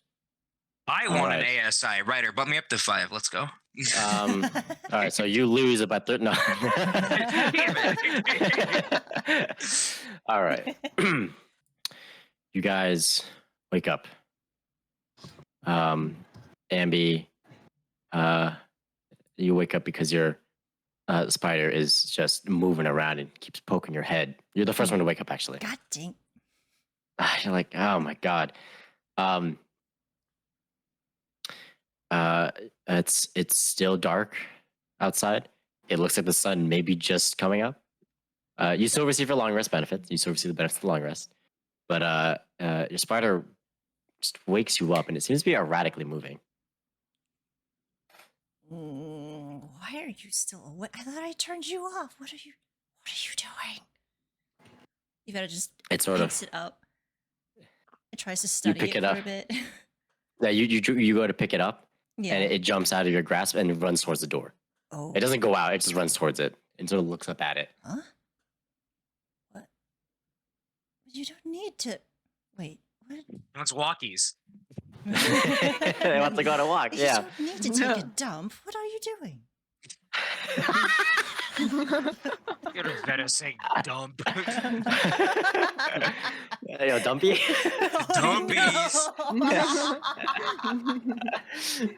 Oh my god. Spider dumpy. That was a mistake. I will never say that again. Dumpy. No, that's cursed. What that thorax do? No, that's so cursed. So Evetta carefully rolls up. She pulls up. Right, yeah, one of those. One of those. Tries not to make any noise because everyone else is still asleep. And follows the little spider, still wondering, what is wrong with you? What? All right. It's closer to the door. It's close to the door. It puts like its 2 front legs on the door. Oh, God. All right. She leans down to pick up the spider again and carefully opens the door. You know that thing that dogs do when they like go around in circles? Yeah. And like kind of, it's doing that in your hand right now. Oh my god. It's just going around in circles. You step outside and you look up, night sky, or not night sky, very early morning sky. Go ahead and make a perception check. A dirty 20. Oh, I had D&D Beyond open and it was like, hey, Evetta Flintsworth, roll a perception check, 20. And I'm like, okay, all right. She did do that. You know what? Correct. You dirty 20. You look out. Because because it is a port town, so you do see like the ocean. You look out over it, and the sea is very calm. There is no boats about. There's no fishermen about. It's very calming. The horizon is smooth, and then you you look up and you see 1, 2, 4, 7, 10, 14 things in the sky flying towards Roddenfar. Oh. Huh. Can I tell what they are? You study it closely. You study it very closely. You see at the size of the bodies, something thin is going up and down. It looks like wings. It's a dragon. Huh? Uh-oh. Oh, no. You don't know how long it'll be before they get here, but you're like, that's not good. Evetta quickly dashes back inside and tries her best to wake up everyone. Whoops. That was the wrong. Yeah, this one, guys. All right. She shakes everyone awake. Please, we gotta get up. Gotta go. We have to leave. All right. What? What? Yes. There's we things in have the to- sky. I think there's Oh, dragons that's in the not good. sky. Things in the sky. All right. All right. A plane? Wait. There's Those a very dangerous bird in the sky. We have to leave now. Dad, get up. Yeah. Oh, all right, let's go. Seth grabs his shit ready, and you can tell it's almost like Seth was prepared to leave his house at like a moment's notice, no matter what. Like, there's no personal belongings or anything like in his house that he cares to like keep or grab with him. Everything he has with like his go bag is just his pack. He is always ready to not be here. Oh. He's like, well, time to go. Here we go. Tell Remington and we leave. We're not sticking around. We All tell right. Remington and we're out. Yeah, you That guys. sounds good. Grab our horses. We're gonna just ride our horses through town at this point. You see, you don't even get to Remington's. You don't even get to the barracks before you hear bells dinging, like Yeah. frantically dinging, and you see it's Remington doing it as he's looking clearly towards the flying things. You see lights are various other lights are coming on, but you don't have time. You don't have time to worry about this. So Yeah. you go to your horses, you hop on, and you start riding off. Would you guys go north or where do you guys go? So here's like a sort of mental map. You guys came in from the west entrance. So west is where Zinnikir passes. North is where Durstwood is. The sort of more northeast, and then northwest was where the Loveland Manor was. However, straight north is don't know. You don't know what is straight north. We know that the mountain raiders came down from the north into Durstwood, right? Yes, you would. Okay. Yeah, you do know that. Okay. So yeah, we can't go north because they clearly already control Durstwood and north of Durstwood. Like going up there is like a fucking suicide mission. We can't go west. Like what's south? What's south? South is what's water. South is the ocean. okay. Okay. South is the ocean is Yeah. where they're coming from. Yeah, Yeah, east we is go east. Dason. all right. To Jason. Okay. It's either Dason or Carmeli, and I'm not like. Yeah, Yeah, let's go to Dason, we'll go to Jason. or at least in the Alright. direction of Dason. Yeah, you start running off. The bell is fading. Occasional glances back.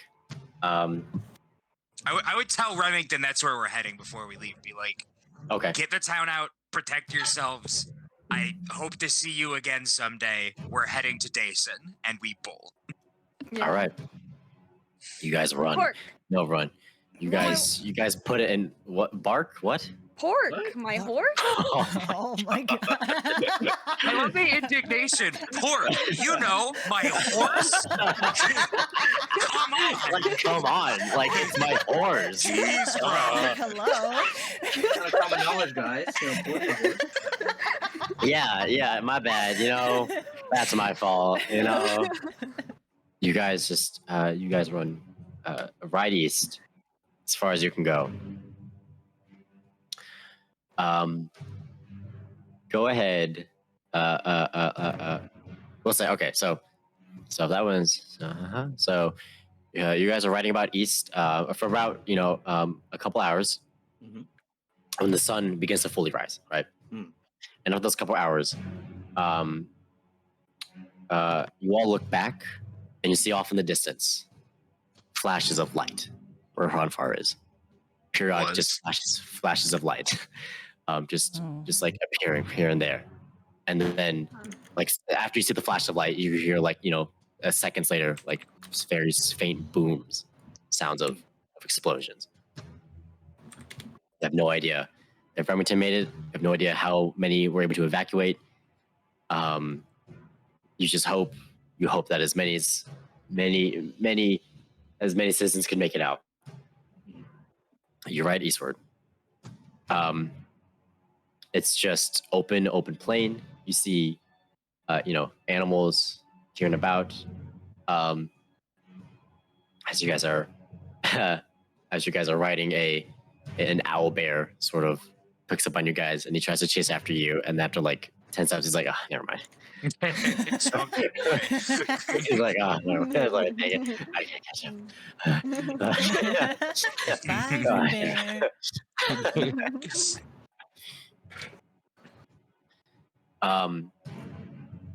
bear. But eventually, you keep riding until you hit a river. The river just seems to lead into the ocean. You look past the river. There is looks like to be a mountain past the river. Is this the Central River? I don't know. Would Steph know that? Oh, okay, yeah. Would that be a history check? Yeah, because I do like books. Yeah, how well versed would you be in the geography?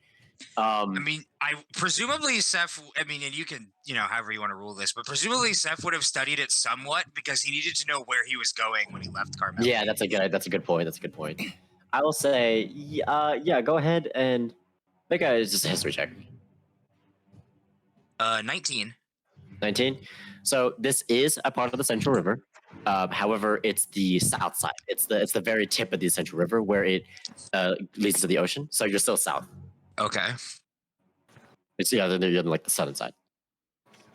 But yeah, you guys come across the river.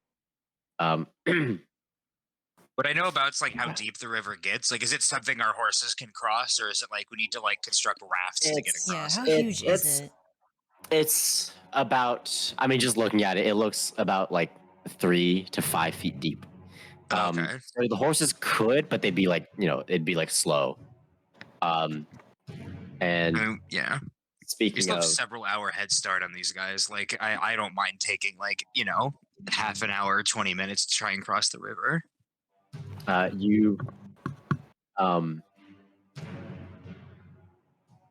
you do see in the water, there seems to be like this creature that's just never mind. Oh wow, great. kind of laying in the water. It's like sitting down, and it has like crab arms.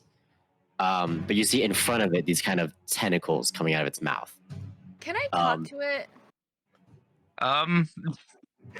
Is it considered an animal?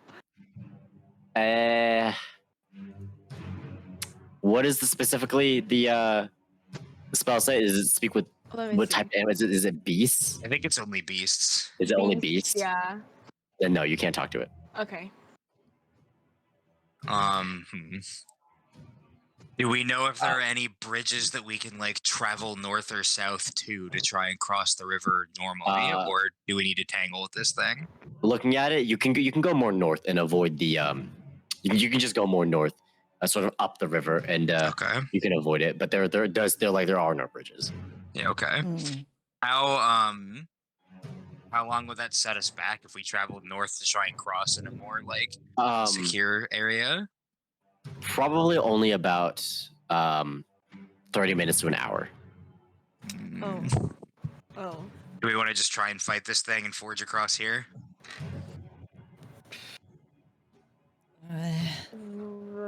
Do we really want to expend any energy this early in the morning?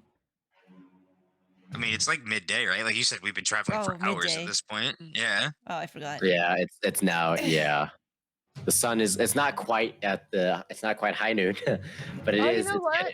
It's getting there.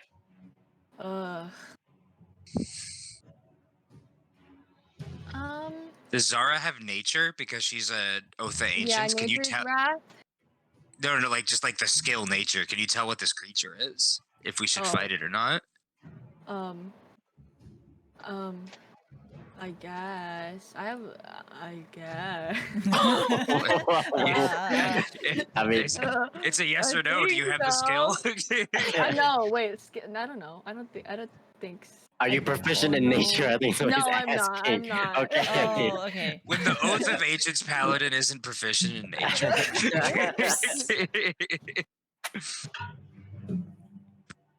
All right. Well, Yeah, what do you guys want to do? Do we By the way, force a crossing here, or do we travel north? I think we just travel north. Some time. I think we have time. Okay. Half an hour north. Let's go. all right. You guys travel up more north. You see there's a sort of like a tributary that sort of runs into. It's like another river basically. It runs to the main river. This river is much more shallow. It's not as wide, or it's not as long. You see, there's like a few. There's like a couple of crocodiles that are just like laying down. And as you run past the river, they all they sort of raise their heads. They might hiss, but none of them chase you. But you guys do run up about half an hour. So look off in the distance, and you can see a massive stone walled section, the way off in the distance, right? To your right. It's very faint. It's a massive walled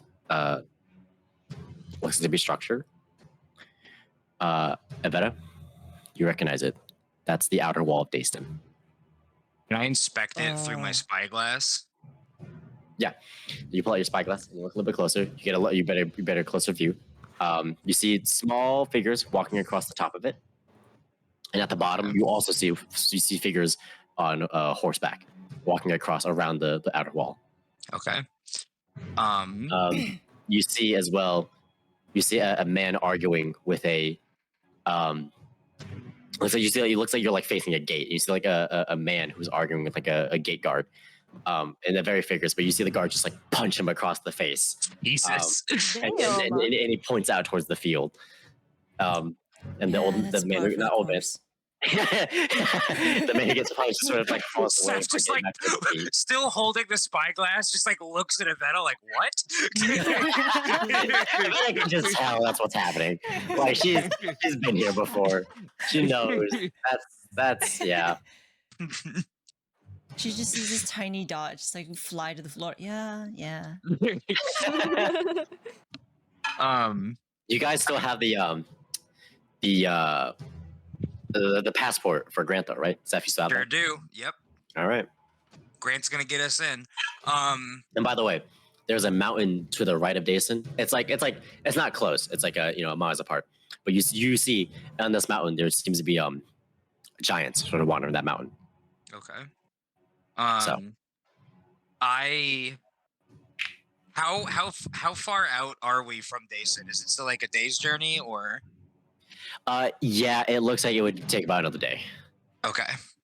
I ask Evetta, I'm how familiar are you with Dayston? Should we prepare to see guards within the next day or so, or do you think we have time before we get there to prepare to try and get our way in with Grant's note, or should we prepare now? Is it patrol routes? Yeah, should we prepare to encounter guards on the way today and early tomorrow, or do we really only have to worry about talking to guards once we get closer? I'm trying to gauge how long we have until we need to try and use old Grant to get in, and I sort of wave the little piece of paper around. Or would it be useful to sort of get ready for that now? So I'm actually not sure about this one, DM. Yeah, no, I was going to say it probably need help. So, again, Dayston, they don't have the resources, to colonize, much less go around looking for fugitives. But what they do, at least, is they do patrol, kind of almost no, not really. I was gonna say a DMZ kind of thing, but not really. They do patrol the outside of the city, about at least a mile or two out from the city. Anyone who looks like they are running away from the city is normally chased after and then brought back. And that's what you know. So you guesstimate that, like, you think in the next day you'll encounter one, but probably towards like the latter half of the day. Okay. Okay. All right. If you get like really lucky on like patrol routes, then you might not even actually encounter one the next day. But it's probably safer to assume that you will. I'd say it might be better to maybe prepare now, just in case we actually run into them too early. Tomorrow, at least. Well. Now, okay, so meta-wise, one piece of paper is going to get all of us in? Well, if guests of Grant can get you in, if Grant brings some friends, would that work? I ask Evetta, do you think, how much do you know about these papers? I know you said your friend lives there. Has she told you anything about that? Do you think if Grant were to show up, they would let him and some traveling companions in, maybe bodyguards? Would that work? All I know is that it's incredibly difficult to secure documents allowing you entry. Well, we have Jason those works off of documents. super closed off borders, so I'm not sure if having only one paper would get everyone in. Well, let's hope Grant has some pull then.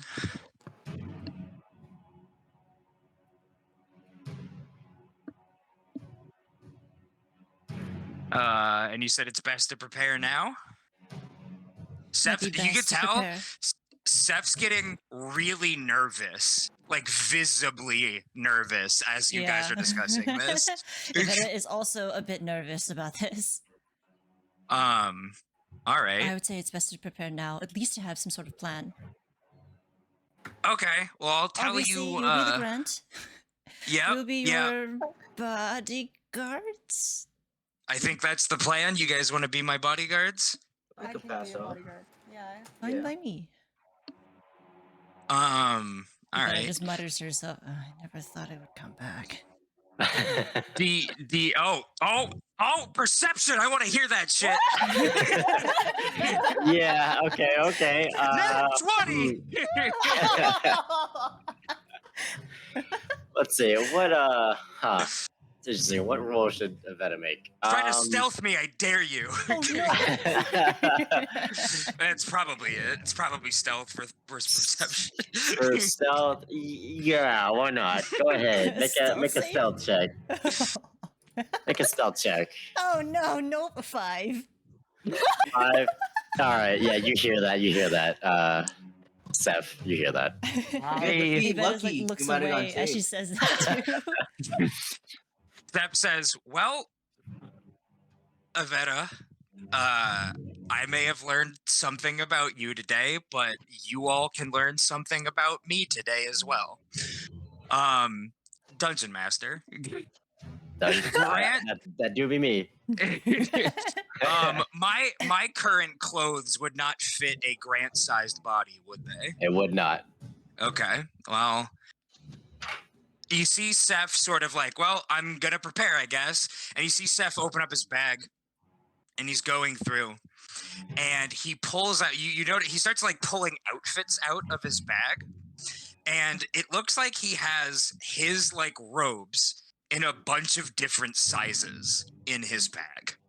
Like some are a little bit taller, some are for like if somebody was a bit more physically built, some are for like a bit more like feminine cut, some are for like if you were like just physically like large. And he pulls out some like halfling or dwarf sized ones. And he sets them aside. And he says, well, would you all mind turning around for a second? Oh God! Yeah, sure. Sure. Yeah. All right. Evetta's just like, where do all these clothes come So, from? sorry.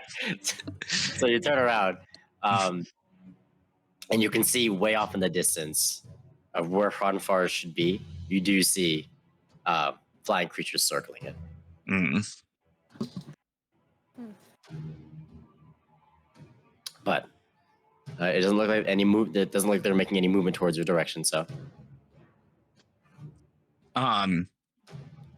So as you guys turn around, you begin to hear this sound like bones snapping and realigning themselves. Evetta tries her and- hardest not to turn around. Evetta can turn around if she wants, and I'll describe a little bit more. No. Oh, yeah, yo. Not like that. The fuck up. And the sound of flesh moving. And then you hear in Grant's voice, okay, you can turn around now. And you see Oh. Grant sitting there in Seth's clothes. Evetta's just stunned, speechless. Like, Zara's also. wow. And it So, is yeah, I you didn't see- know you had No this words. ability. 100% Grant, down to the voice, Yeah. perfectly mimicking him. It's got the, it's disheveled, the disheveled hair, the sort of stubble, the sort of unkemptness. It's very, it's very convincing, very real. It seems like it's, yeah. Evetta now Yeah. understands what stuff meant by preparation. I'll be right back real quick. Okay. So yeah, DM, if you want to bump me up to 5th so that I can get the actor feat, that'd be really cool. Oh, yeah, of course. Yeah. And then Grant or Seth, you can call him whatever you want, says, "All right, so this is our way in, I guess." And you can ask whatever questions you want. I'm sure you have them. As he's like getting back up onto his horse, which is harder now that he's a halfling. That's it. It's a bit weird, but yeah. No, Evetta I can got pull it. I out can. this little contraption out of her bag that Like, folds up stand into on a the- little ladder or stool. A Stand stool, on. I'm sorry. I stand on the spider. He like raises. That works. Yeah, when you step on the spider, you can see its legs flailing. Oh no, little guy. No, I'm half. when- I'm like super light now. I'm a little halfling. I'm Yeah, like when 40 Seth pounds. When Seth gets on the horse, you can see the spider looks at Seth, and then back to Evetta, and then back to Seth. Just do a little. Little R2D2 noise. yeah. All right, though. Yeah. All Yeah, right. you can ask questions if you want, but we should keep moving. Let's go. All right. All right. Let's go.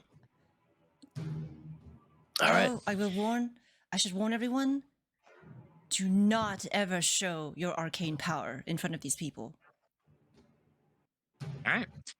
Holy symbol is the only symbol that I'm wearing. I feel like after he left Lavellan Manor, Seth fucking shoved his like old school talismans back into his bag where nobody could see them. Mhm. Okay. Okay. So I'm just wearing my holy symbol now.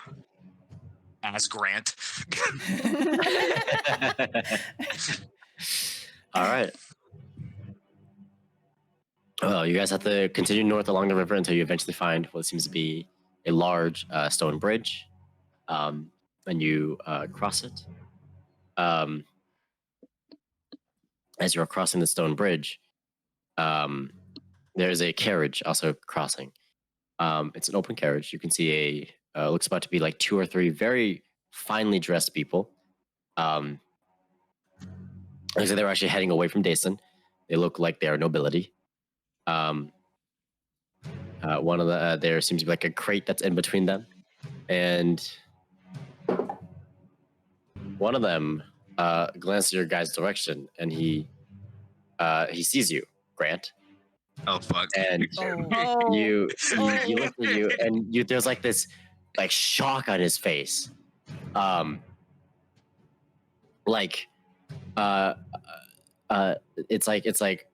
it's like the look of like, oh my god, I can't believe I'm seeing this person. Oh. Who is Grant? Oh no. This is where you find out Grant's like the Pope or some shit. And he just kind of stares at you guys as you walk past, and you see him turn back to whoever the other mates in the carriage, and he starts talking. He starts just saying things. You see his lips moving, and he points, at Grant. Can we perception check that? Are we it's like close here. enough? Okay. Yeah. Whoever wants to eavesdrop, go ahead and make a perception check. Can I get another nat 20, please? Nope, not quite. God Wow. dang it! I got an 8. 8. Okay. Oh, me too. 8. 15. 15. That was just enough. You. It's not that quiet, but you hear something along the line like was that Grant? He looks so much more disheveled. I can't believe he came back. Oh no. And you hear as one of the the fatter one being like, "Oh well, that's just showing the women let him," or yeah, it's like a fatter dragonborn. And he sort of says like, "Wow, I don't even know if he'll even let him back in." Thought he was like, after that whole court incident, he was exiled, wasn't he? And it's getting fader. It's fading away now. It's getting harder to hear. Why are you exiled?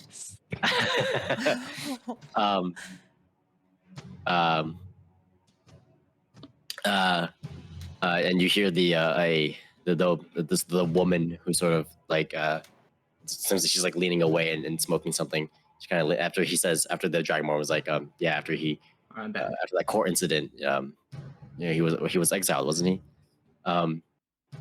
And you see a woman who's sort of at the farther end of the carriage, kind of leaning, and she kind of says like, "Yeah, because Graham saved his ass."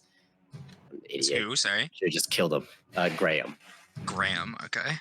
Yeah. Graham. Yeah. Graham. Graham. No. Graham. Graham. You know what? That's true. It is Graham. Graham. That do be Graham. All right. So seems like Grant has quite the past. I don't know what I got myself into. Look, Ryder, you dangled a carrot in front of me, and I had to just chase after it. It's fine, yeah, one gun. You bit. All right. You guys continue. I would definitely let everybody know, like, what I overheard. Be like, it might be complicated to get in. Apparently, Grant has a bit of a storied past, but we'll see. Would Evetta connect the dots from this? Because I don't think she would have known the name. She would. So, go ahead and make a intelligence check, just a flat intelligence check. Why? I got an 8. 8. Okay. Yeah, you remember. It happened sort of in your youth. You do recall there was when you were discovering your fondness for arcane, there was a new law that had been ratified. It was called the Neo-Machiavian Law.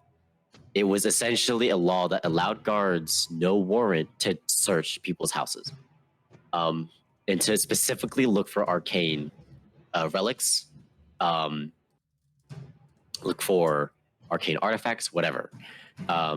It essentially lessened the restriction. Normally, you needed some kind of proof, you needed a kind of warrant, but this law was, and it was during a rather like a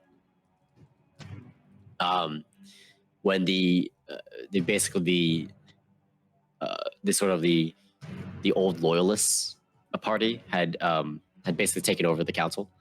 The old loyalist party being a party that formed after the war with Carmeli. So they're very very loyal to Dayston. They want to enact all these changes that they think would help, whatever. All that aside, basically this law was passed, and after this law was ratified, some people were immediately killed or exiled because they spoke out. It was during the sort of beginning of this party's formation and their first weeks or so of having taken over the council, but even some nobles spoke out, and you remember hearing stories of a world a world famous artisan being executed for speaking out against the law, against this new ratified law. You heard some were exiled. It's possible Grant was amongst them. Okay. It does say, well, okay, not that I don't. Maybe Evetta would know this, but it does say on the document that he was a guild merchant. Yeah. Okay.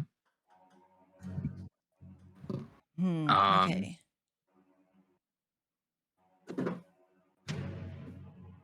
So it kind of marked this turning point in the society of Dayston, basically.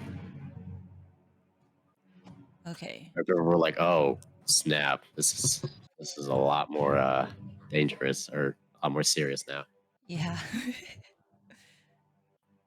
Evetta does relay some of this information to the rest of the team to let them know that Grant was probably exiled during this point in time. Okay. That explains why the paper is so old. Yeah. Yeah. I guess it's still our best He held on shot. to it. All right, though. The journey, though, nothing exciting happens. And night falls. You guys are around the outskirts of the of Dayston. Not exactly at the perimeter. You still have like about 2 miles to go through, but you're past the river now, and the next day you'll probably get to Dayston. We'll say for expediency that you all like set up camp and take a long rest, and then you begin your journey again. Okay, so remind me again. Sorry. What are the key differences between something that's cast using arcane and another being cast using radiance of some sort? Is it just like light based? Is it like some sort of element? It's squarely in the fact that it's divine based. Mm-hmm. It's more or less the source of where the magic comes from that Dayston has such a huge issue with. There is like a whole lore behind it. I don't know how much Evetta would have researched before she left, though. I'm sure she would have witnessed some of the divine ones, at least. Yeah.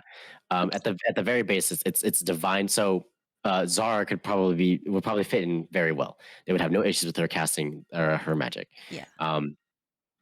But it's divine based magic that is allowed. Okay. It's sort of. You've also sort of like you've seen Seth do it too, and like his entire cover is that he is casting divine magic, and like non-spellcasters or even like actual like rudimentary spellcasters can't tell the difference. Yeah, exactly. And he does actually, like, you've seen him cast actual holy spells as well. Yeah. Like Guiding Bolt and Bless would be like the examples. Mm-hmm. But you eventually make it. You see a guard patrol. But actually, what you see first is you see a large fleet of, looks like, knights and soldiers, just sort of trotting past you guys. Not like hearing distance past, like 50 feet past. You see them going towards the direction of where you guys came from, like towards the direction of like Hranfar, in that general direction. You see, all kinds of. They're very armored, of course. They're knights. Everyone, go ahead and make a perception check. All right. Guys, I got this. 13. 13. I'll take the 6, honestly. 14. Oh. 14. 14. 14. Okay.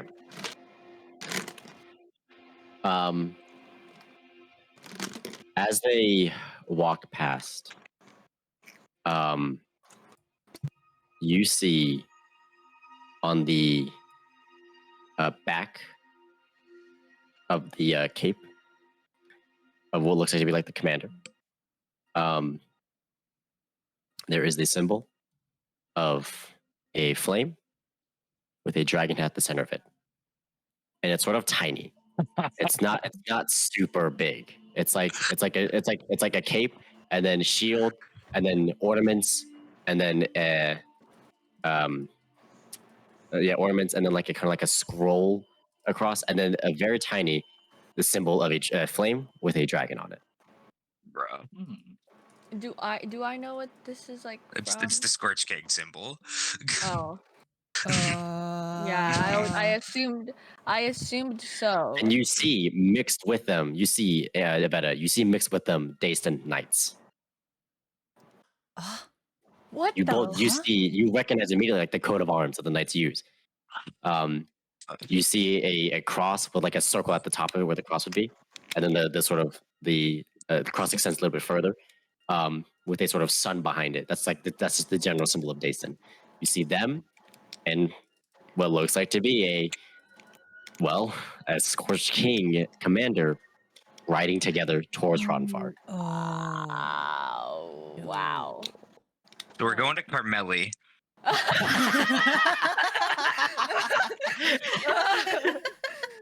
Oh shit. This is a complete shock to you, Evetta. You have no idea where this is coming from.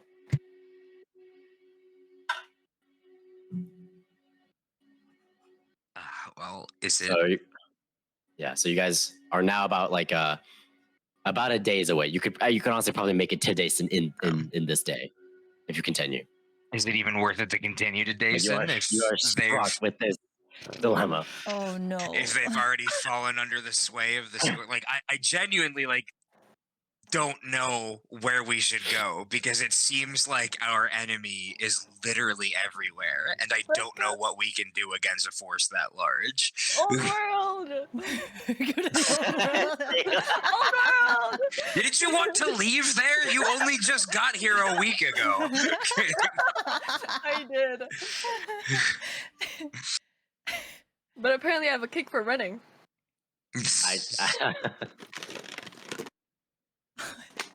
What do you guys do? Gut instinct is to continue into Dayston to learn what the heck happened.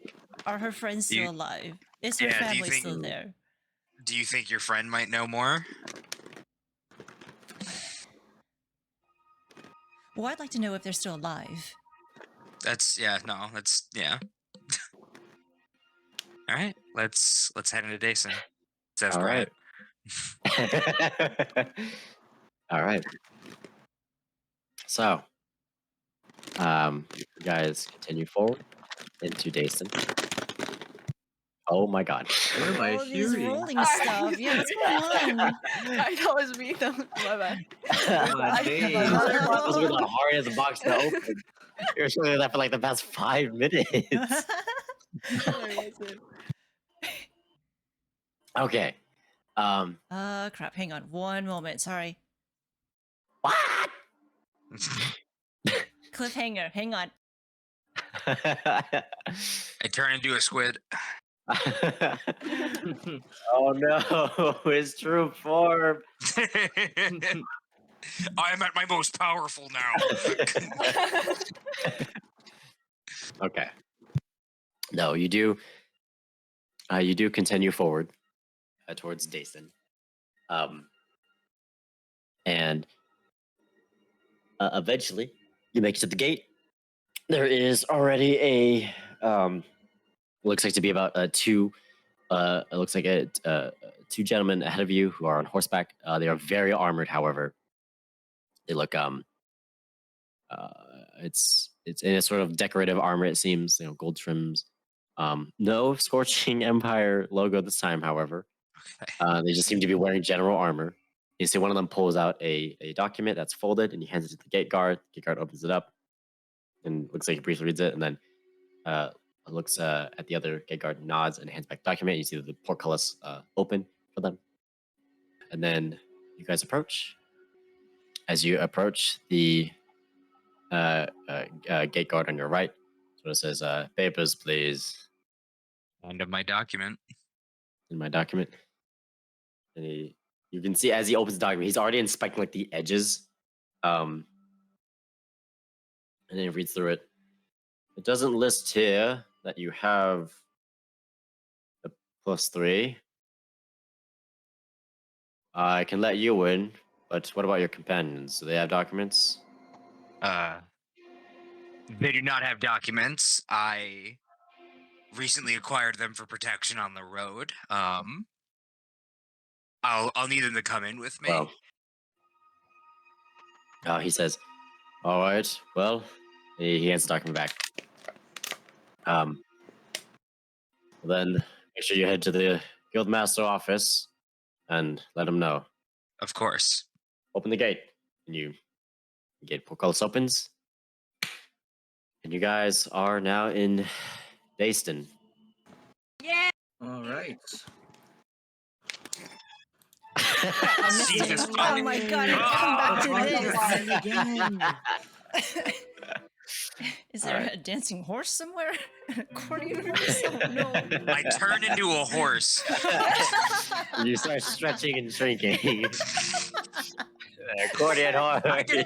Sam could do that real effectively. It's probably super disconcerting. We're gonna turn this into a body horror campaign all of a sudden. Oh god, it's so loud. We will end the session there, Ah, god Alright. dang and we it. won't. Oh, what do you want to do? Wait, what do you want to do? No, I wasn't sure if there was anything planned. No, we can roll with it. I mean, I want to stop at 1, so we have 8 more minutes. What do you want to do?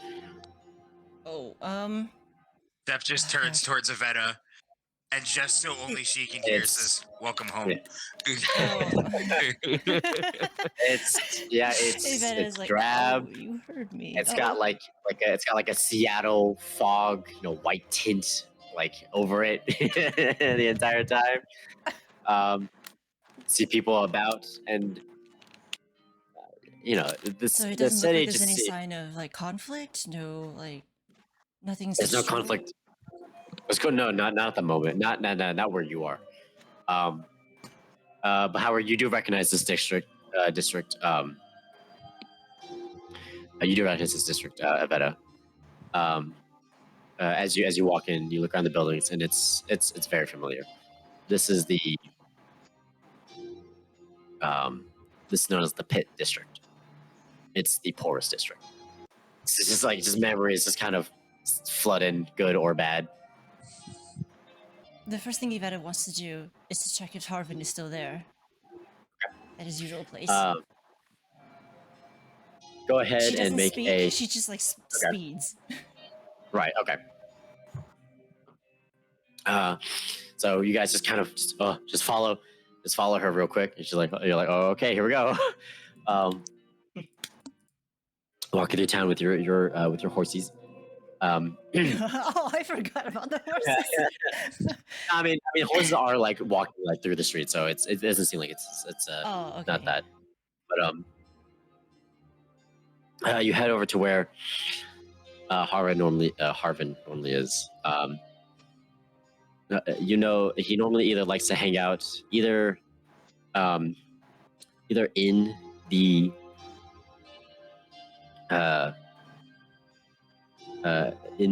Fellwater the Fellwater Tavern, because he likes to he's got friends there.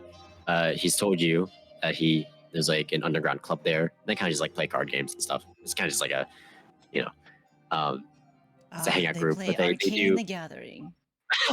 Yes. And the group is called and it's super obvious what they are. They're called the Underrunners, and they run through the sewers, and they basically have the entire underground area mapped out. Harvin in particular even also has alleys mapped out as well in his head. He just he knows the city in and out.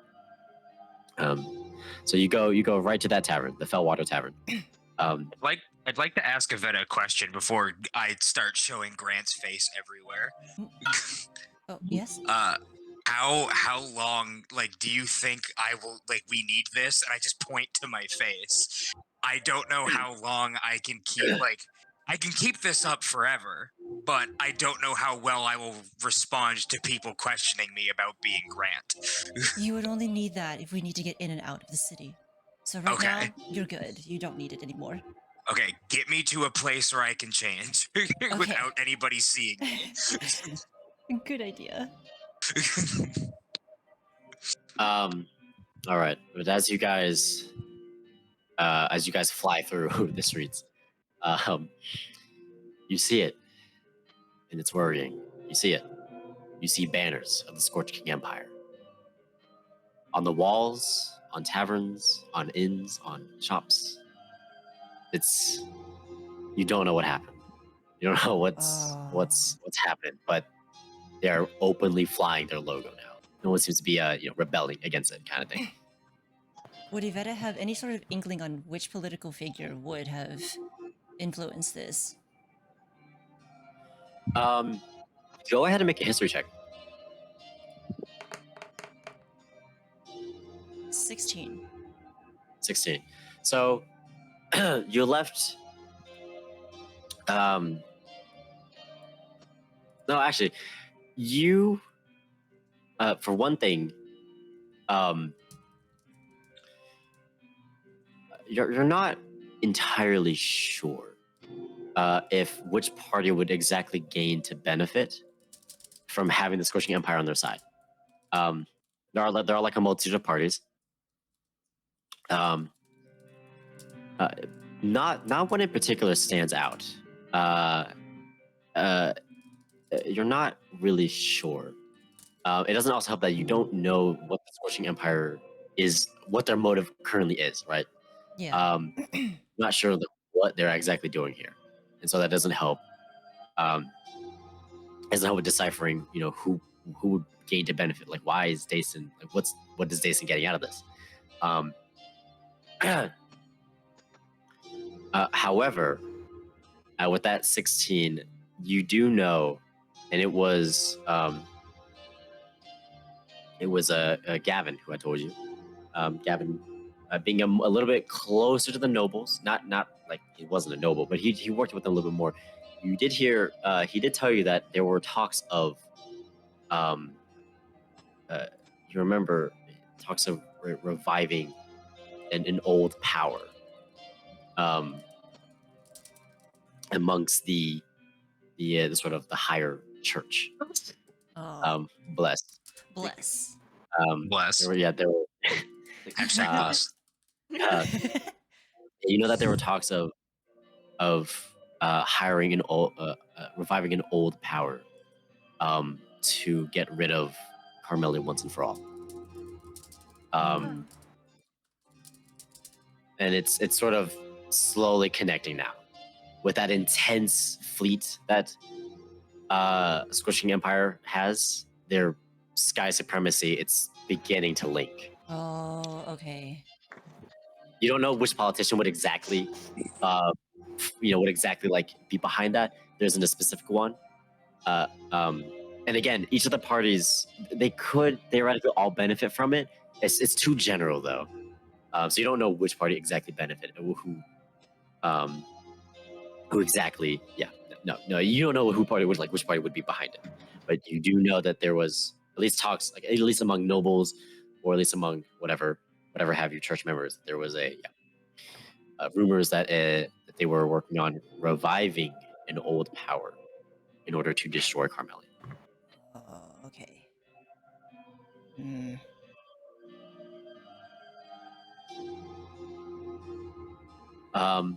Evetta is just kind of letting her anxiety control her.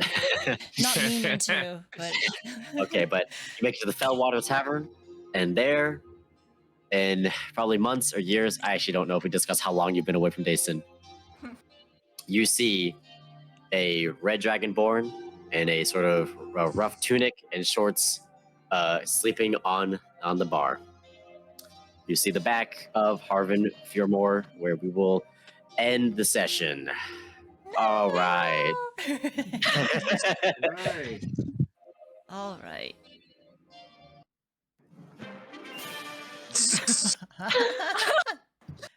Level 5? Aw. Bam, bam, bam. Let's go. Nope.